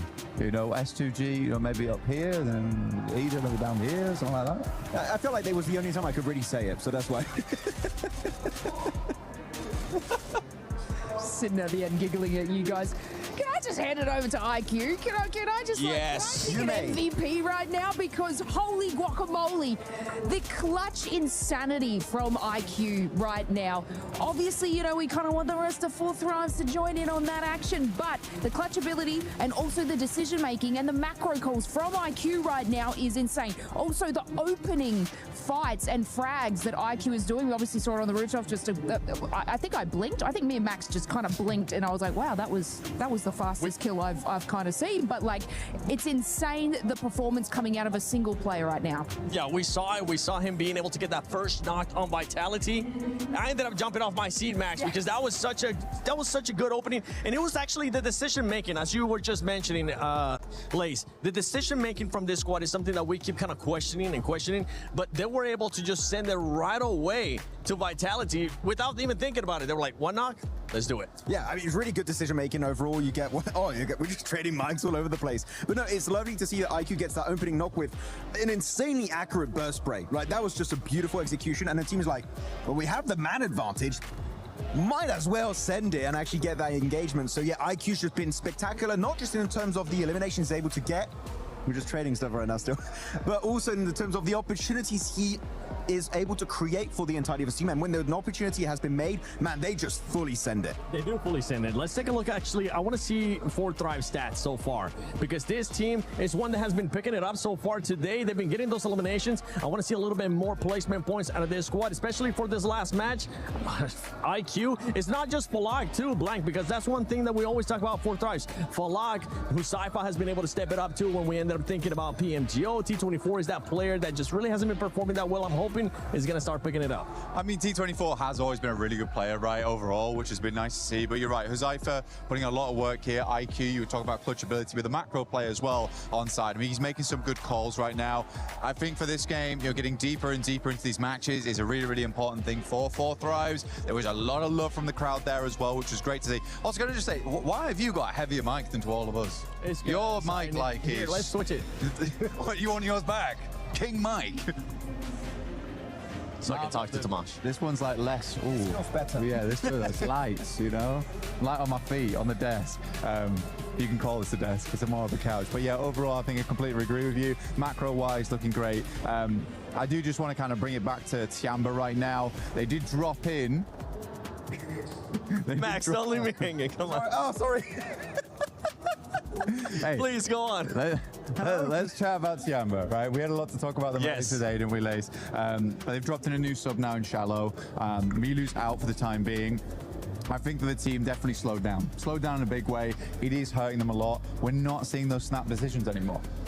Yeah, it's not even like that they're trying to do something a little bit different. It's now just their strategy is not working for it's insane to see. They're still making the same strategies, the rotates, but when going into a fight now, they seem to be losing it, which they're playing their same game, but it's not working out for them. So I'm seeing what I'm picking up what you're putting down here. Me too. And one team that's been picking it up, especially here in the last couple of games too, has been OG. OG has been able to step it up. We saw them finish in the top 4 situation right there. And they've been seeing, we even saw them in Rondo being able to get eliminations too, switching it up a little bit more, using the Rondo, since they're able to revive people, trying to be more aggressive, Max. Yeah, I definitely didn't see the aggression we witnessed from them back in their respective group, right? It kind of fizzled out. They've been more passive from time to time. But no, here actually a really good 2-2 split, maintaining that high ground position up north and sending 2 players down. I understand the reasoning behind it, but at the end, pushing that compound is incredibly rough onto Ida as we check out all of the winning teams of today. But I do want to highlight here before we do wrap up this desk, man, Ida finally gave up the drop onto Nigma Galaxy. Oh my goodness, thank you so much. It's good, right? You know, getting a second place off the back of that is cool. I was almost expecting them to clutch up there versus S2G, because that is very typical Ida, is just to get all the way to an end game and then just have a really silly win at the end of it. Yeah, Ida, sorry, I'm thinking about Fudia because I saw them being able to get that chicken dinner earlier in the day. But Ida, yes, I agree with both of you. I'm glad that they finally just stopped doing that hot drop and decided to change the mentality, because they were in last place before they decided to make that change. One team that's currently not in last place and is wanting to challenge that first place is none other than Fudia, and I believe Kalara's got a chance to talk to them. Hey guys, of course I am down here on the stage with Ayala, as I have him after this great performance here throughout day number 2 of the finals. My first question here for Erangel is, sorry, Miramar even I should say, in the second Miramar. You guys had great space control to be able to eventually get yourself to that win. So talk to me about that late game and what threats you might face. Queria perguntar como é que foi o jogo de Miramar para vocês, né? Ali no final, como é que vocês estavam se sentindo ali no late game? Qual foi a estratégia de vocês? E aí, tudo bem? Esse jogo aí a gente começou perdendo o chifre, só que a gente não desistiu e continuou querendo. A gente jogou bem esse jogo mesmo estando em trio. Então a gente ganhou os morros, foi jogando juntos e a gente conseguiu ganhar a play. So it was very nice play. We managed to get it through with 3 players, so it was really important for us. We made the right decisions, and we could get it. Awesome. So let's talk about the Rondo for a moment, because that was great as well. You guys eventually entered into the silos, the urban area and things like that. And I thought you were going to be in a lot of trouble, but you actually looked amazing in that execution. So what were your concerns on Rondo? Who were you kind of looking out for, and how did you execute that? A partida de Rondo também foi muito boa, né? Vocês entraram ali no silo e ficaram por ali, parecia que ia dar ruim algumas horas, mas conseguiram sair muito bem. Quais eram as suas preocupações ali nessa queda e nessa partida? O que vocês estavam sentindo? Nessa partida de Rondo, a gente começou bem, fazendo mais kills no começo, depois fomos pegando mais kills, só que a gente errou em algumas coisas no finalzinho que a gente depois da play conversou, então tomara que nas próximas plays a gente consiga ajeitar tudo para conseguir ganhar esse campeonato. So it was a pretty nice match. We managed to gather some kills on the start and in the middle game, but by the end we did some mistakes, but after the game we talked, we solved those mistakes, and we are better for the next ones. Fantastic. Well, thank you very much for joining me here, Ayala. That is it for us here down on the stage. Thank you, Kalaris, and thank you, Ayala, as well, for that great answer. And yeah, for this team, I mean, they started off hot today. This last match, though, ended up being a big old donut. I think they'll be able to bounce back. Ayala, you may have your driver's license back. I will bestow it upon you once more, because now the decisions to use the vehicle are working for you and not just going in there and seeing what sticks. But no, look, the elimination consistency from Furia is, you know, we always speak about it. They are a sort of an aggressive, dominant team. But now, you heard it from them. They're taking it there. They are moving a little bit further in placement points, which is exciting to see, especially on the map where they they got their chicken dinner, and the way that they were able to just wait. Sometimes they just get a little bit too happy, aggressive, and they're like, you know what, we're going to create our own play. However, the patience that they are showing now, especially Max, it's just working for them, and it's a great Furia look. It really is. I mean, I kind of want to go a little bit deeper almost on Furia, in the sense that I was expecting Silence and Ayala to put up big numbers, which they still are on occasion, but I feel like Higor has really risen up the ranks in this tournament. He's gotten so many great plays. Sometimes where players will give him a lot of 1v1s, and you don't want to do that to Higor, because you will get those eliminations if you give them that slightest opportunity to fight back. But yeah, Higor is looking great, so literally the entirety of Furia has that potential to be in the top 10 players in this event. But you got to remember, Igor, too, is a player that has won MVP in the past for Americas, too, when he ended up being in previous teams before joining Furia, right? So we know that he can definitely put up those points. We just want to see Silence even more. Silence, what's your pick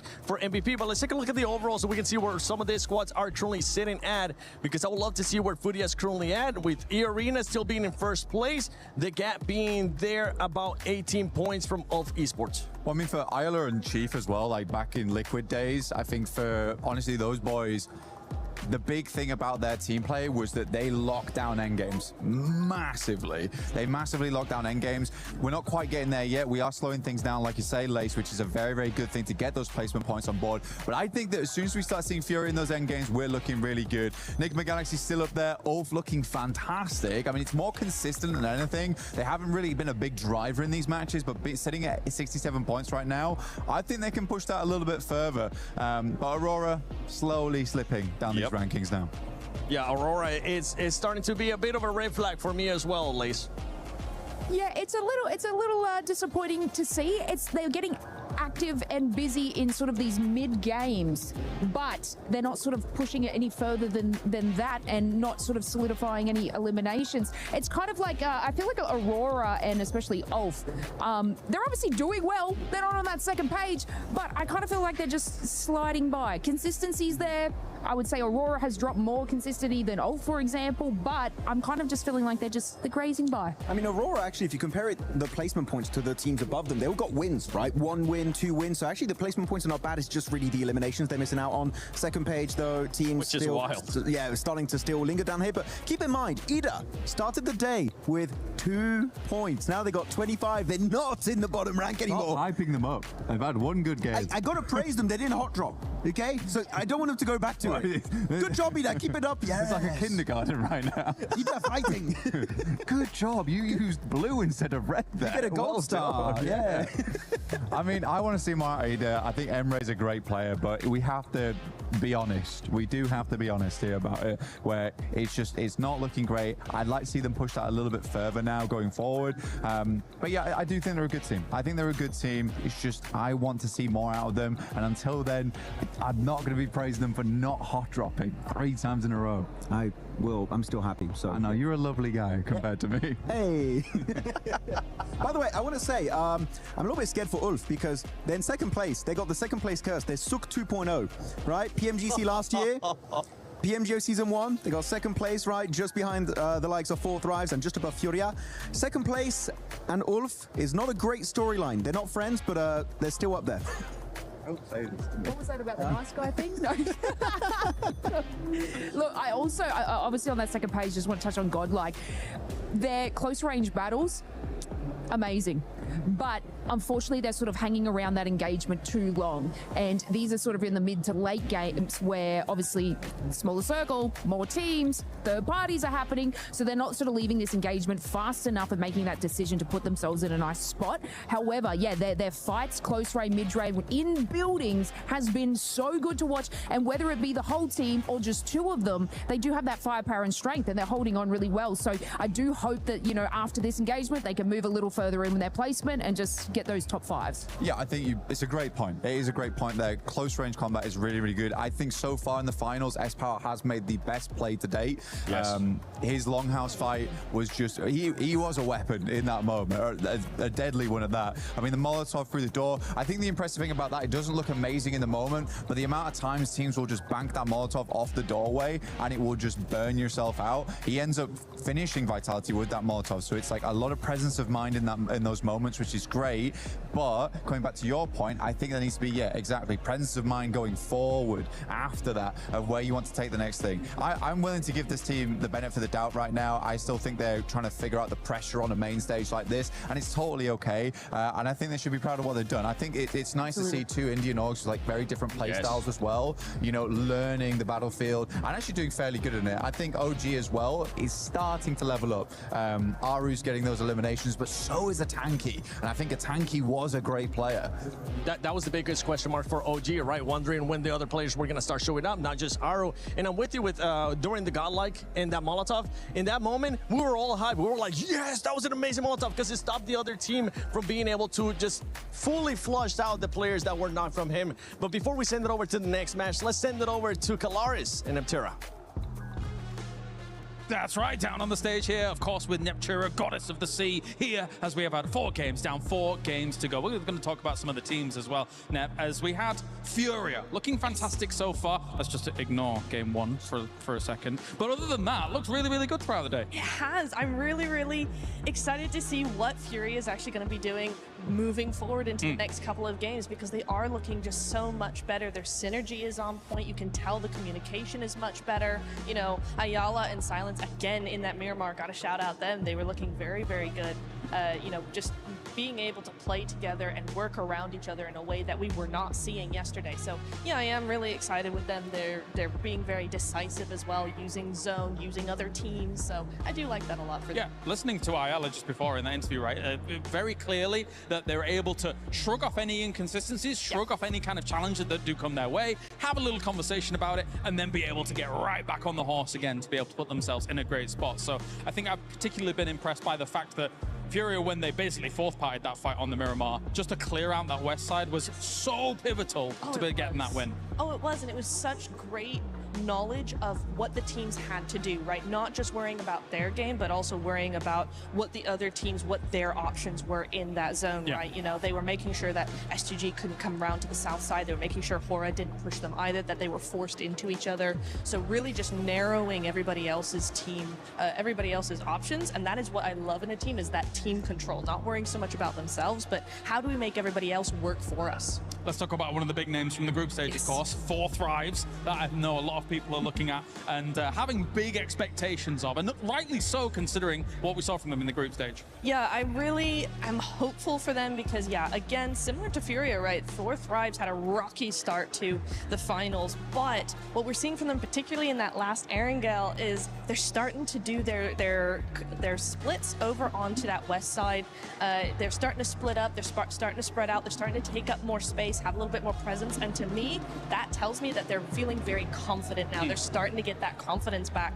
For me, I want to see just a little bit more of snappy action coming in. They need to make those rotations a little bit quicker. They need to make those plays a little bit quicker. Those decision making, the timing has to be snappier for me, but otherwise it's just looking really much better. There's been some good moments, but there is also the fact that this lobby has now leveled up even further. They were able to thrive in the group of death, no doubt about it, but it really has been quite the test here so far for them, especially when they find themselves in some of those split positions where, unfortunately, I kind of, again, like the Rondo situation, I think it's just a little too early to be there, and then eventually they get caved in on. Finally, let's talk about Flash. Yes. A team that had like big expectations as well coming in to this tournament as a whole. Not quite got their footing underneath them though. Do you agree or disagree? I agree. I think, I'm not sure what's happened, right? Because we did see them have, they never had a huge presence, I feel like, even in the group stage, right? They were never this massive frag team, but they always had this quiet dominance. They were always able to be in those end stages. They were always able to take home a few eliminations, even if it wasn't a podium win. And today and yesterday, there's not even that. There's nothing. They're playing very compact. They're playing very much by themselves. They're not really looking to other players. If players look at them, they're like, no, please don't do that. You know, it's just like, it's odd, and with just nothing in them. Is it because Max picked them to win? Possibly. It is possible. Yeah, possibly. Who just laughed in my ear? What was that? Was that our producer? I think it was. Even the producer knows about the Max Man curse. This is ridiculous. But yeah. Infamous. I think in the group stage they had some good splits and stuff like that. But yeah, we've got to get a little bit more here in the finals. All right, it's time to get into our next game here. Game number 5 of the day here for Pmwc Day 2 finals. Thank you very much, Kalaris and Netura down on the stage, leading us into the, not the final, there we go, get ahead of myself, goodness me. We're on to match number 9, we're on our middle billing of Erangel today, and we have one more match of it after this as well, as we are near enough crossing the halfway mark of our day after this one as well. Of course, this will be the 4th match that we played on our big bumper bonus day of 8 matches. Let's get into it. This Erangel is going to be a big one right here. We've already played 2 matches of Miramar. We had a Rondo, and now we are getting into our 2nd match of Erangel here. And it's going to be interesting to see just which team is going to come out on top, because we're starting to see a little bit of differences here, right? We're starting to see some of the squads at the bottom show up. It's good to see Ida make some noise, and honestly, if they were going to start making a run, now's the time. So it's good to see that movement happen. There's still plenty of games. We've seen plenty of times teams, boom, right, get back-to-back chicken dinners. And let's see if now is going to be that opportune time for Ida, now that they're no longer hot-dropping Enigma Galaxy. Maybe they're feeling themselves after that one. Yeah. They're just going to go back. Oh, that worked. Yeah. Or like, hang on a minute. We're quite good at this. We got late into that game. You know, let's go back on hot drop them, because we'll win now, right? Right? Don't think that's going to work out. Hopefully they stay away, but that might be good news for everybody who's facing Enigma Galaxy. We saw their 2-2 split out from Pachinki not really work out too well from them in that last game. The circle shifts were very, very dramatic. I think it's safe to say for the majority of the zones right up until the final one, where it started to get a little bit more sensible by that time. So many had already fallen victim to the circle on those shifts, on those rotates. It was pretty difficult to even get to that stage. Not many teams did. Plane path now sending down the east side of the mainland, going between Stalber and Severny and heading over to Novo. So potentially difficult to get out towards Gatka. And you know, this is the sort of situation where I feel like Ida might just go back to Pachinki. Oh, that would be a sight to see, that is for sure. But the plane's in the air, the island's down below. Erangel's officially open for business, and oh man, if we see them go back to Pachinki. They can't get to Gatka. I know they can't, but they gotta adapt. You gotta be able to make those changes. They're able to push themselves outside of last place. 25 points on the board.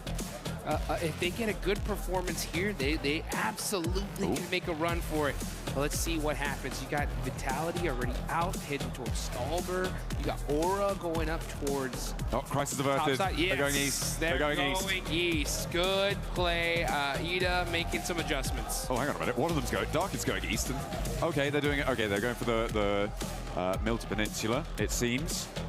Going for a little bit of a split drop, sending Darkin out, grabbing a vehicle to get on in and involved. Little Milton power action. Just because it's not Ida going to Pachinki doesn't mean anyone else can't go there, but I don't think anyone else has. So I was keeping track of that. There's a nasty circle for this sort of a plane path as well. Does a lot of work to push these teams close together. Sure, it has some of the military base in. It's just very, very unlikely. I would give it about maybe 10% likelihood that you're going over to that military base. Which isn't, it's non-zero. It's not zero. It's non-zero, but yeah, I feel like teams are going to really start to pack in around Quarry in about 5 minutes. That's what I would do. Honestly, I'd probably make that timing a little bit shorter, especially if you're a team like Aurora, loot up military super fast, get moving across that bridge and secure those locations really early on, because with so much zone in the water, this is basically, this is essentially like a circle 3 at this point. There's not very many great spots available. You're gonna have to get moving here pretty quickly. And you can also get moving inside the game and get yourself that Ninetales Fury Awe, guys. Go ahead and get in there quick. The Uzumaki Naruto event, by far one of the best collabs PUBG Mobile has ever done. Still around, don't miss out. It's looking fresh. You saw, if you missed the show match earlier, make sure that once this stream is done, go back and check it out. Yeah. It was mighty fun, and of course we had to let Alpha 7 win something, even though they didn't make it to the finals. Sucks for them. They were able to take that title there. The Hokages over on their own. Ah, the Hokages. In their own right. The little intro video as well. Revel looked super cool with that shadow clone. Dude, that was the sickest I really liked that. intro I've ever seen. That was hot. That was hot. Put that on the highlight reel. Hell yeah, absolutely. Get it done. Enigma Galaxy going to be chasing down the truck, getting those supplies. Although, look like they're going to be doing so with very minimal weaponry there. Haven't been able to quite disable it before it leaves the city. Where's the weaponry? Come on. Shooting it as it leaves. They're dropping 1 or 2 more crates out. Finally, it's on fire. So a little bit slow to get this one dealt with. But finally, they find some weaponry they can use to pepper the back of the doors there. And they draw it to a close. So they'll be able to leverage that. Zones still looking very dramatic on the southwest side. Nobody quite on the road, but 4 Thrives went to Primorsk very, very early, Jukes, which means that they will have the pick of the litter when it comes to taking a position into this next zone. I like the question for me is where do you go at this point when you know that everybody's going to be flooding out this way? For me, I feel like potentially some of the compounds to the east mouth of Quarry could be quite good. Okay. Transitions away from there can be difficult as well. And the reason I'm going for that is because I feel like I would want something that's at least on the south side, just in case it goes to military. Yeah, I would take the hill above Ferry Pier. I think that's the strongest Okay, spot. yeah. I mean, because you're right. That zone could, for some reason, I mean, it's been crazy today, right? It could yoink all the way back to Millie, and you have at least a decent spot to be able to get there pretty quickly. And then plus, if the zone does go in almost any other direction, you have that sight line of that field that's right above you. So you can get a lot of work done from that position. I wonder which team is going to decide to take it early. 4 Thrives heading into Primorsk so quickly, though, I think is an excellent decision, because if for some reason that zone does go to Millie, with Primorsk secured, they should be able to at least find some boats and make a crazy rotation on in. So it's not a bad idea. Enigma Galaxy getting out nice and quickly. Nongshim Red Force as well, moving in a little bit further south of this, and they will start to line the hills just north of Ferry Pier. It's like they are the first 2 teams to really make that break for it outside of their looting phase. And I'm expecting a response from 4 Thrives fairly soon, but so far hasn't really come on through. Ralph able to get a lot more scouting done than maybe he would have expected to. But they managed to sequester themselves nice and deep into towards this zone, which is, I think, going to play very well for them, taking the position just northwest of Ferry Pier. For sure. I mean, this is still a very, very close game. I mean, second place on down, one good game we could definitely see a team even like all the way down 12th place jump up really quickly. E-Arena have started to create a little bit of a point differential, though, in between first and second. Actually, I wouldn't even say it's a little one. It's a pretty big one here. It's 18 points between first and second. So E-Arena are going to continue to want to press that on there. At a certain point, though, John, especially if we see E-Arena like pop off in this game, I think the lobby is going to have to start taking notice of it, right? If you want to be able to slow them down from setting that point threshold so high, I think if you realize it's E-Arena by getting at least one elimination on them, you may want to put a little extra urgency on trying to take them out. Maybe, but then again, if you do that, you could be sacrificing your own point scoring potential. True. And like if E-Arena are that far ahead already to be into the situation where it might be an idea to do that, I feel like you're already running into the situation where you're just trying to get up as many ladder points as you can, right? You're trying to just step up, get from 6th to 4th, something like that, go for those jumps. I feel like that's the sort of stuff you're looking to do. Maybe if you're at the bottom of the tables you could, but even then, laddering up is still very, very valuable. So I feel like,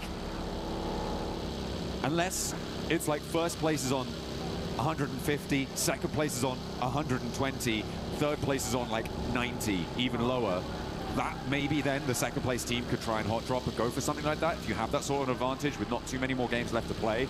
But outside of that very specific scenario, I feel like targeting E-Arena, I mean, given the form that they're on, probably just generally a bad idea. Yeah, I don't think we're gonna, I think hot dropping in general of them is just terrible no matter what the situation is. I just think that if you just somehow can see them, like for example, in the feed, you hear the shots. Sure. Maybe you do a little bit extra to try and take them out as Godlike starting to make some noise. There's S-Power with the run over. No fear getting taken out, but Sleepy, oh! We thought he was gonna get the thirst, but Godlike was right there to support his teammate. And a huge save there right on time. E-Arena are looking to come in for the third party from the west side here. They've already got a scout close by, and they've seen the elite Elam feed lighting up as well. Manya looking to suppress with an nades. Good bounce. Finds Sky on the flush. Will E-Arena be here on time? And Tiamba are going to join in from the north side as well. They could have an impact as they roll on up towards this engagement. A lot of players down. And there go Horror. Taken out, knocked for 6, Godlike able to send them to the bleachers. Oh, but here comes Tiamba looking to make things difficult for the side of Godlike. Admino is stuck with QZZ right there. Godlike get that fight done pretty quickly, but they're gonna have to make a sacrifice. Oh, the tire busted out from Anya and taken out as well. So man, Godlike just not able to catch a break here. Tiamba able to rock in with a good third party there. Vitality a little bit late to get involved. E-Arena wanted to maybe think about it, but they were too spread out on the western side, and so couldn't get involved, but Tiamba were there nice and promptly. The circle, in the meantime, shifted back over towards the bridge. Very Pier is a hotbed right now. 4 Thrives, maybe burying the brunt. That's just saw Coops in the elimination feed there. That's unhealthy. That's not a good engine noise. Here we go. Yeah, that does sound like that head gasket's in trouble here as Hozaifa is pushing up on closer to Furia. Oh, hops in the vehicle, hops back in. And now able to at least get a secure position. Ayala holding it down against 4 Thrives. It's a party at the beach. Very Pier is jam-packed. Get your sunglasses out. Get your tanning oil on. It's gonna get toasty very, very quickly as teams crunch on in. Maybe a little bit of calm though before this storm. Oh, I don't know. It's feeling pretty disturbed right now because everybody wants those central positions. But you're right. It does look like the teams are able to secure most of them for now. Nongshim trying to get an opening knock here on the OG. They got to be careful here. They're getting mighty close. Oh, and Hyunbin gets that opening knock. Nongshim, are they gonna press this? Looks like they are. Hyunbin up close and personal. It's Nongshim Red Force versus OG, and OG are getting picked apart here. Aru's gotta find a way to buy himself some time for his team. Okay, well, I mean, a good answer over towards Nongshim. That knock over there is going well. In the meantime, Ulf lost a player. I believe that went over to 4 Thrives over in Ferry Pier as well. Zaru gets back in, looking for those reses. He's gonna get him. Oh, hang on a minute. Power. Godlike. Oh, S-Power with the double. Godlike? Godlike from the other side saying, we need some of these eliminations. Just a cop left for Orangutan. Needs to get Aru back, and S-Power says, you know what? My work here is done. Peace out. See ya. Sends back. There are only 2 players. Staying there for too long would diminish the power of the position that Salme was holding, allow Tiamba in for the north. They needed to reinforce that, so the fact that they're able to extract points and let loose some of the pressure from that south side as well is excellent stuff, so he knows he needs to be prompt on that. The circle goes back over to the mainland, so we are confirming over there. Tiamba trying to leapfrog that godlike position. Looks like it's going well for now. Ida as well, trying to send in from this northeast side. Got S2G over there by the Blues. They're going to have to come down that hill and find a way in. The thing is that it's all open field there. You got Vitality holding the north side of the circle. You got one of the players from S2G. That's Pmwc. He's going to be trying to get some angles here to see if he can find at least a next position for his team. But Ferry Pier, like we mentioned, completely stacked. Take a look at the replay here. Huzaifa. Oh, nice shot there. And pick on the Solus. Yeah, I mean, there's a complete broadside there. No way hiding from that one. In the meantime, Nongshim Red Force trying to hold down the bunker. Emre pokes his nose in. And will not like what he smells.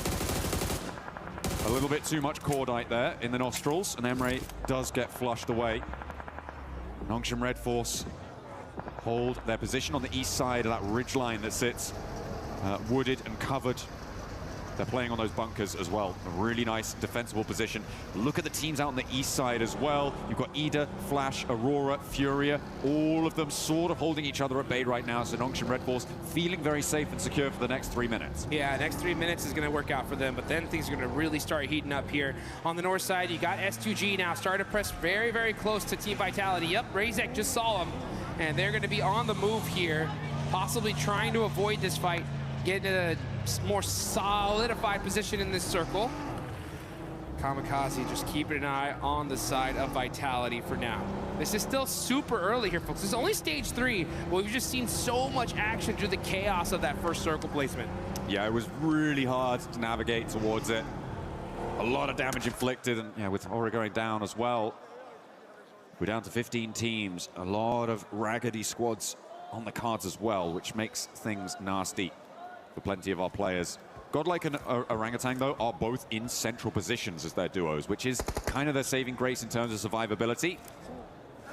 They'll try and keep things going. Irina on the west side, holding around that quarry. They've left Schweppes actually onto the Primorsk Hill on the northeast side of it to be that off angle for them. But they're kind of keeping out of it for now. They're kind of chilling on the west side. So for Irina, we're still waiting to see what they've got for the rest of this game because their path forwards may lead them to clash with Vitality or with Godlike. You can see Schweppes, though, from E-Arena. He's all the way down in Ferry Pier, just getting some sight lines, getting some intel for the rest of his squads. Got to be careful not to get too close, though, to the side of Nigma Galaxy. Now you see Aurora Gaming. Let's see where this next zone's going to go, though. That's when the fight's really going to get started here. Zeol is going to eat a little bit of blue damage. He's keeping an eye on Flash. Uh-oh, yeah, he's trying to play this quietly, hoping that he comes in this direction, but instead goes in the opposite. Next circle does pop on over, and it is heavily to the east side. I mean, this is good for Nongshim Red Force, right? On their position. We were talking about that before. The fights on the east side will need to conclude. Tiamba sending in a might challenge on Orangutan's position, but it's fairly open on those hills. It's going to be very difficult to hold. Fortunately, there's not too many full squads around them. Nongshim spot a player from Flash as they try to move in. Aurora taking a chunk out to Tiamba. Now looking to overwhelm, but they've lost a player on the roll-up. Orangutan try to hold it down, but will not be able to face the might of Tiamba, who are fielding Shallow now on their roster, leaving Milu out, and he is not needing to get him back up. Down to a duo. Eagle trying to get that first aid off. He's going to be able to get that for sure. On over to Ferry Pier. Nigma Galaxy are set up. They're going to have to push into this next zone as well. Circle is closing. This is stage 4. The blue zone really starts to put in its damage here. Let's see what Nigma Galaxy decides to do. It looks like they're going to be most likely prioritizing the shoreline. That's why they're applying so much pressure to the side of Al-Ula. Quick ends up catching. Yeah, that's 4th Rise with Zaifa out. And Yeah, looks like Al Ula are going to be holding this very pure position. We've seen them do this before. S2G were able to bad beat them in that spot using those hovercrafts in a game not too long ago. So let's see if Al Ula can turn things around. Try and hold that west side. I mean, for 4 Thrives, a little bit of a lost opportunity there. Remember how early they were in Pmwc, Dukes, and they didn't manage to transition fast enough. Both Nigma Galaxy and Nongshim Red Force both got ahead of them in terms of getting to the positions in that area. It's a little bit unfortunate. I'm not super happy about it. And now they find themselves in the middle of a fight that may not go their way with 3 full 4 squads. Sorry, Ulf only have 3 players, so with 3 squads surrounding them. Luckily, they are in the zone, so they aren't super under the impetus to move, but they may want to. Yeah, now we're looking over at E-Arena, the top squad right now. So many points on the board. Nice point gap. Looking to make that and push it even further beyond. Team Vitality looking to make some noise on the north side. Everybody just trying to find their spot in this next circle because this next zone's most likely going to push north. And if it does, that is wide open field, which S2G have a decent position in. Tianba and Nongshim Red Force are pretty locked down. But these teams on the south side of Ferry Pier, honestly, should already trying to figure out what is the path they're going to take into this next circle. And the only way they're most likely going to get there is through some insane shots. I'm looking at the shaking and moving right now for E-Arena because now is the time that they need to transition into a pivotal point in this game. For the time being, for the longest time in this game, they've just been on this west side, waiting, playing that edge, assessing the situation. But now they need to start to move forwards, and that is not how you want to start it. Salme immediately goes for the flush, and he's gonna go unpunished for the moment. I don't think they've got an answer here. A nade up and into the top floor of the window for Tony K doesn't connect. Zest Power hiding somewhere else in the building there.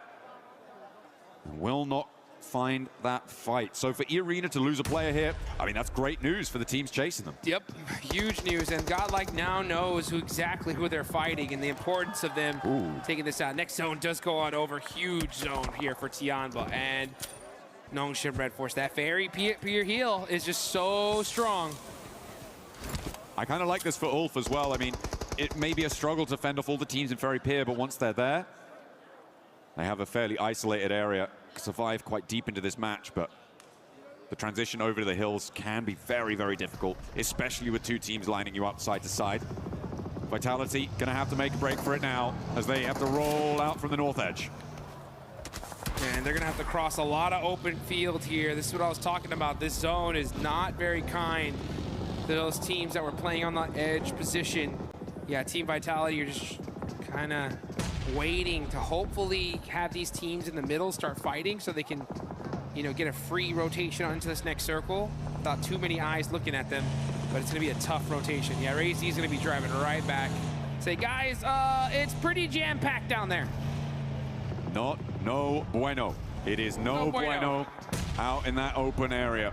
Nigma Galaxy finding the back tail of Al Ula and able to drag that one back. Claws does fall.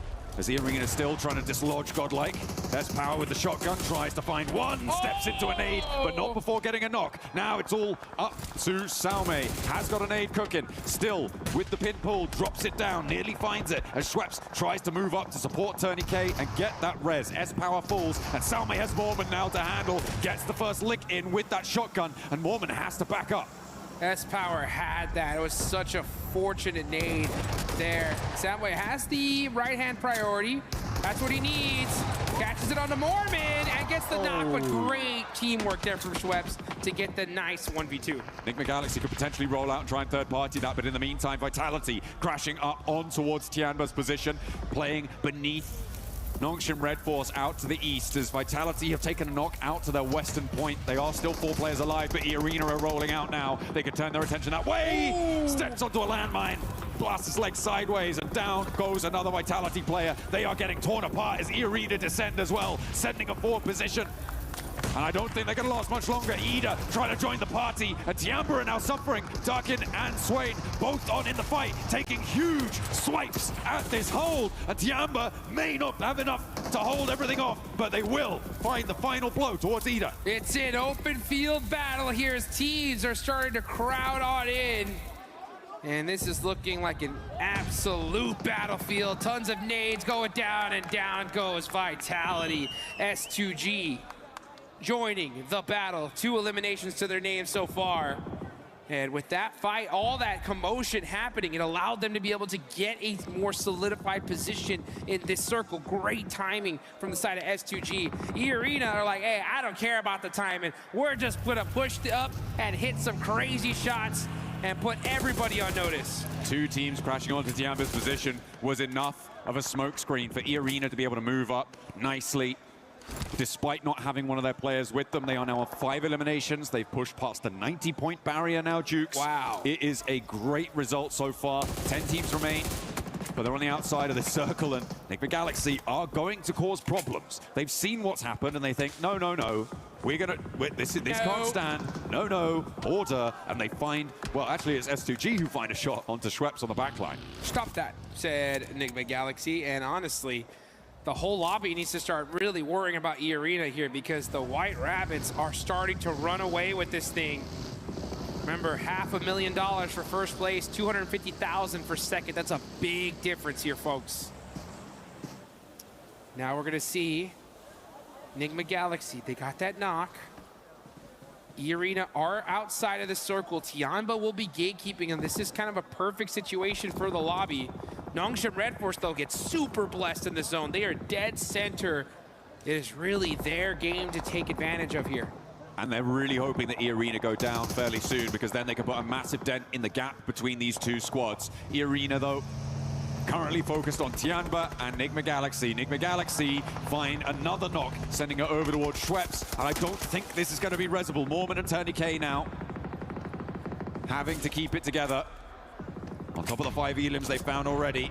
And Lost might have an angle on it as well, suppressing that angle, but Mormon goes down, can't hold face against Enigma Galaxy, and no knocks are sent their way either. Mormon gets flushed away as Schweppes does get back up. Meanwhile, over in Ferry Pier, Aurora, Alula, and Ulf all coming into the fight. It is getting chaotic down there. It's getting messy as well. Turney K, the last stand for E-Arena, and then Enigma Galaxy have to push into Tianba. And nobody's happy in Ferry Pier either. It has been non-stop action for the last 7 minutes. Fight after fight after fight. These zones making things so difficult. And yes, Enigma Galaxy are now on the push. They want to be able to finish E-Arena out completely. They don't want them getting any more points. And I believe, yes, with that nade, that's gonna do it. E-Arena finally taken out. But they still put points on the boards here, John. So it's like no matter what the situation, they are constantly moving that needle further and further and further. Absolutely, but for Nongshim Red Force, this is a beautiful position. They were able to do a lot of damage to Furia, leaving them on 1 player alive. Flash are going to crunch in behind it. Potential to pick up points there. Aurora are going to have to leave into the sightlines of Nongshim Red Force. There is a big Elim potential game here if they can close it down, because they are in the driver's seat here and they need to keep control. All these teams need it. They all need this chicken dinner and all the eliminations. Nice. And that's Furia gone. Nongshim Red Force. Man, XZY with 5 eliminations all by himself. Gonna have to make a play here. He's got the shotgun, but the suppressive fire from too many angles, making things difficult. Nongshim Red Force are still here though, but here's Bose from Team Flash. This nade could be big. Can he thread the needle through the window? No. Oh, so close. Not quite on the first. Has another opportunity, S2G as well. Launches another one. Don't think that went. Oh, no way. I didn't think that one went through, but it did. And down goes this Nongshim push. They flexed out from their position, Jukes. It felt like maybe it was the right time to do it, but they underestimated the chaos on the eastern side, and they've let slip the strongest spot in the circle, and they will leave it all up to So Easy. A real big opportunity for them to put a massive jump up on the tables. They can still do very well from this location, but they have really had the juice squeezed out of them. You're so right. I mean, they put some good, solid points on the board, but it could have been a whole lot more, that's for sure. Let's see who can take advantage of these missteps. Enigma Galaxy are still here, 4 eliminations. Aurora with 5. Big win here could put them all the way up to 2nd place very, very easily. Tianba right there close as well. Team Flash, yeah, with that last player, Bose, just trying to soak up anything for his team at this point. Next circle does go, and up, and it is going to be down to that southwestern side. Enigma Galaxy barely have a position here, but this is all open field. It's time to It's time to hit the deck and hit some shots. Satan getting peppered from both sides. He goes down. He was waiting to take a shot over towards Tiamba as well, but S2G take their turn at Tiamba, but it's not going to go well for anyone, really. Enigma Galaxy trying to step up, S2G trying to move in, but nobody can find an opening. Thanks to the suppression from Aurora. Solke goes down, and Tiamba are holding their nerve, but only one player now left standing. QZZ against Kamikaze. Over the bonnet, tries to find the shots. 3 rounds now left in the back chain before the S12K gets the reload, but it's not enough. Kamikaze keeps S2G in there, and Solke may get back to his feet. They don't have a lot of time, though, because the zone is moving in. This area is looking like a dang blender. Shots happening all around in every single direction. You gotta find a way out, though, as Doc now on the push, looking to shut things down, getting up close and personal, but it's Coops. Coops on fire, literally now, as those nades, Molotovs, too strong. Oh, no. Coops by himself could not hang on. And now Aurora ramp up the heat, turning up the thermostat on the lobby. But in the meantime, S2G, they may just get themselves back up to 4 players alive here, Jukes, which is kind of crazy, given the chaos that just unfolded at their feet. Remember, Tiamba were there. They were taken down just about with the assist coming in. And Nongshim Red Force still alive, by the way, with their solo player up and into 3rd place guaranteed. It's a little bit less efficacious than they might like to be, given the position that they held, but they'll take it. Huge game, huge game. Honestly, it's so easy to play this quietly. He can disrupt this pretty big time. But you can see S2G, they get the full reset, and we get to see them bust out the welding gun as well. So they're going to have their vehicle all set up. As far as when it comes to zone control, though, it's all Aurora. They have this entire zone locked down. But the thing was, they had this advantage before against a team of Nongshim Red Force, and they lost that game. This is their chance to make up for it and secure this chicken dinner.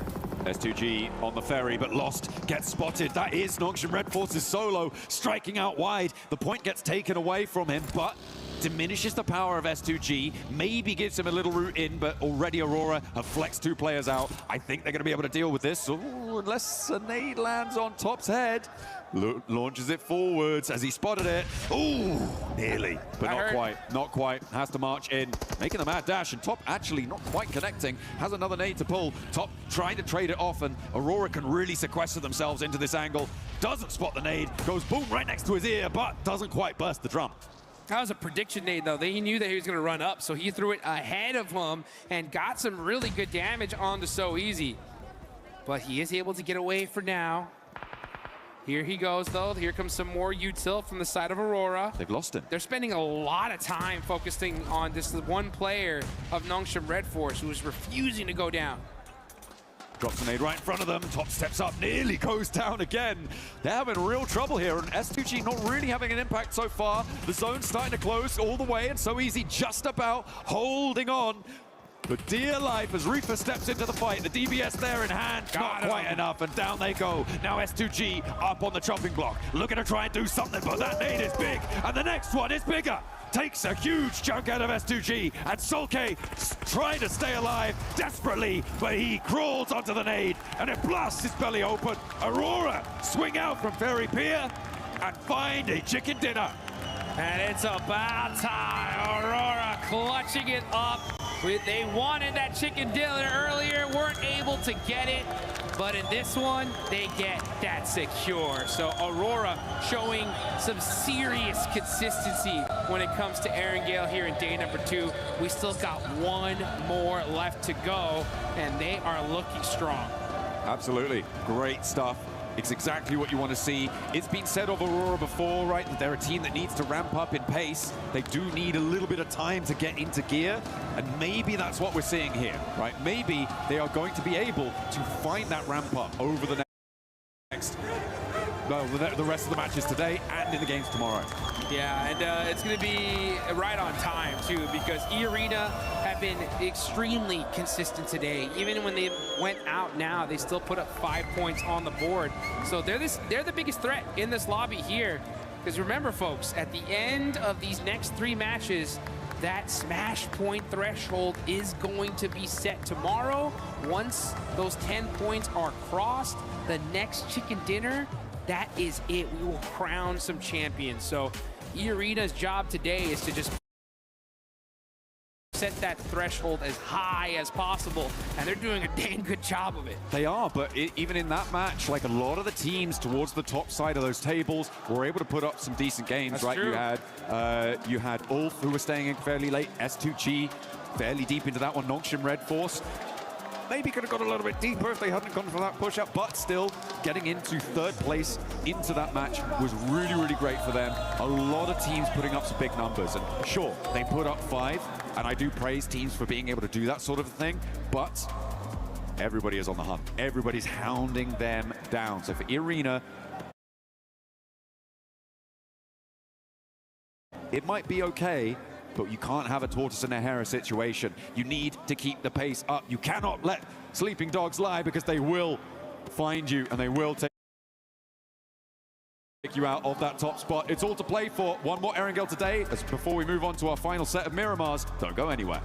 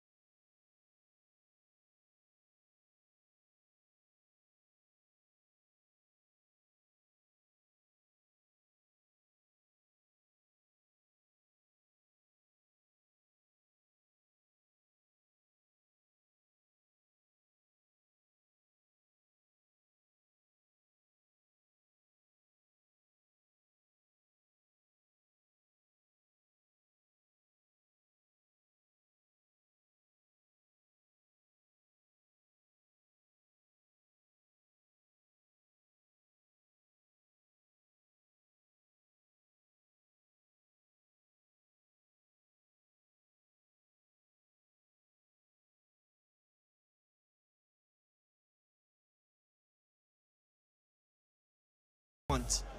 And I'm still trying to get, and I'm gonna continue to try to get. So make sure you guys check that out. This was co-created with PvP creator Nana. Make sure you log into PUBG Mobile, get that lucky spin before it goes away to get your PMWC swag. But now, Aurora, yes, that's right. Look at this man. This man is absolutely ready. He's been cheering for Aurora for the longest time. But Max, we got a chance to see them play that so well too, and just pretty much like a boa constrictor, just squishing everybody in. Oh, yeah, like a snake. Well, they weren't really snaking in, actually. They were just dominating and eliminating everyone. But, like, finally, no throw from Aurora Neptura. Yeah. They made it. They saw it through until the very end. And we actually see Ziola. I said he was very impressive. I wanted to see more from Reefus and Doc.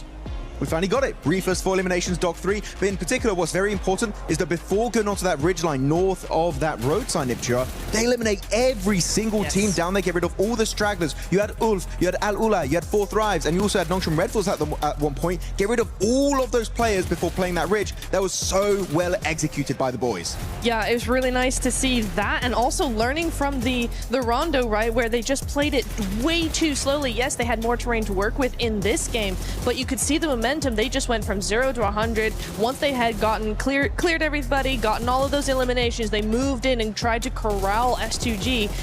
S2G let that happen just a little bit. I would much preferred a better fight from them for sure. But for Aurora, that was much better, much more what we're used to seeing from them. This is a herding team. They control teams. Teams don't control them. And right now, this was them controlling teams. I literally wrote down on my notes that, oh, S2G, they looked really good at that sort of northern side. This should be a nice win from them. They got the hovercraft, exactly. You know. But no, I have to agree. Aurora played that incredibly well, and they were able to take that time to make that spacing. But also, did you notice like Nongshim so easy causing a little bit of chaos as the solo player between these two full teams? I mean, that was kind of crazy to see as well. I was looking at S2G obviously to have that, you know, they were denying the flank from Flash coming around to them. They had a nice 2-2 split on that north side.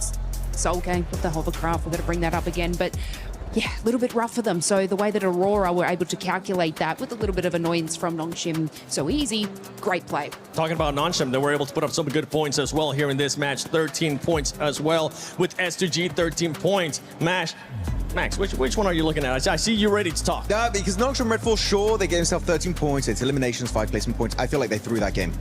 Generally, I think they could have at least bare minimum gotten a top 2 in that position, if not an actual chicken dinner. But then Furia, which is not on Longwood. They're not even on the dip on top of Longwood. Then like this one shed on a little plateau below them.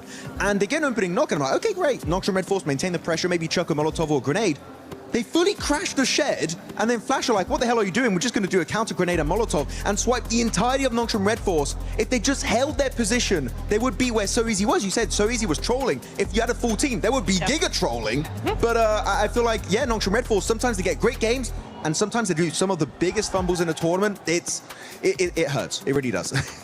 I think it's a great example of something that happens at every level, as we're seeing here, right? Where you get that you get tempted to actually full send into a position, but you've got to really think about why that team that you're fighting fell down so easily. Generally, it's because the position is bad for one reason or another. It's very constricted there. There's a little ridge around that shack. It's very, very nadeable. Lots of areas to bounce that utility off. So if you're gonna push something like that, or if you're fighting against, hang on a second. If you're fighting against them, right, you don't push that, because then you yourself get naded as well. It's very nadeable for a reason. Yeah, and that match was a perfect example of what can happen whenever you end up just catching up even more to that first place. Arena ended up getting 5 points. You can see Aurora Gaming just jump up to that second place with 81 points. What was a 1 point and 18-point gap to that second place has just now closed up to 9 points. I'm so happy to see it, because we saw throughout the entirety of today, right, they were a podium team at the very start, slipping,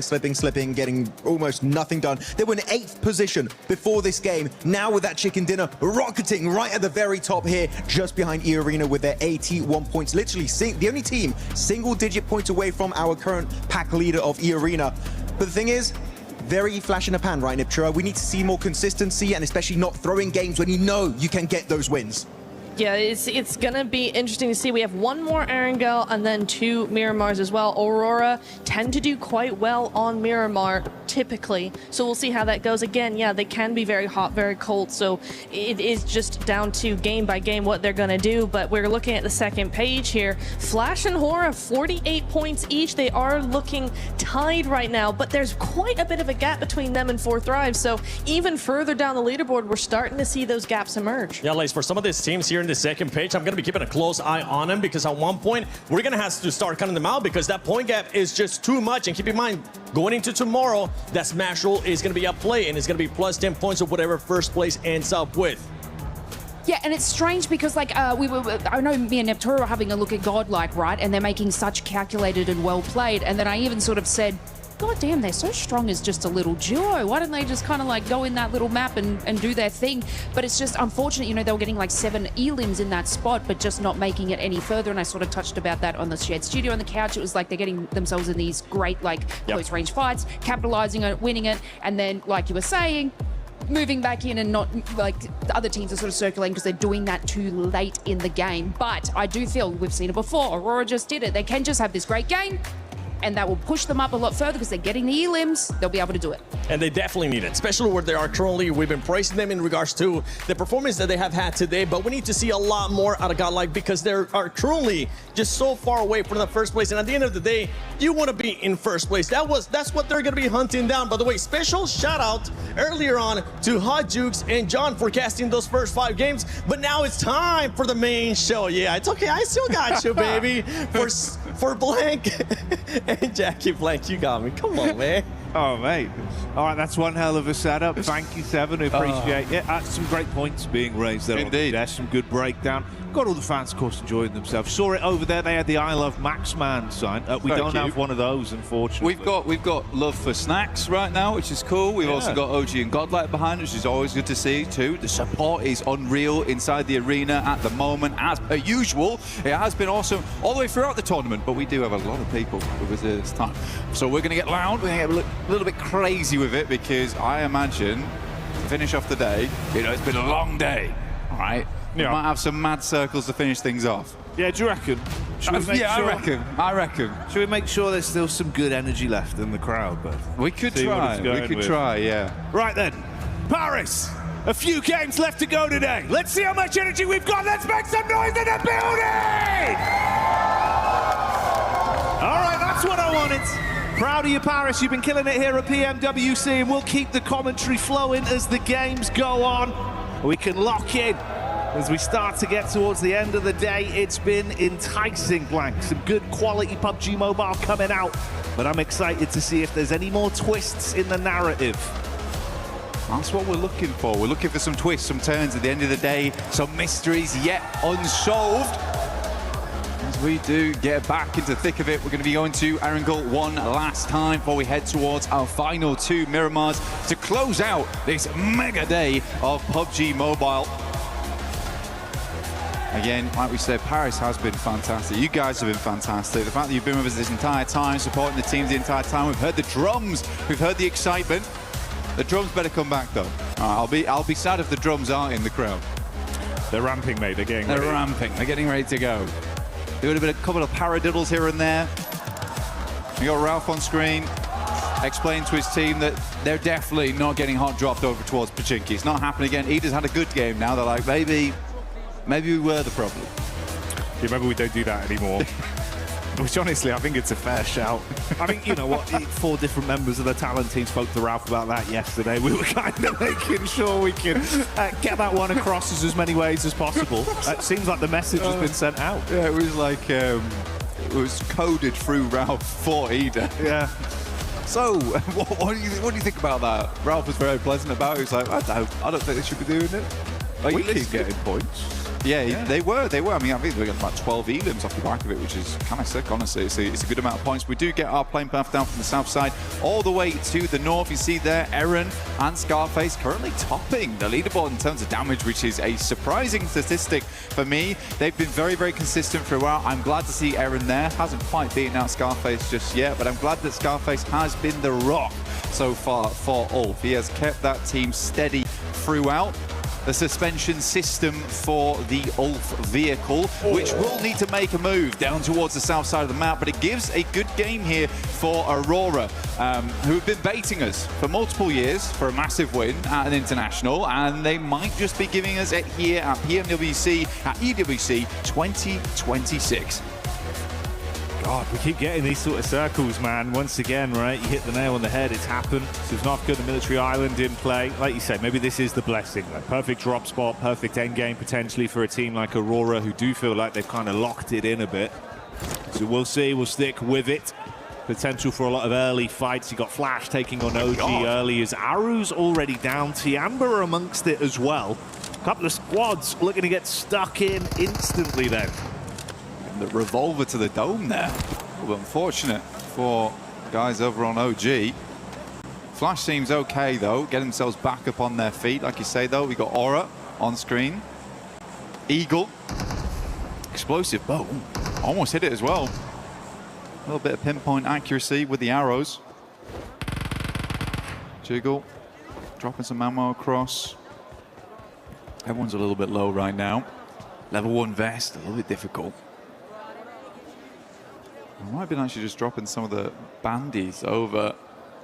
Well, Sleepy is having a troublesome time getting towards them. I think he's in an awkward spot. Sky, though, is coming in from the other side of things. He's over towards the north side of Severny, so this is a long exit for both squads. I don't think any team wants to be here. Tiamba, as well as Aura, stuck in this awkward engagement. Eagle with a Honey Badger at distance on the sidelines. E-Arena also swinging by, but they should get gone.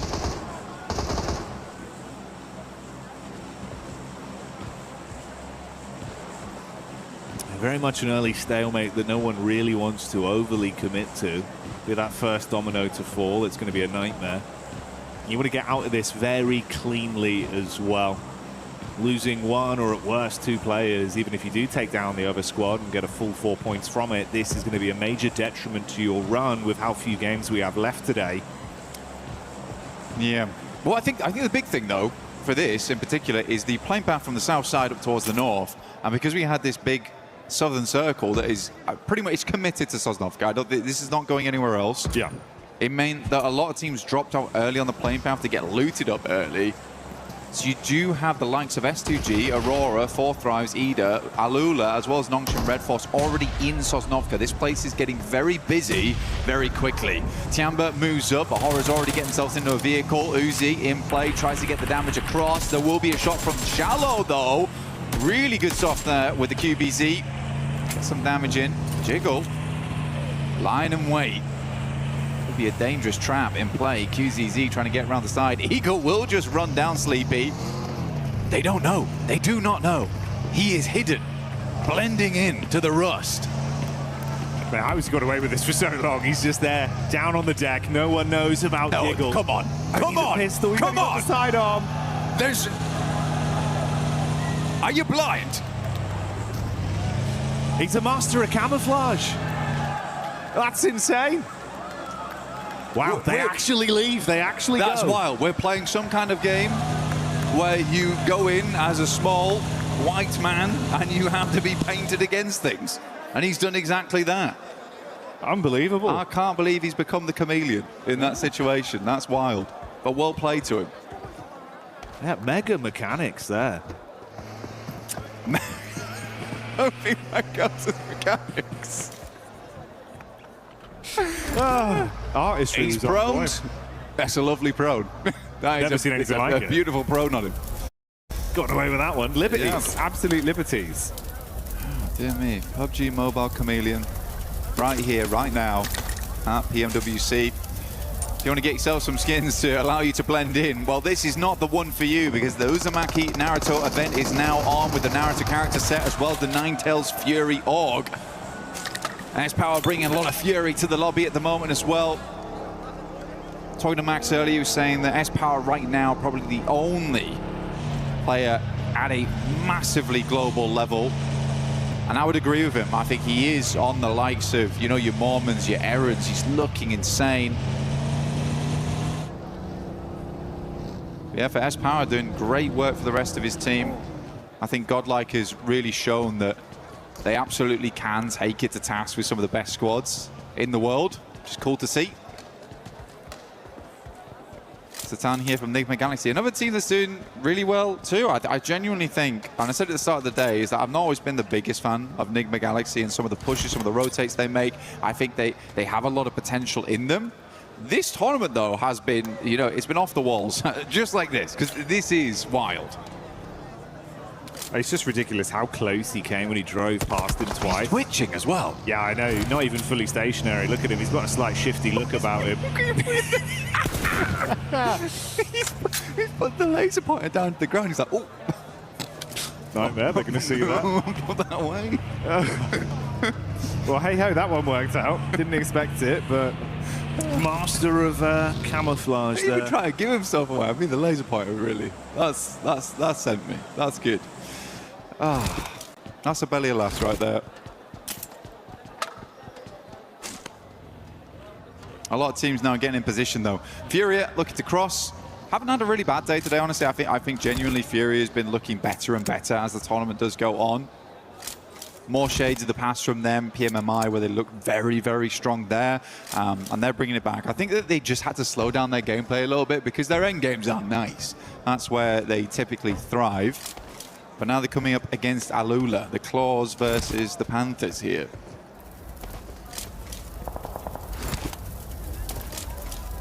Giving us the proverbial question of which set of claws are sharper. Are they both depicting Panthers, though? Because that would be...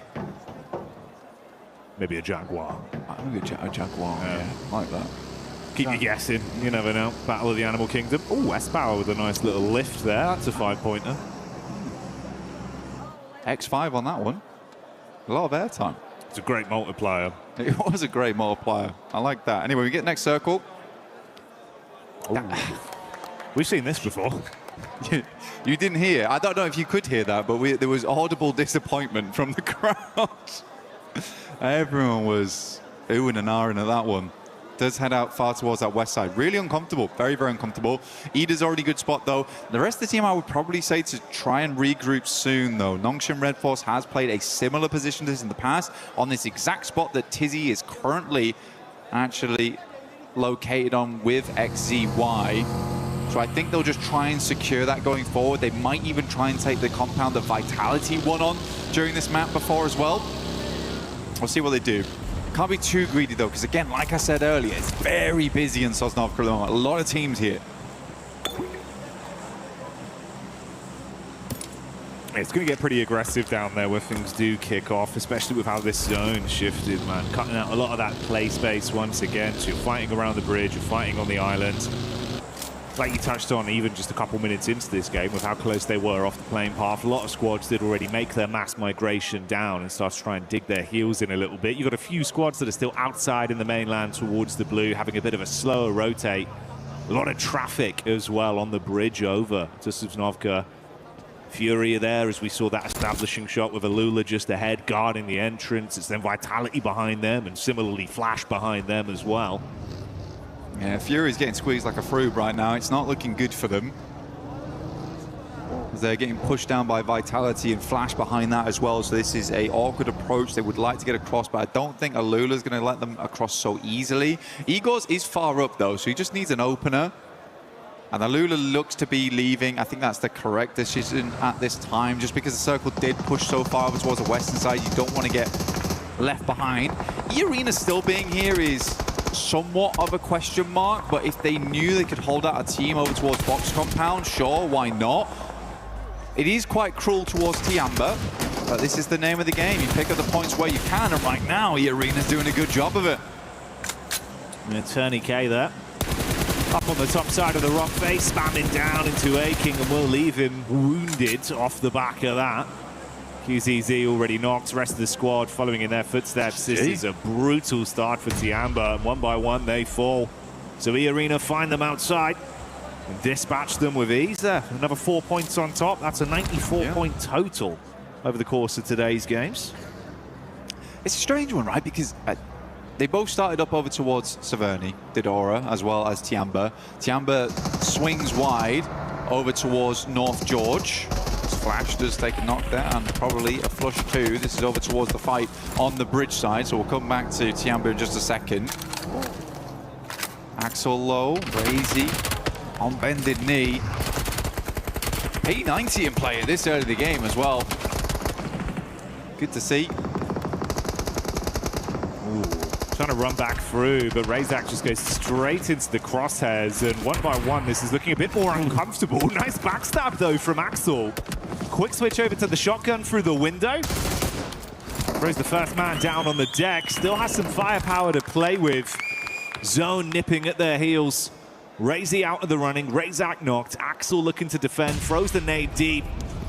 Thankfully for Bowles, he was able to reposition. That one isn't going to hit him just yet. Ooh, he's closing the distance, though. Wants to really get in there. Oh, wow. My God. Response back from Axel's quick. And he can get the meds in as well, Blank. Vexy should just about hit this. It's close, but picks itself back up again. We'll go for the res over towards Razak. This is a good recovery right now from Vitality. Sadly for them, Aura has made an incredible run down from that northern side. They are fast in position. Bozy is down. Nigma Galaxy currently holding out Ulf. Got Lord up on high. Ketch has no idea. Caught in the broadside. Will get taken down, but a lovely refrag coming through from Eren. Ulf likely will now play on as 3. Look worse and worse as time goes down. Lord the only to fall here, and Ulf has been very much struggling to pass on by through Nigma Galaxies. The circle in the meantime did move further down towards the south. IQ taking a tumble though. What's happened there? Yeah, this is not the dream at all.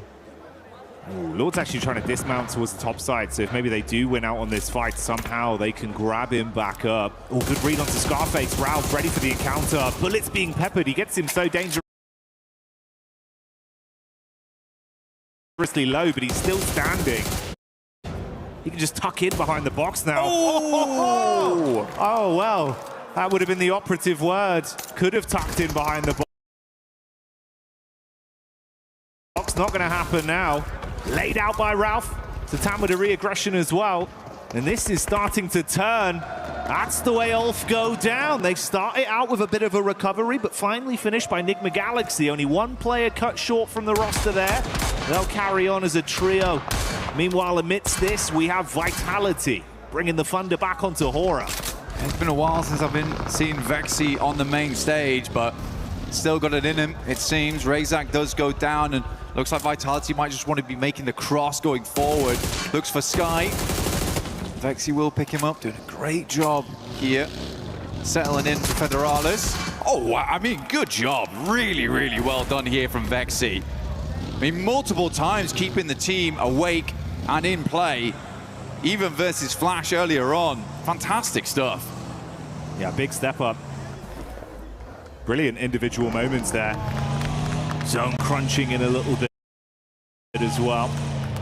Ooh, Vitality suffering casualties, it seems, with the Elim feed lighting up. That's Flash that are trying to defend the entryway over the bridge. Another headshot from Tops has shut down Vexy after the good form we saw from him, and Axel has fallen due to the damage sustained. The zone eliminates him, and Vitality finally buckle. Yeah, it's just, there wasn't a lot of boat rotates from a lot of these teams on that north side. Spent a long time looting up. I don't think they were quite prepared for how southern this circle was going to end up going and how quickly space was going to be taken out of play. But we are in a really awkward arena of the map as we head down towards the southwest side. There's a couple of compounds around here, a lot of open space going forward. Ralph moves up to the plate here. Tony K goes down first. Good shots from him. Will finally fall there to a sideline. But Mormon just cannot hold on. In comes Godlike. They don't care, they're going straight past. We hear the godlike theme music start playing. They want to cash this one in as they drive past, steal Elims where possible, but focus on the bigger picture, getting into the zone and starting to advance into an actual controllable position on this one. Coop's getting right back towards them. They're going to pass each other. Okay. Like a friendly handshake there. Felt like I was in Interstellar for a second. Yeah, Coop's looking further to pick up his teammates, but actually went back for some more. Satan, I think, is back up again. Not sure about Ralph. I think Ralph did fall down, but This has been a really good game from Ralph. I think it's not, I don't want to say rare, but he's been making some good flex outs this game. Sometimes his flex out can feel a little bit questionable. This time I was super happy with him, blasting the toe caps off of Scarface as well. It was really incredible to see. Just give it one more bullet, and that was enough. Hazaifa up on top, Godlike tried to send it. Got further and further in, but Hazaifa laying down the law.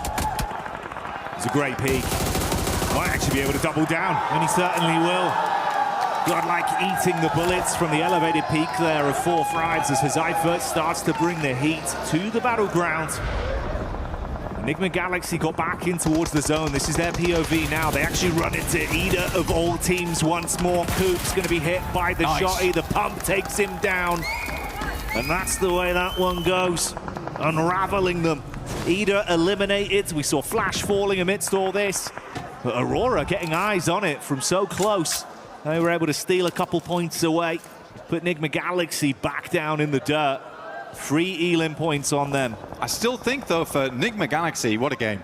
What a game, honestly. It was a real tough scenario they went through. They end the match on 10 Elims. I think that's a good profit. I think you come away with this one thinking to yourself, we went through hell and back just to get towards this location of the map, and we still came away with 11 points total. So very, very well done. Because we do only have 6 teams left at the 17-minute mark. This is the quickest we've seen the lobby cold before, off the back of a really horrendous circle. S2G set themselves up, Kamikaze as per usual, flying in towards those front lines.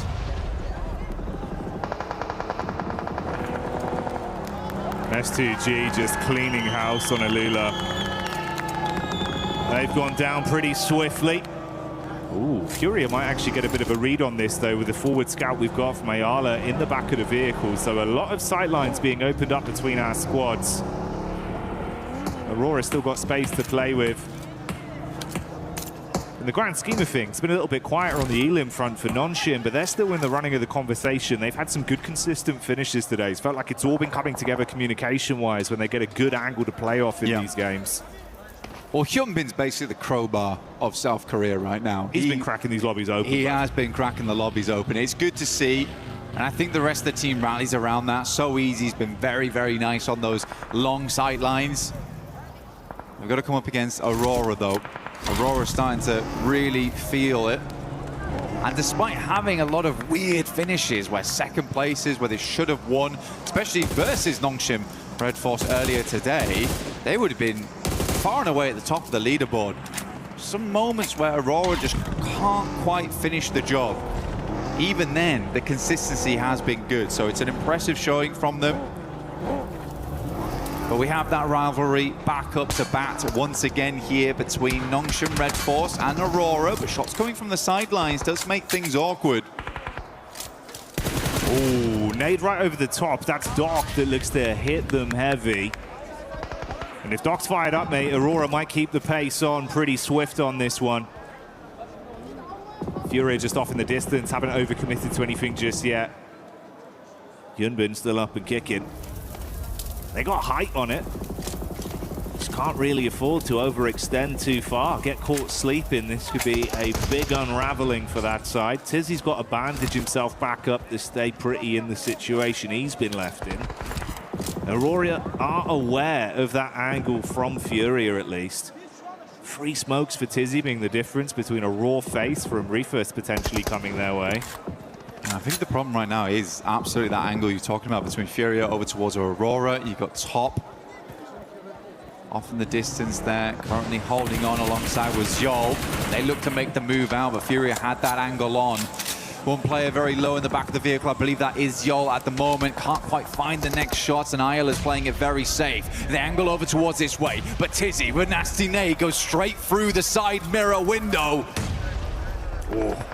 Response back over, they dash some nades of their own on target, but it's actually a response from 4 Thrives. Pulling up to the party, looking to third party on this one. Aurora trying to withstand. Nonshin going down as the last man, and So Easy will collapse from it. Doc already piecing out. Ooh, mate, that's the rotate straight into the camp of Furia. That is very On point for Doc. He's got that Doc in him. Yeah, that's the brand right there. Moved instantly over towards Furia, held that angle, made them feel a little bit afraid, right?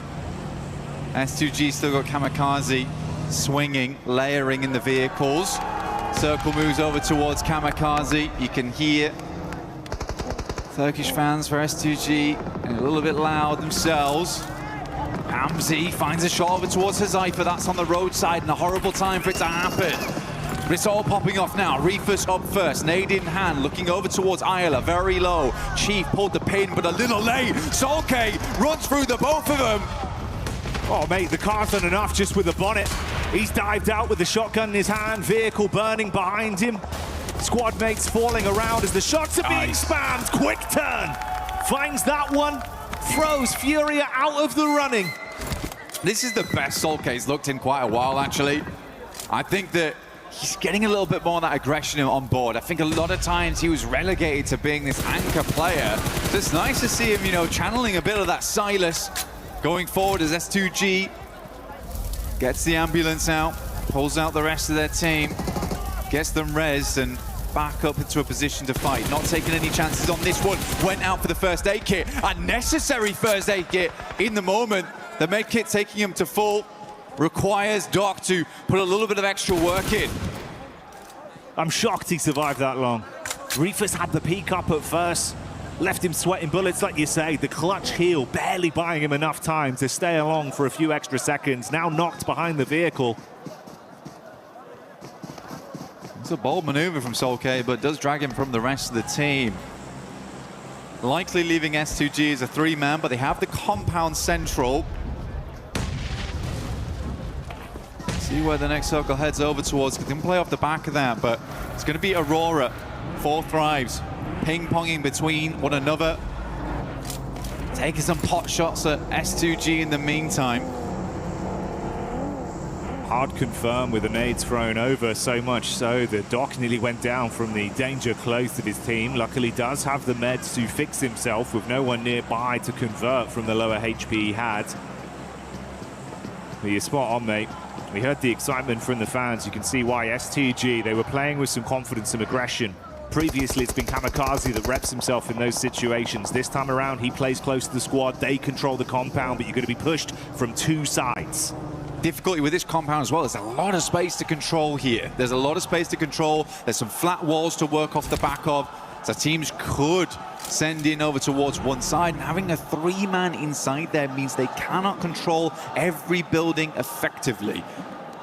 So these 2 on the side here, this is over towards the eastern edge. Sat on Aurora's angle. Possibility to move in. Oh, S2G's just got to be very quick with this, but you know as soon as someone makes a move for that compound, the other team is going to fly on in. They're likely just going to wait this out until the circle confirms this is a definite compound finish.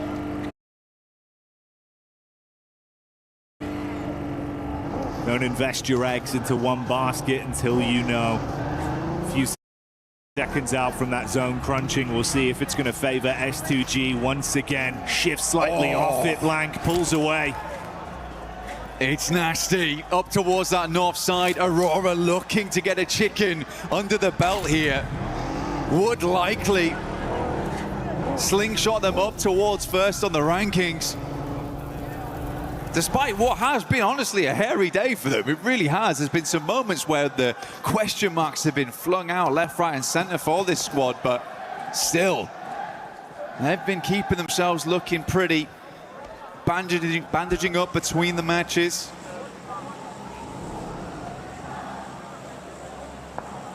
Blessing of it as well with his own shifting.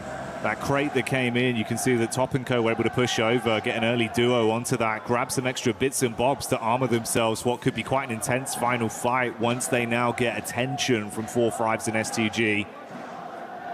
They've got a full 4-man squad, similar, 4 Thrives, and they're going to jump in the vehicle, start to advance on this. Oh, that's not what you want. Reefus with a snapshot. Falak falls instantly. He's got some cover to play off here as well, Blank. T24, he's just out. He said, I am not being on that buggy anymore. I'm dropping straight to the ground. And I think it was the correct choice. Being on the back of a buggy like that makes you a prime target. And he's just realized that Reefus He's got the golden eye there. Quick shots, pinpoint as well as IQ desperately tries to swing around the side. This is a mad dash and one that will not work out in the face of Aurora.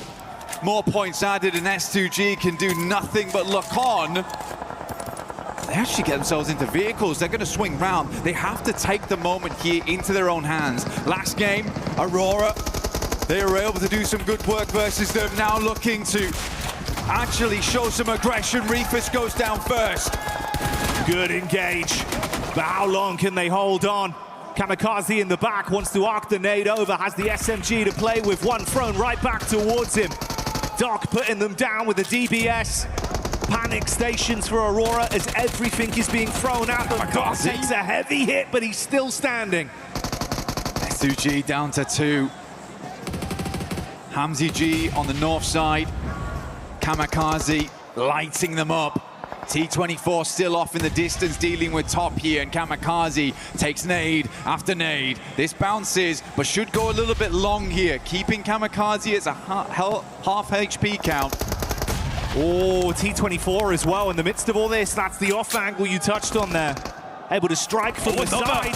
Kamikaze replies with one of his own, and these two teams are coming together to make it uncomfortable for Aurora. Doc with a nade, trying to cook that one. Meanwhile, they respond back onto 4 Thrives as they throw that in. T24 behind the tree. Doc now worried. Split the difference between 2 players here. Not easy to regroup. Another nade in the hand of T24. Sent it across. Doc is down. The other might fall to the nade from across the way, but seems like he lived it. S2G playing the game of their lives right now. S2G, such a quick swing, Jackie, as well. Love to see it. This is huge from them. Complete different play style. The confidence out in full force. Right time, right place, and the back door has worked out well. Top trapped, T24 spamming so close to him. He knows he's exposed. And this duo from S2G looking to take this one with force, but they still play it smart. Makes the run across right now, trying to deny sight lines. Aurora top will at least find it, but the shots are coming through. Kamikaze once again sends straight center. It starts to work out. Nate gets close, the lovely bouncer on it, but won't go quite far enough. Back behind the loot crate. A little bit of cover to work with, but S2G, they've got 2 angles. Top is going to have to play out of his mind to make this one work here. 1 first aid kit ready to go. Hamzy G looks to send an arc over the top here to finish off the game. Goes wide to the side. He's really trying to run the risk on this one. He peeks over the top of the crate, using the smoke to block the angle from Hamzy G so he can take an isolated fight. He's reading it as well. This 1v2, like you say, it's got to be impeccable from him. He cannot afford to miss a single shot. The reactions are going to be there. Kamikaze on the road. Slight height advantage. Throws in the molly, takes the shot, and that's how he gets it done. Kamikaze cleans up as S2G get it! Last game, S2G, they looked a little bit short there, but this game, they go Kamikaze, Kama-crazy for the finish. What a game, not lazy whatsoever, with a quick swing out to the side. You gotta love it, you gotta believe it, S2G is here to play. We thought it was Aurora about to blot out the sun and cast the shadow, illuminate the stage, but no, it's S2G that once again prove how much of a powerhouse they could be here in France. T24 as well, man, the jump out the buggy to sit down on the floor, I couldn't believe that. I mean, he made a quick snap decision. But lads, I'm gonna have to live this game out. I'm dropping into the grass, and I'm gonna cause problems. You can feel the energy in the arena as well. We get the replay from that one. Some big individual maneuvers. I love the strategy as well, Blank. S2G here, the way they were able to control the situation, knowing they had to be so proactive, but didn't overstep the mark. And then on the flip side for Aurora, you're playing with dice, gambling on some of these peaks, knowing realistically, it's a risk that you have to take. It's not an easy 1v2. It was actually a very difficult circle, and yes, it pulled away, but they were unsure where they wanted to fight out towards, and maybe they had to full commit over towards 4 Thrives, clear that angle sooner to deal with S2G. But again, for S2G as a 3-man there, they make the only decision they can. It's been something they've been saying all tournament, is we just don't care. We will just push those angles. We will try and get something done in those end games. And it was lovely to see them prove that immediately after that last game where they sort of just laid down over on Arangul. Didn't quite let that game fall into hands. This time around, they leave nothing up to chance. I think that does summarize the play style realistically. This point in the competition, after so many play days, so close towards the real big picture. That prize pool looming over you, you can't afford to have any doubts in your mind. Leave it to another team and your dream could be snatched away. Whereas for S2G, they've been rising to the occasion, and that oomph, that killer instinct, that's what's giving them these leg ups. Absolutely, and in the end, for S2G, this isn't even their best map, man. They live it on Miramar. This is where they usually thrive. So to have some good moments here over on Erangel is lovely to see. Again, a couple of our teams really making their mark right now. 4th Thrive still playing really well. Honestly, for them, I think even that early game where we saw Hazaifa playing the big Lions Rock, where he could just have that oversight, knew exactly what they had to do. As teams flowed in, just deny them. But we do have Kalaris over on the stage for a little hit with the players.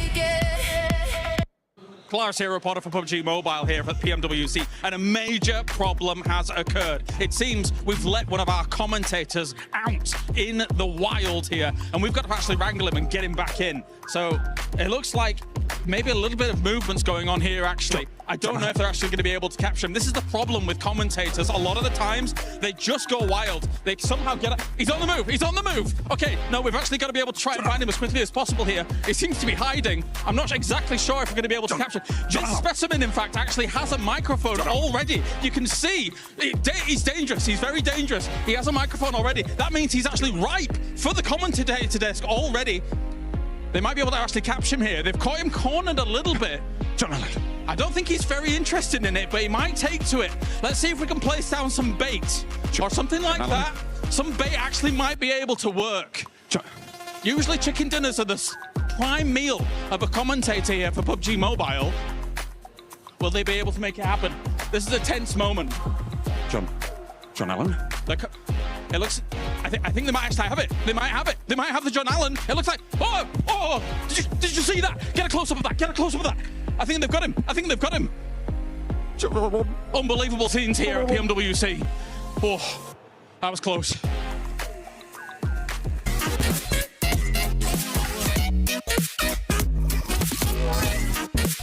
Nişan almak aldım. Dürbün.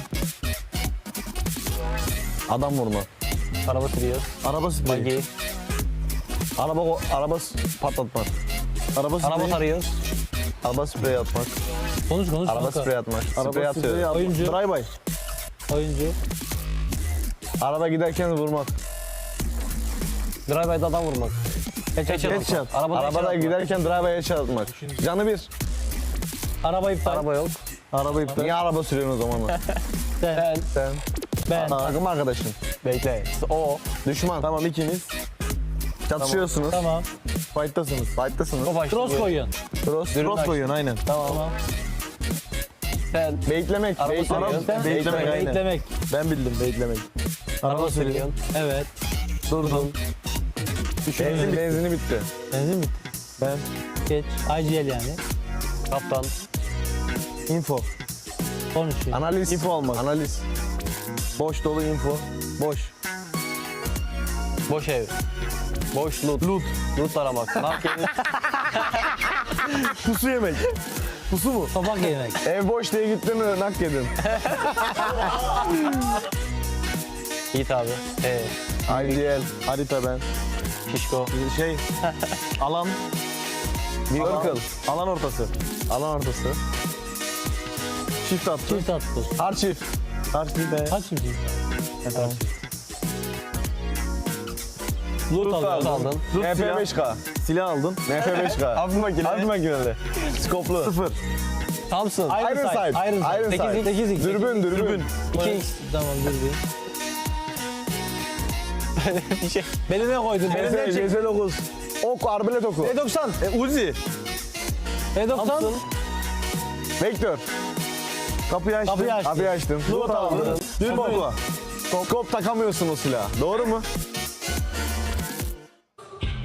Hi, Kalaris here at Pmwc, down on the stage to talk to Nongshim Red Force. Hyunbin here to talk about some of the games from today. First questions first. I want to ask you guys about the previous Erangel, not just this one. You guys pushed Furia. Talk to me about that decision and if you'd have maybe done it differently in another scenario. 일단 현배 선수 첫 번째 질문은 일단 이전 매치를 좀 가볼게요. 사실 그 전 에란겔에서 유리한 고지를 좀 먹고 있었는데 아래에 있던 퓨리아를 이제 잡으려다가 좀 판이 좀 아쉽게 돌아갔거든요. 그래서 퓨리아 때 좀 어떤 콜이 나왔는지, 퓨리아를 밀러갈 때 어떤 콜이 나왔는지, 그리고 만약에 그 판을 좀 다시 하게 된다면 좀 어떤 콜을 내렸을지 좀 그걸 묻고 싶네요. 일단은 저희가 오른쪽에 한 팀 더 있는 거 알았어갖고 좀 한 팀 교전하면 한 팀 무조건 올 거라는 거 알고 저희 팀원이 1평을 둘을 입혔어갖고 가갖고 잡은 게 일단 맞는 플레이를 한 것 같습니다. Yeah, I mean, we already knew like if we're going to push Furia, then the other party would come. So we tried to do, push it as fast as possible. But I think if we, I think we'll end up in retrospect, I think we should have just let him just use that 1-feet place, and then just we can hold on to our spaces and with much use it wiser. Okay, so let's talk about the Rondo game, because that Rondo was amazing from Nongshim Red Force. So talk to me about any potential threats that you had to consider whilst playing out that game, as well as the end where you were able to pull off an amazing victory. 이제 론도에서는 사실 정말 키를 쓸어 담으시면서 또 치킨까지 가져가셨는데 그때 좀 어떤 마음가짐으로 플레이를 하셨는지, 그리고 뭐 부담감이나 압박감 같은 건 없으셨는지 궁금합니다. 부담감이나 압박감 같은 거는 없었고 일단 교전 부분에서는 저희 팀이 가장 자신 있었기 때문에 쫄지 않고 자신감 있게 했던 것 같습니다. Yeah, I mean, there wasn't any pressure at all. Honestly, we were very confident in our team fights. So yeah, we tried to get it head on, and then I think that worked really well. Thank you very much for joining me, Hyunbin. Thank you very much, Maddox. That does it for us down on the stage. Thank you, Kalaris, for that interview. A marathon of a day that we're having here, as 6 matches have already been played, and S2G has been able to go now back-to-back with those chicken dinners. We still have 2 more matches to go here, but honestly, S2G, this bounce back inhibitor out of them. Quite literally a bounce back. All these nades coming in clutch here for S2G. Very, very good sign for them. They're climbing up those ranks. That should put them theoretically in that first place, but we'll wait for the overalls to confirm that. But it's looking very, very good for them. With just 2 more Miramars to go, S2G, they are a Miramar team. It looks like, hey, maybe we'll have another. Oh, we already do. Well, no, that's the match ranking. No, that's the match ranking. Whoa, hold up. I'll give you a chance before. or after this to do some prediction. But yeah, S2G putting up those 19 points. Aurora Gaming though, I can probably end up guaranteeing it that after this match, when we do end up seeing the Aurora, they'll probably end up being in first place, Max. They go from 8th position, then of course they get that huge game earlier on their angle. They gave themselves 2nd place, and now maybe the jump into number 1, which maybe it's the most Aurora thing we have seen, right? Yes, it is the most Aurora thing. And you know what's also Aurora thing to do? After that, dropping down to like outside of top 5. Wow. I'm just saying, they've done it before. They could do it again here. But no, overall, some of these plays are interesting. But I want you and me, Niptro, to break down what happened here, because you and me, we're talking about some of the finishing moments here. But this 4 Thrives push, in particular to the western side, I feel like could have been executed way better on the Pakistani end of things. Listen, I was on the edge of my seat screaming at the television because I was like, okay, guys, they just need to hold. They just need to hold. They go up around onto a third-party position. They're playing this very, very well. The zone just goes complete opposite. And they're like, absolutely not. You're not getting this win. I'm like, okay, this is tough, right? But they could still make this work. And then they just do nothing with it. They wait far too long. The indecision is right back where we started. And to top it all off, rather than making a very decisive play and just full sending it, they stop really, really short, slow down, allow Top and the rest of Aurora just go all over it and go, no, you're not coming over here. What were you even thinking for Thrives? And honestly, I have to say the same thing. I mean, really, you hit the nail on the head right there, which is they slowed down. And that was the big mistake. At that point, just capitalize, commit. Even if you get eliminated, I'll respect you a lot more for at least trying to go the entire way, because if you do so, you get rid on the western side. I think it was Doc and possibly Top at that point, which you get rid of those 2 players. Guess what? You got a decent dip to work around. It's still not sure you're going to get the chicken dinner, but at least you have that opportunity to go the entire way and actually get yourself that chicken dinner. So 4 Thrives, still good points on the board, but they could have gone in a bit more in this match. Yeah, they could have gotten a little bit more. And once again, that indecision, you guys highlighted it too. I just want to back you up with it, because that's been the biggest question mark for this team, for 4 Thrives. We've seen good performances out of them so far, and you know what, let's take a look at it again, because you can see right there when they are stopping, that's when they question themselves in the tour, and we were all hoping that they would just fully send it. And you know what's crazy is T24 actually got a solid finish. He tried his best from that position. If they had just gone a little bit further, kept 2, maybe 3 players up in that position, Top would have had a real run for his money. As it was, T24 was making it very hard for Top to even survive as far as he did. So yeah, I think it's such a wasted opportunity from them just by slowing down the middle of the field like that. It's far too open, and Aurora of all teams is going to be all over that. It's still a team that feels like they're getting their bearings, especially here in day 2. We've seen a great performance though, and a great switch too from 4 Thrives, from what we saw yesterday to what we're seeing now. More players are performing. It's not just Balak. Now we have also seen IQ earlier in the day as well. I want to see some of the other players being able to stand up as Aurora Gaming jumps up to that first place. E-Arena goes down to that second. And what happens when you go back-to-back chicken dinners? That's right, you jump up that leaderboard and you end up in 3rd place. We're seeing what they did in their group stage. Literally the same thing, right? Just coming back is just Ida staying at the bottom. But otherwise, S2G are making it happen for themselves. Loving it. E-Arena still getting a few points pretty consistently throughout the day, but when you get bangers like that from Aurora Gaming, oh my goodness, they are looking fantastic with the eliminations in particular that we saw earlier today, right, Niptura? Placement points were fine, but the eliminations, they were a little bit lackluster in some of those matches. Man, they're putting up big number after big number after absolutely big number. Yeah. It's the momentum that we saw yesterday from that one Erangel game, right, with the 2 hovercrafts. S2G just bullying the lobby with those. No hovercrafts today in the same fashion, but still managing to get that chicken dinner back to back. That's going to be looking very good for them there. One thing's actually scary right now, and I'm starting to realize it. I know we kind of joke about Aurora, the inconsistencies that we have seen out of this team, but for this team, one thing that has been consistent for them is their placement. At one point, we were kind of critiquing where those elims are going to be coming in. Their placement points have been there. The eliminations now are starting to get picked up here in the second day as well, and this team is looking like a team that wants to become a champion. They're like 4 placement points away. S2G, they got 3 wins, by the way, which is an insane ratio to have. So definitely Aurora only has 1. Exactly. They do only have 1 chicken dinner, so that's some very consistent stuff on board. That I'm looking at a team that it's kind of the opposite from Aurora, which is Ulf, right? They had a massive rise. They got that chicken dinner with a 4-man finish on Erangel, and after after that, their second place, falling down very slowly now in the middle pack. But though we on the second page, big upset Santiamba, just not able to maintain that top position 7, which is heartbreaking for this team. Tiamba was one of those biggest question marks for us, especially because of the way that they ended up performing yesterday. We saw Milu being able to pop off. Today is not the same performance out of their squad. We knew that they have the fragging power, but those placement points were just non-existent, and right now, nothing's going their way. Nothing is going their way. I mean, you're seeing them there with 9th place there, 63 total points, 14 placement points. I thought you were going to go with that catwalk again. This will be the perfect time. Not this time, maybe later. But yeah, no, the only thing we can hope to see is that they come back tomorrow stronger, fighting, able to do what we know they can do. I mean, they go into teams and crush them in seconds. I mean, it's easy for them, but just not today. It's just all over the place. Yeah. Tomorrow's a new day. It is. I mean, I'm looking at a team in particular on the second page that I've been a little bit disappointed by is Vitality. After their opening day in the group stage, I was like, yeah, Vitality, we're looking so good, so much domination, everyone looking so good. They even swapped out Federalis, right, for Vexi, which I was like, that was quite an interesting decision to make. But man, oh man, that was really just a flash in the pan. They had that one insane day, and this, of course, it's hard to replicate, but they're not even getting close to that initial performance on that opening day of their group.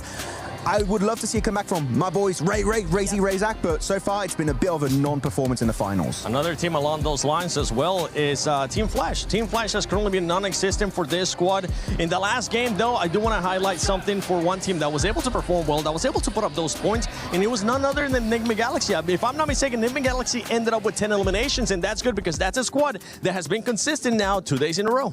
It is, yeah. They had a really nice 2-2 split on the southwest side of zone that really enabled them to get a lot of those eliminations, and even if they didn't make it further into the zone, further into the game, you know, they're just ticking along. They're making sure that they're consistent with those points, ready for tomorrow for those last few matches where they might just win it all. Well, we have now hit 6 matches, but we still got 2 more matches left. Miramar is going to be coming up. Are these players going to start crumbling, or are they going to start shining, as we have seen some of the other players start shining as well? Let's send it over to 2 men that are definitely shining, none other than Blank and Jackie.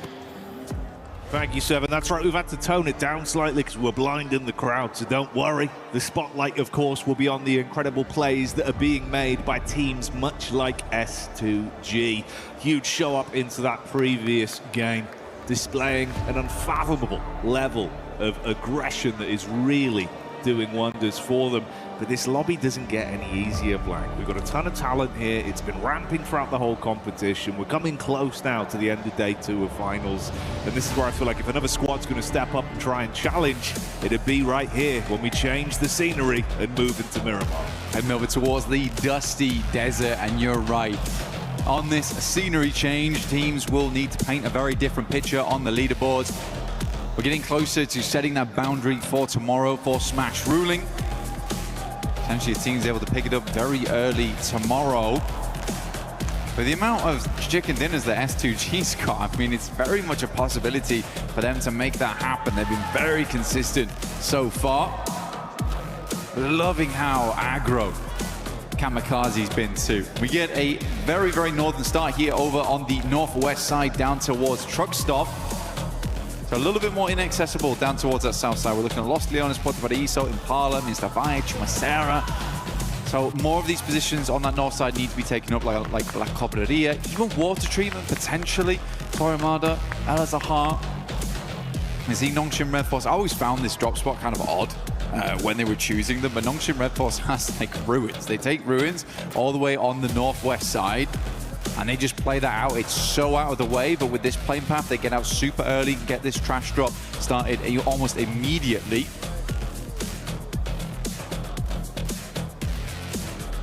Sarah boats for them on this one. Some other big plays that were coming out, you know, not realistically into the late game there in terms of placement, but for the raw elims and handling themselves under pressure, you got to give that shout out over to Enigma Galaxy. That was very nice to see, right? A lot of early carnage, uncomfortable situations with how they were fighting. but they looked good in the clutch, having to pull out points where they could. Ended that one with, what, 10 elims? Yeah, it was 10 elims, 11 points total, because they got towards that top 8 side of things, which is, I think, genuinely a really, really good result for Enigma Galaxy. I think when you have those types of games, you've got to go for a massive salvage. Now, we start over on the northwest side of the map in terms of dropping those players off. We're moving hard down towards that southeast side. Got a lot of water involved. We got the rocky outcrops, the mountainside down towards Pmwc on that western edge. So should be a fun circle to play around with. We could end up back in Los Leones as we did earlier in the tournament. Always fun to have an urban finish. Gets very hectic. But yeah, I think if we look at the leaderboard right now, it's very comfortable on the staging, right?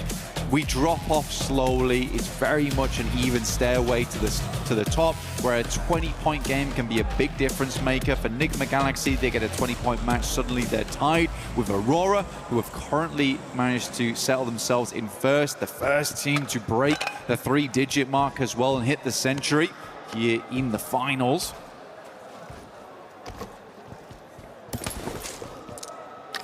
I do wonder if maybe teams will get a little bit more antsy, force some issues slightly earlier into this one. A couple of our big names already inside the zone there. 4-5's Aurora, Godlike not too far away. S2G making their rotate down from truck stop. And then Tiamba, of course, towards the coastline. Keep that in the back of your mind, but focus on this as well. We've got some weapon skins, of course, for those of you at home that want to get your hands on some lovely bits of kit inside of the game. So make sure you're participating in that. Absolutely. And we'll throw that up on screen shortly. You can take a look at it then. But for Aurora, there you go.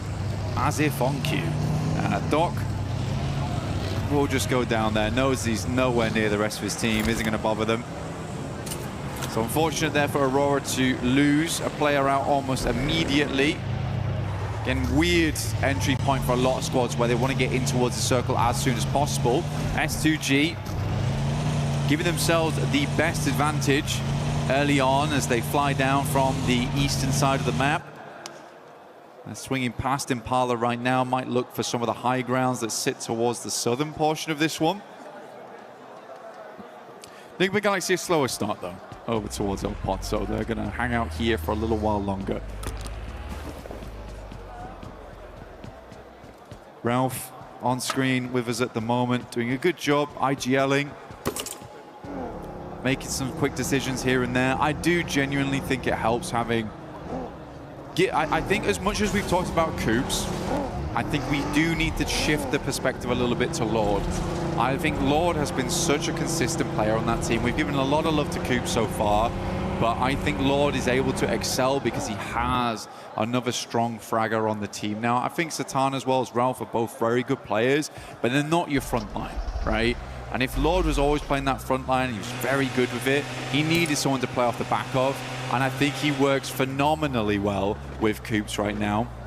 So a big shout out to Lord this game. Hopefully they can continue that pressure. Milu back in, actually, for Tiamba. Looks to move up against Lost here, but will unfortunately go down. So Tiamba losing Milu right off the back there. Very sad stuff to see. I think Tiamba was not expecting this. S2G sort of making a Tiamba play versus them themselves. Yeah, giving a taste of their own medicine there. That's unfortunate, the return of the King, but only for a few brief minutes on this one. We'll see if he comes back for another Miramar outing. Absolutely beasting in the event overall, but S2G stealing some of that energy and starting it out with a nice elim to send the rest of Tiamba scarpering, as they know they don't want to stick around and sacrifice anything more on this one. Three-man squad lives on to see if they can steal some points away on the long con. For Tiamba, still 7 more matches to go, and like you said, they've been having a great run at the start of it. They had a lovely push in over towards the finals itself. They looked fantastic. Now sitting over towards the middle side of the tables, haven't really able to put up many points after that. But they still have a whole additional day, and that can change a lot of things. Remember, you just need to get past that smash ruling point system and then hit the chicken dinner. So they just need to get themselves in range. That's it. They've got one more game to do it. They've got this game here to try and get some consistent points on board. Like you say, the return of the King very short here, but next game, potentially some royal decrees being thrown out here and there. Yeah, take the opportunity to sharpen the steel once more and then come back out swinging. Potentially, that's got to be the play for some of these teams as well, because you touched on the fact, obviously, you're trying to set that barrier, that scoreline to beat effectively going into tomorrow, stopping some of these top teams dead in their tracks, seeing if you could stop them from bloating it to a very large scoreline. It's a risk versus reward that you've got to weigh up in some of these situations for teams that are looking to still climb, but don't want it to be too tall of a task to reach it going into tomorrow. If you want to lap our top teams with that smash rule being in effect. OG on the move here, Ida just off in the distance. Yeah, pretty big funnel, this portion map around La Bendita. Through some of the dead ground sits around here as well, to the north side of Los Leones, staging upwards towards some of those buildings.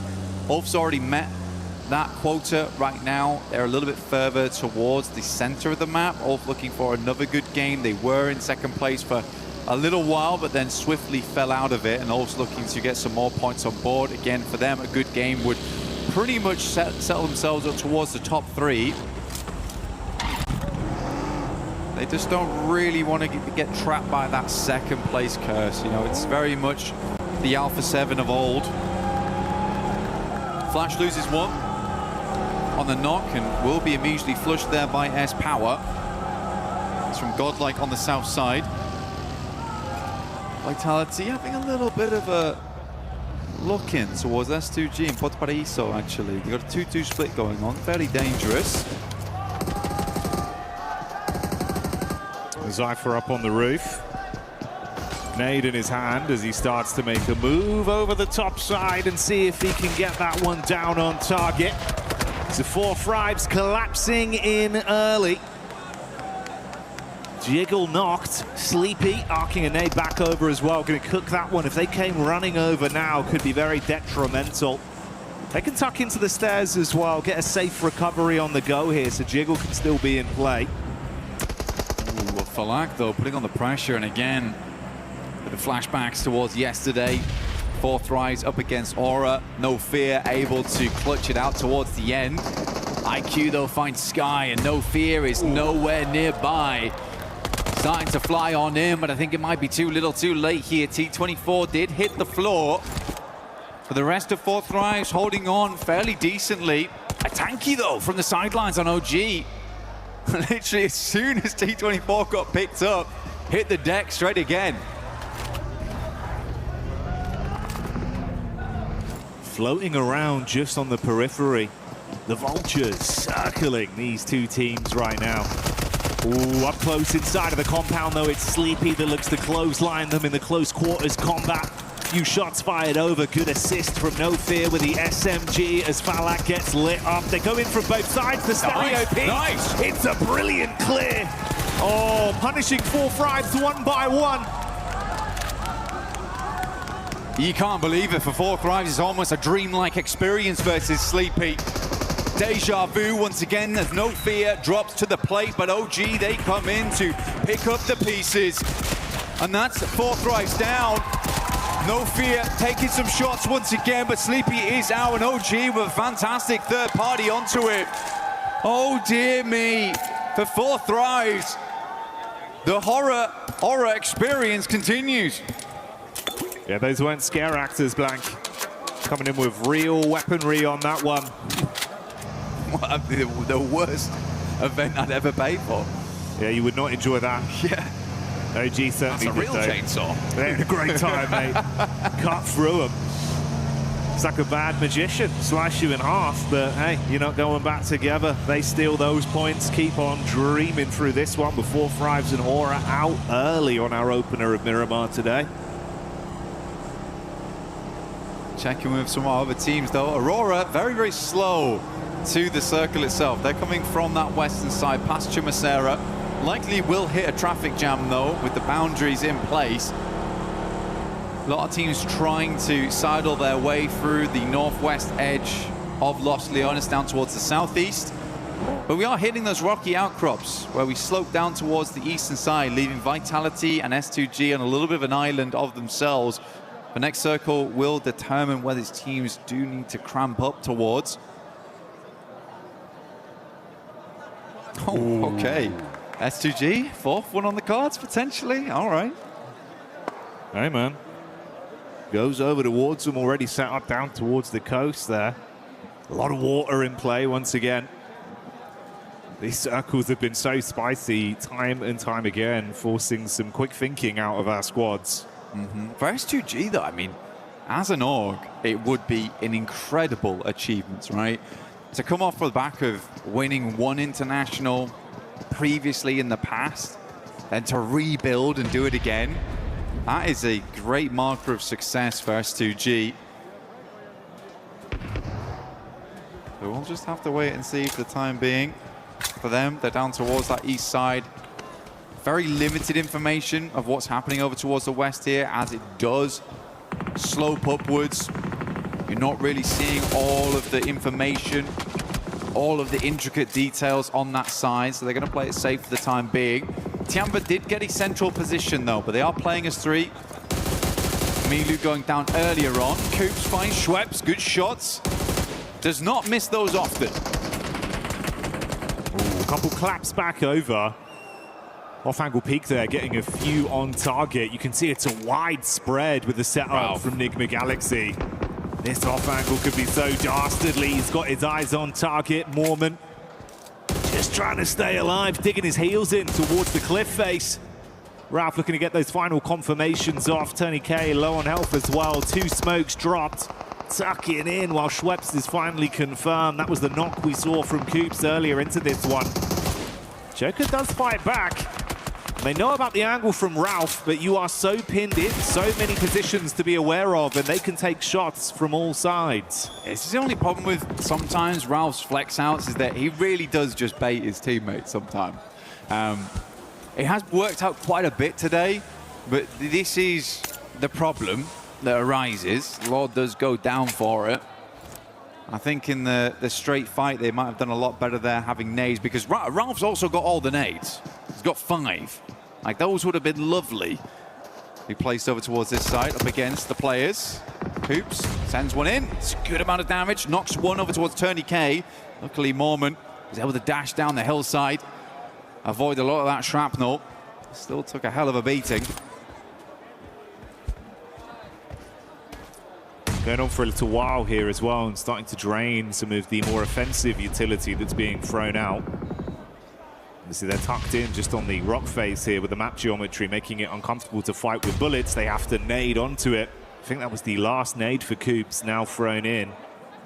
Satan is somewhat closing the gap, but he's being peppered back as well, and they now know. Bro, Ralph, just come over. It's 2 players. Let's hit the 3v2 and just win this fight. Oh, it's going on for so long. Finally, at least one more confirmation as we will see Turney K buckle. How on earth, though, if they'd just been given this free fight with no assist? Mate, this could end terribly for both squads at this rate. I mean, Joker's still off in the distance there as well, and Ralph finally gets in the car. This has been a strange one. It's been a very strange one, and it almost feels like very reminiscent of Nigma Galaxy of old. A little bit too comfortable with these odd splits here and there, and Ralph goes down.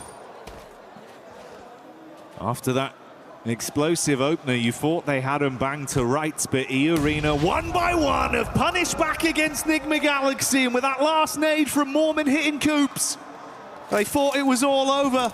Well, it is now. For E-Arena, they are very glad to have this guy on side. He is more than a man, he is more man. Here in play, still kicking strong there at the top of the leaderboards, 98 points, but you'd hope lesson learned there for Nigma Galaxy. You can't afford to be doing that. Not worked out for him whatsoever, mate. Too indecisive. Split. I mean, look, Satan is frustrated, and so he should be in that situation. What a... I don't even know what to say.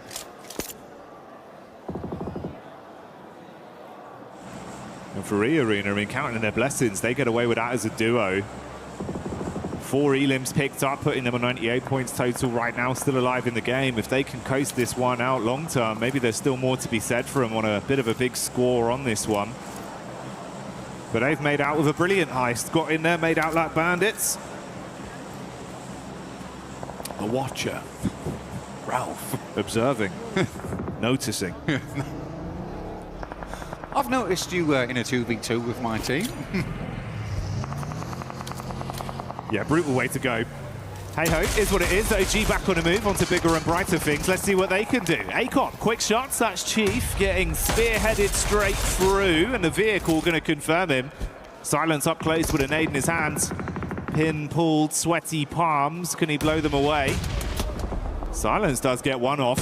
Back onto Acop, leaving them in a effective 3v3.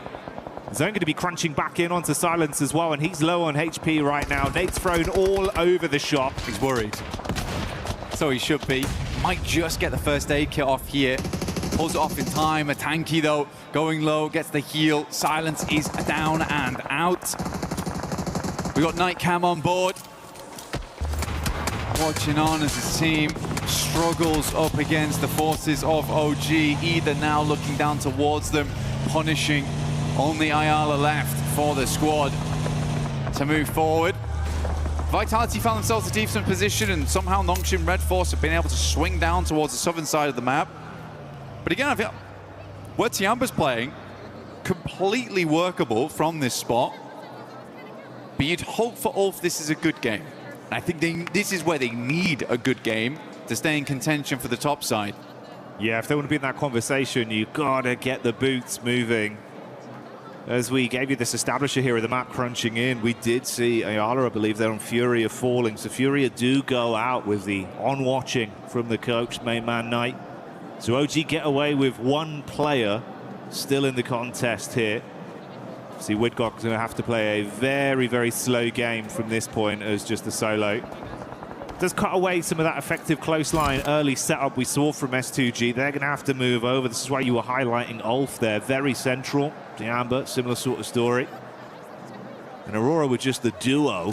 Yeah. That could try and get involved in the conversation as well. And if we look over towards Ulf as well, when we pan past them, they're on some really nice high ground. Looking down on a lot of these teams, like it's a very, very good spot, not only to gather information from, but to springboard the rest of your game. It could be front a curveball and get a hard shift over towards the northwest side or down towards the southeast, in which case you need to push down there. But yeah, I think for Ulf, they should have a good lay of the land going forward. Flash still as a 4-man though, over towards that northern edge. E-Arena off towards that eastern side. Living actually, despite everything. They were stuck in the blue for quite a while.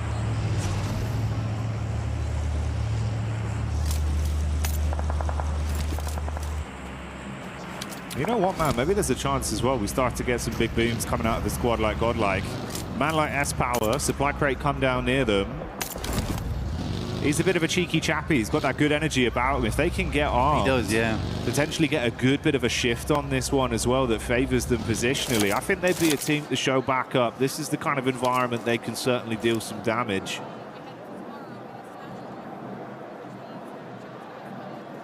Right, you don't have to shame them. Does he make it this time?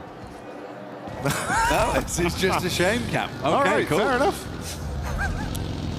God, you've been done. Not a single thing gets past our observers. No, all the shots on that one. They notice.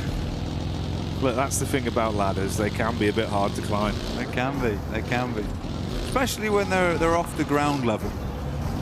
But a good attempt. We'll see if Flash makes it later on. We'll have a little peek back in there. Probably not now though. They've been embarrassed on the big screen. Nongshim Red Force looking over towards S2G. Important fight here for the eastern side. Trying to play off that edge. Kamikaze looks over the top immediately. Pulls off from that angle. Gives them space on this one. Lost on a real long back angle there. I do like where Lost is playing. He's done this a few times before where he's this really cheeky position. Luckily, Tizzy immediately notices him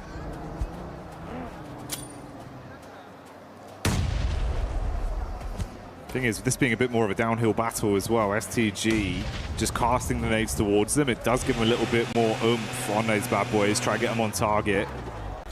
At some point, both of them have got to move as well now with the zone shifting over, and Hyunbin's gone for the more aggressive approach, zipping up towards the ridge line. He's got some cover to play off with this as well. The crowbar. Yeah, that's what he does. Looking to get dug in over towards S2G. Prime apart. Ulf, Aaron actually finding shot over towards Darkin. That is a mega shot, by the way. Oh my goodness me. How far is that? Almost 400 meters on that bad boy. That's Aaron for you. MTG still wandering around on one nade there from So Easy. Tries to get a bit of damage done. Lost still in the back lines, but he's been effectively harassed. Vitality yet to move, and Nongshim Redfall is just trying to dominate the high ground off the back of this. I think with Hyunbin's original push out, that swing was very good, gave them a huge amount of advantage playing forward, but we are just playing in tandem at the moment, slowly stepping up this hillside. Yeah, climbing up bit by bit. For the map feed, it looks like there's a little bit of posturing from Godlike back down towards this fight that's occurring in the Elim feed with Alula taking on Ida. So Godlike might try and siphon some points out from that one, whilst you do still have this elongated uphill battle between Nongshim and S2G. Ooh, the duo of Aurora as well, even getting a good distant connection off onto Godlike to at least knock one of the players. Alpha pushing a bit further down as well. They were debating going for it. Oh, but that's actually Top getting the knock onto Soulless. That's awkward there. Kamikaze though, E-Arena. It's Mormon once again at distance. M4 taking the shots in. Kamikaze immediately has to rebuff that position. Nongshim Red Force takes advantage of it. So Easy peeking. Good shots from Joker. Goodness me. Lucky to still have his hat on. Aaron knocks over towards Razak. Aaron has been hitting some nasty shots, by the way. Yeah, he's been super slick with it. Great gun skill on display. From range as well, gets a little bit more awkward from some of these long-range fights, but doesn't bother him. He's been consistent. Very important that he gets that knock as well versus Vitality. Massively slows them down because Ulf had 2 players down, knocked.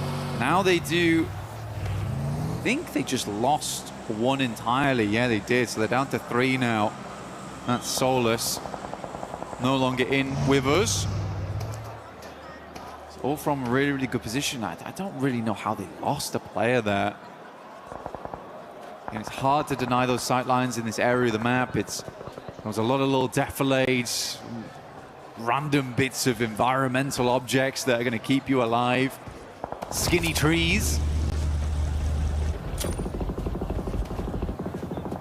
Aurora's living at large. Honestly, has 2 players. I think that's what I'm most surprised by, but Top has been having a really, really good day today. I think he's currently topping the damage meters, well, hey, with Reefus playing alongside him up there. Ooh, well, Zone moves in, still has actually a bit of favor towards Aurora with the position they were set up in, but this battle between Ulf and Vitality has been going on. Meanwhile, amongst it, S2G start to crash onto Tianba. The drum starting to beat. Just outside the doorway, shots into the back line. Heels being pulled out as QZZ tops himself back up. Hamzik's so low as well, you're going to be caught on a wrap. Wow, somehow gets past the door. Oh, mate. Bullets bouncing by him, giving him a short back and side with a haircut, but he's still alive. Nades into the long building. QZZ lucky there. Almost went upstairs as the nade came through. Joker will finally go down. I mean, E-Arena was certainly making some enemies, stinging away at some of the players around the map there, but for Tianba, they've got a love for this longhouse, and holding on to it is the name of the game. Sadly, no Milu here to make those 1v4s happen. Only 2 players from S2G, so not looking like another chicken dinner going forward. Desperate to take this longhouse off of them, though, and hold out all the teams coming in from the northeast. Molly goes down, forces Hamzy G into the homestead. Yeah, they got the read there, they know the info. Heard the thunderfooting of the footsteps as he plays close on the stairs. Meanwhile, Vitality continuing to put pressure onto Godlike, holding the back line. Ulf stealing away some of the points as well, as Razy will get hit heavy. Razak down as well, calling for backup from Axel that's got about 1 point of health left. And that's Nongshim Red Force that are lighting him up with So Easy coming in. Only Vexy left then. Scary scenes for Vitality. Nades being cooked out from Scarface and dashed back down onto Nonshin Red Force. Still waiting, lying, prepared to strike for the S2G side, close towards Tiamba's compound. 4 different fights occurring here. Yeah, this is pretty madness.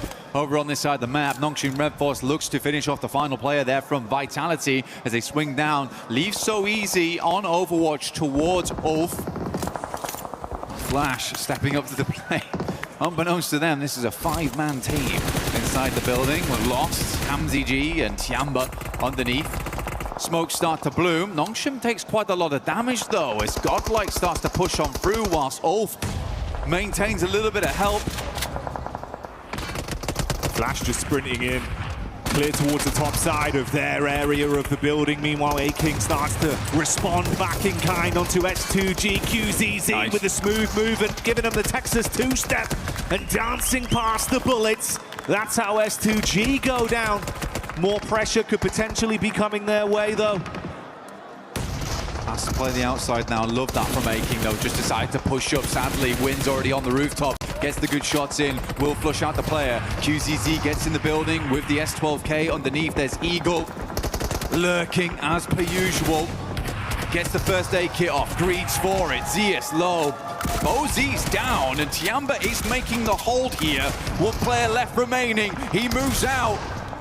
It is just Eagle, I believe, left here for the team. Oh, he tried to bait him back on the double step into the building. Thankfully for Flash, Win finds that one on the reply. He can't pull a fast one on him, but that's a quick way to go down for the last member of Aurora.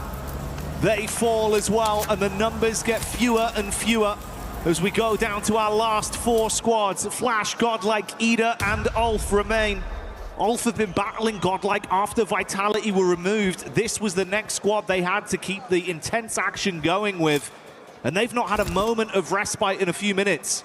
I mean, Godlike's playing a split right now. They've got Salme over on the western side, keeping tabs over towards Ida, trying not let them push, whilst Admino and S-Power essentially bully Ulf. Ketch is going to try and crawl over towards them as Win makes this swing. What's over the moment, S-Power and Admino just not giving up though. They're going to send in good shots from Aaron, tries to take down Win quickly, but Godlike's in through the back lines. 1 player left alive here. Scarface tries to hold it down, but cannot keep the hope alive here for Ulf as S-Power takes advantage of the momentary distraction. And that's just with 2 players here. Now they look to take the attacks versus Ida. It is Godlike, Ida. A 3 versus 3. Nades forward, it's good. Straight into the vehicle. Opens up the boot. Looks for more. They thought they found the weakness. The isolated off-angle play from Salme. They run him down with the vehicles, but he blows away the first line of defense with a nade and leaves them in dire straits now. 2v3, trying to pull back while still fighting. Last bit of offensive utility thrown out by Salme. He's got to get his head down. Off-angle split between the 2 Ida players. S-Power from range, putting shots on target. Darkin waiting for the peak. Throws the nade over. Could be good to at least force S-Power back out into the open. Good damage over towards S-Power there, like you say. Doesn't force him out though. He just holds his ground. Nade bounces off the rooftop, but Salme's not bothered. Darkin now swinging side to side, just about gets to cover, but not before S-Power hits the shot. Now just Rita all alone. The rest of Godlike pushing down into him.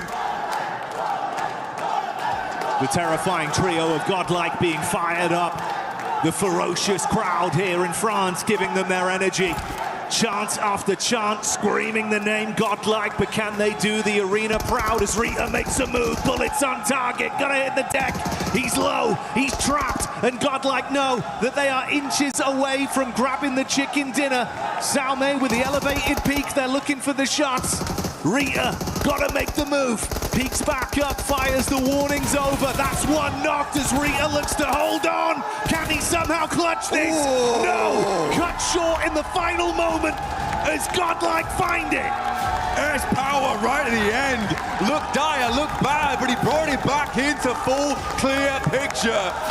Godlike grab themselves a chicken here. They've been getting closer and closer to that meal, and it's here right at the end of the day. But if you're fortunate enough to be here at EWC 26 for PMWC, you'll hear that organization's name echoing through the hall as the fans cheer on their squad. That chicken dinner locked in. A clutch play at the end denied, and Godlike securing the dinner to give themselves a fighting chance, setting their sights at climbing up the rankings. Again, for them, I think today and yesterday, it's just been a case of slowly but surely understanding every different scenario, how they want to play it out. But they have, like I said, just inched ever closer towards that victory. It's a nice set of adaptations coming through from this team. It was clear at the start they had a little bit of a slow burn to them, but the fire is definitely starting to roar a little bit now here for Godlike, and a good ending over on Miramar on what was quite a difficult circle to play. Yeah, played it to the best of their ability as well, right? So many back-to-back fights where they were just thrown into the blender. Yeah. And no one got any just time. crept out every time. Yeah, that's the crazy thing. Is like so many of those teams could have been in a position to keep this one going, but you just never had any respite. They were running low on ammo, using up all their meds. You barely scraped through one fight. Next team's right in behind you. Intense, like sort of, you know, 5 to 7 minutes there of action. This S-Power guy though.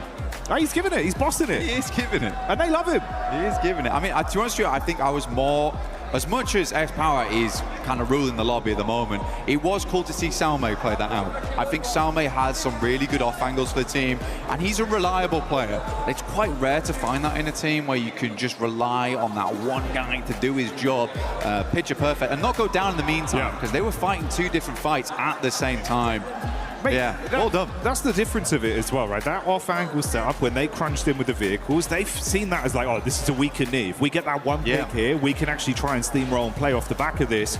The fact that he didn't panic, didn't overstep, cooks the nade, gets it off, and buys the team time to win that one. Incredible play from Salme. Big chicken dinner, but so much more to come. We'll see you in a sec.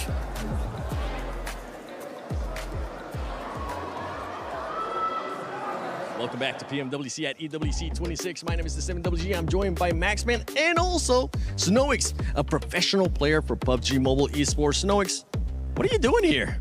You know, I'm chilling around. I'm sitting at the booth of PUBG Mobile for the collaboration of Spider-Man and Naruto, and I'm enjoying the time with fun and watching the match. Oh, he's going to play some Brain Rot Royale as well. Yeah, it's definitely a very fun booth, but I want to ask you, you're watching the game, Snoix. Who is your team that you're predicting to be the champions here at this event? At the start, I predicted E-Arena and Nigma, but the way Nigma and S2G playing right now are really amazing, and I guess it's going to be between one of these two. If you had to pick one, I'm being complicated, sorry. now. Nigma, because they're my ex-teammate. Yeah, that's fair. You know what? Nigma Galaxy looking kind of good. They are looking kind of good, especially with the numbers that they've been able to put up. What team has surprised you here in day 2? S2G, definitely. Those back-to-backs? Yeah, 3 chicken today, no? 2? They play very well. Yeah, very impressive. I do have a question for you, though, of course. Position here in this tournament, Hustler Crew, took it away from you. I want to know, can you make us any promises as to what you might deliver in the full season of this year? We're going to give our best, and the goal is going to be to reach all global final. Hell yeah, love to see it. Let's go. Okay, we'll be waiting for you at PMGO Season 2 in Pakistan and also PMGC in Turkey. Thank you so much for joining us. Snoez, Maxman, 7WG. Back to PMWC at EWC 26.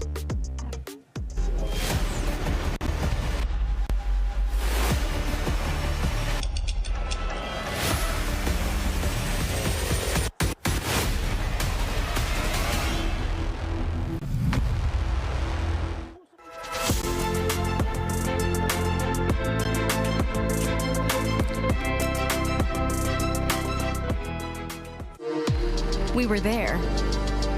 For every click, every clutch, every respawn.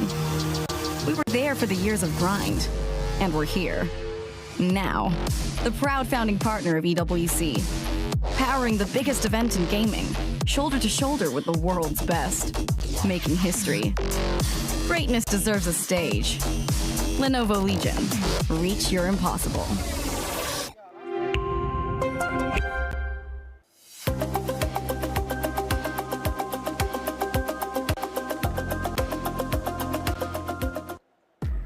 Out of all the questions we have had from Godlike, we finally got the answer. I'm sorry. That was, yo, props for running. You know, props for running. But for the rotation of many teams in this tournament, actually. That was quite good. Just reenacting what happened in the game. It was really scary. Lace, towards the end there, super scary from Godlike.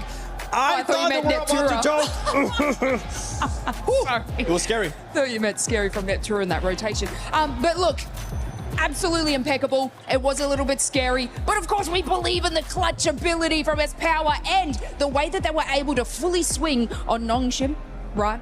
And then you think, oh, okay, Off might come and contend that. No, they're going to absolutely obliterate them too, putting themselves in that nice position. Obviously, they had such great support as well, but to have that front line and to be able to come from that rotation that they did and to calculate, I mean, it is tough because you know what other teams are going to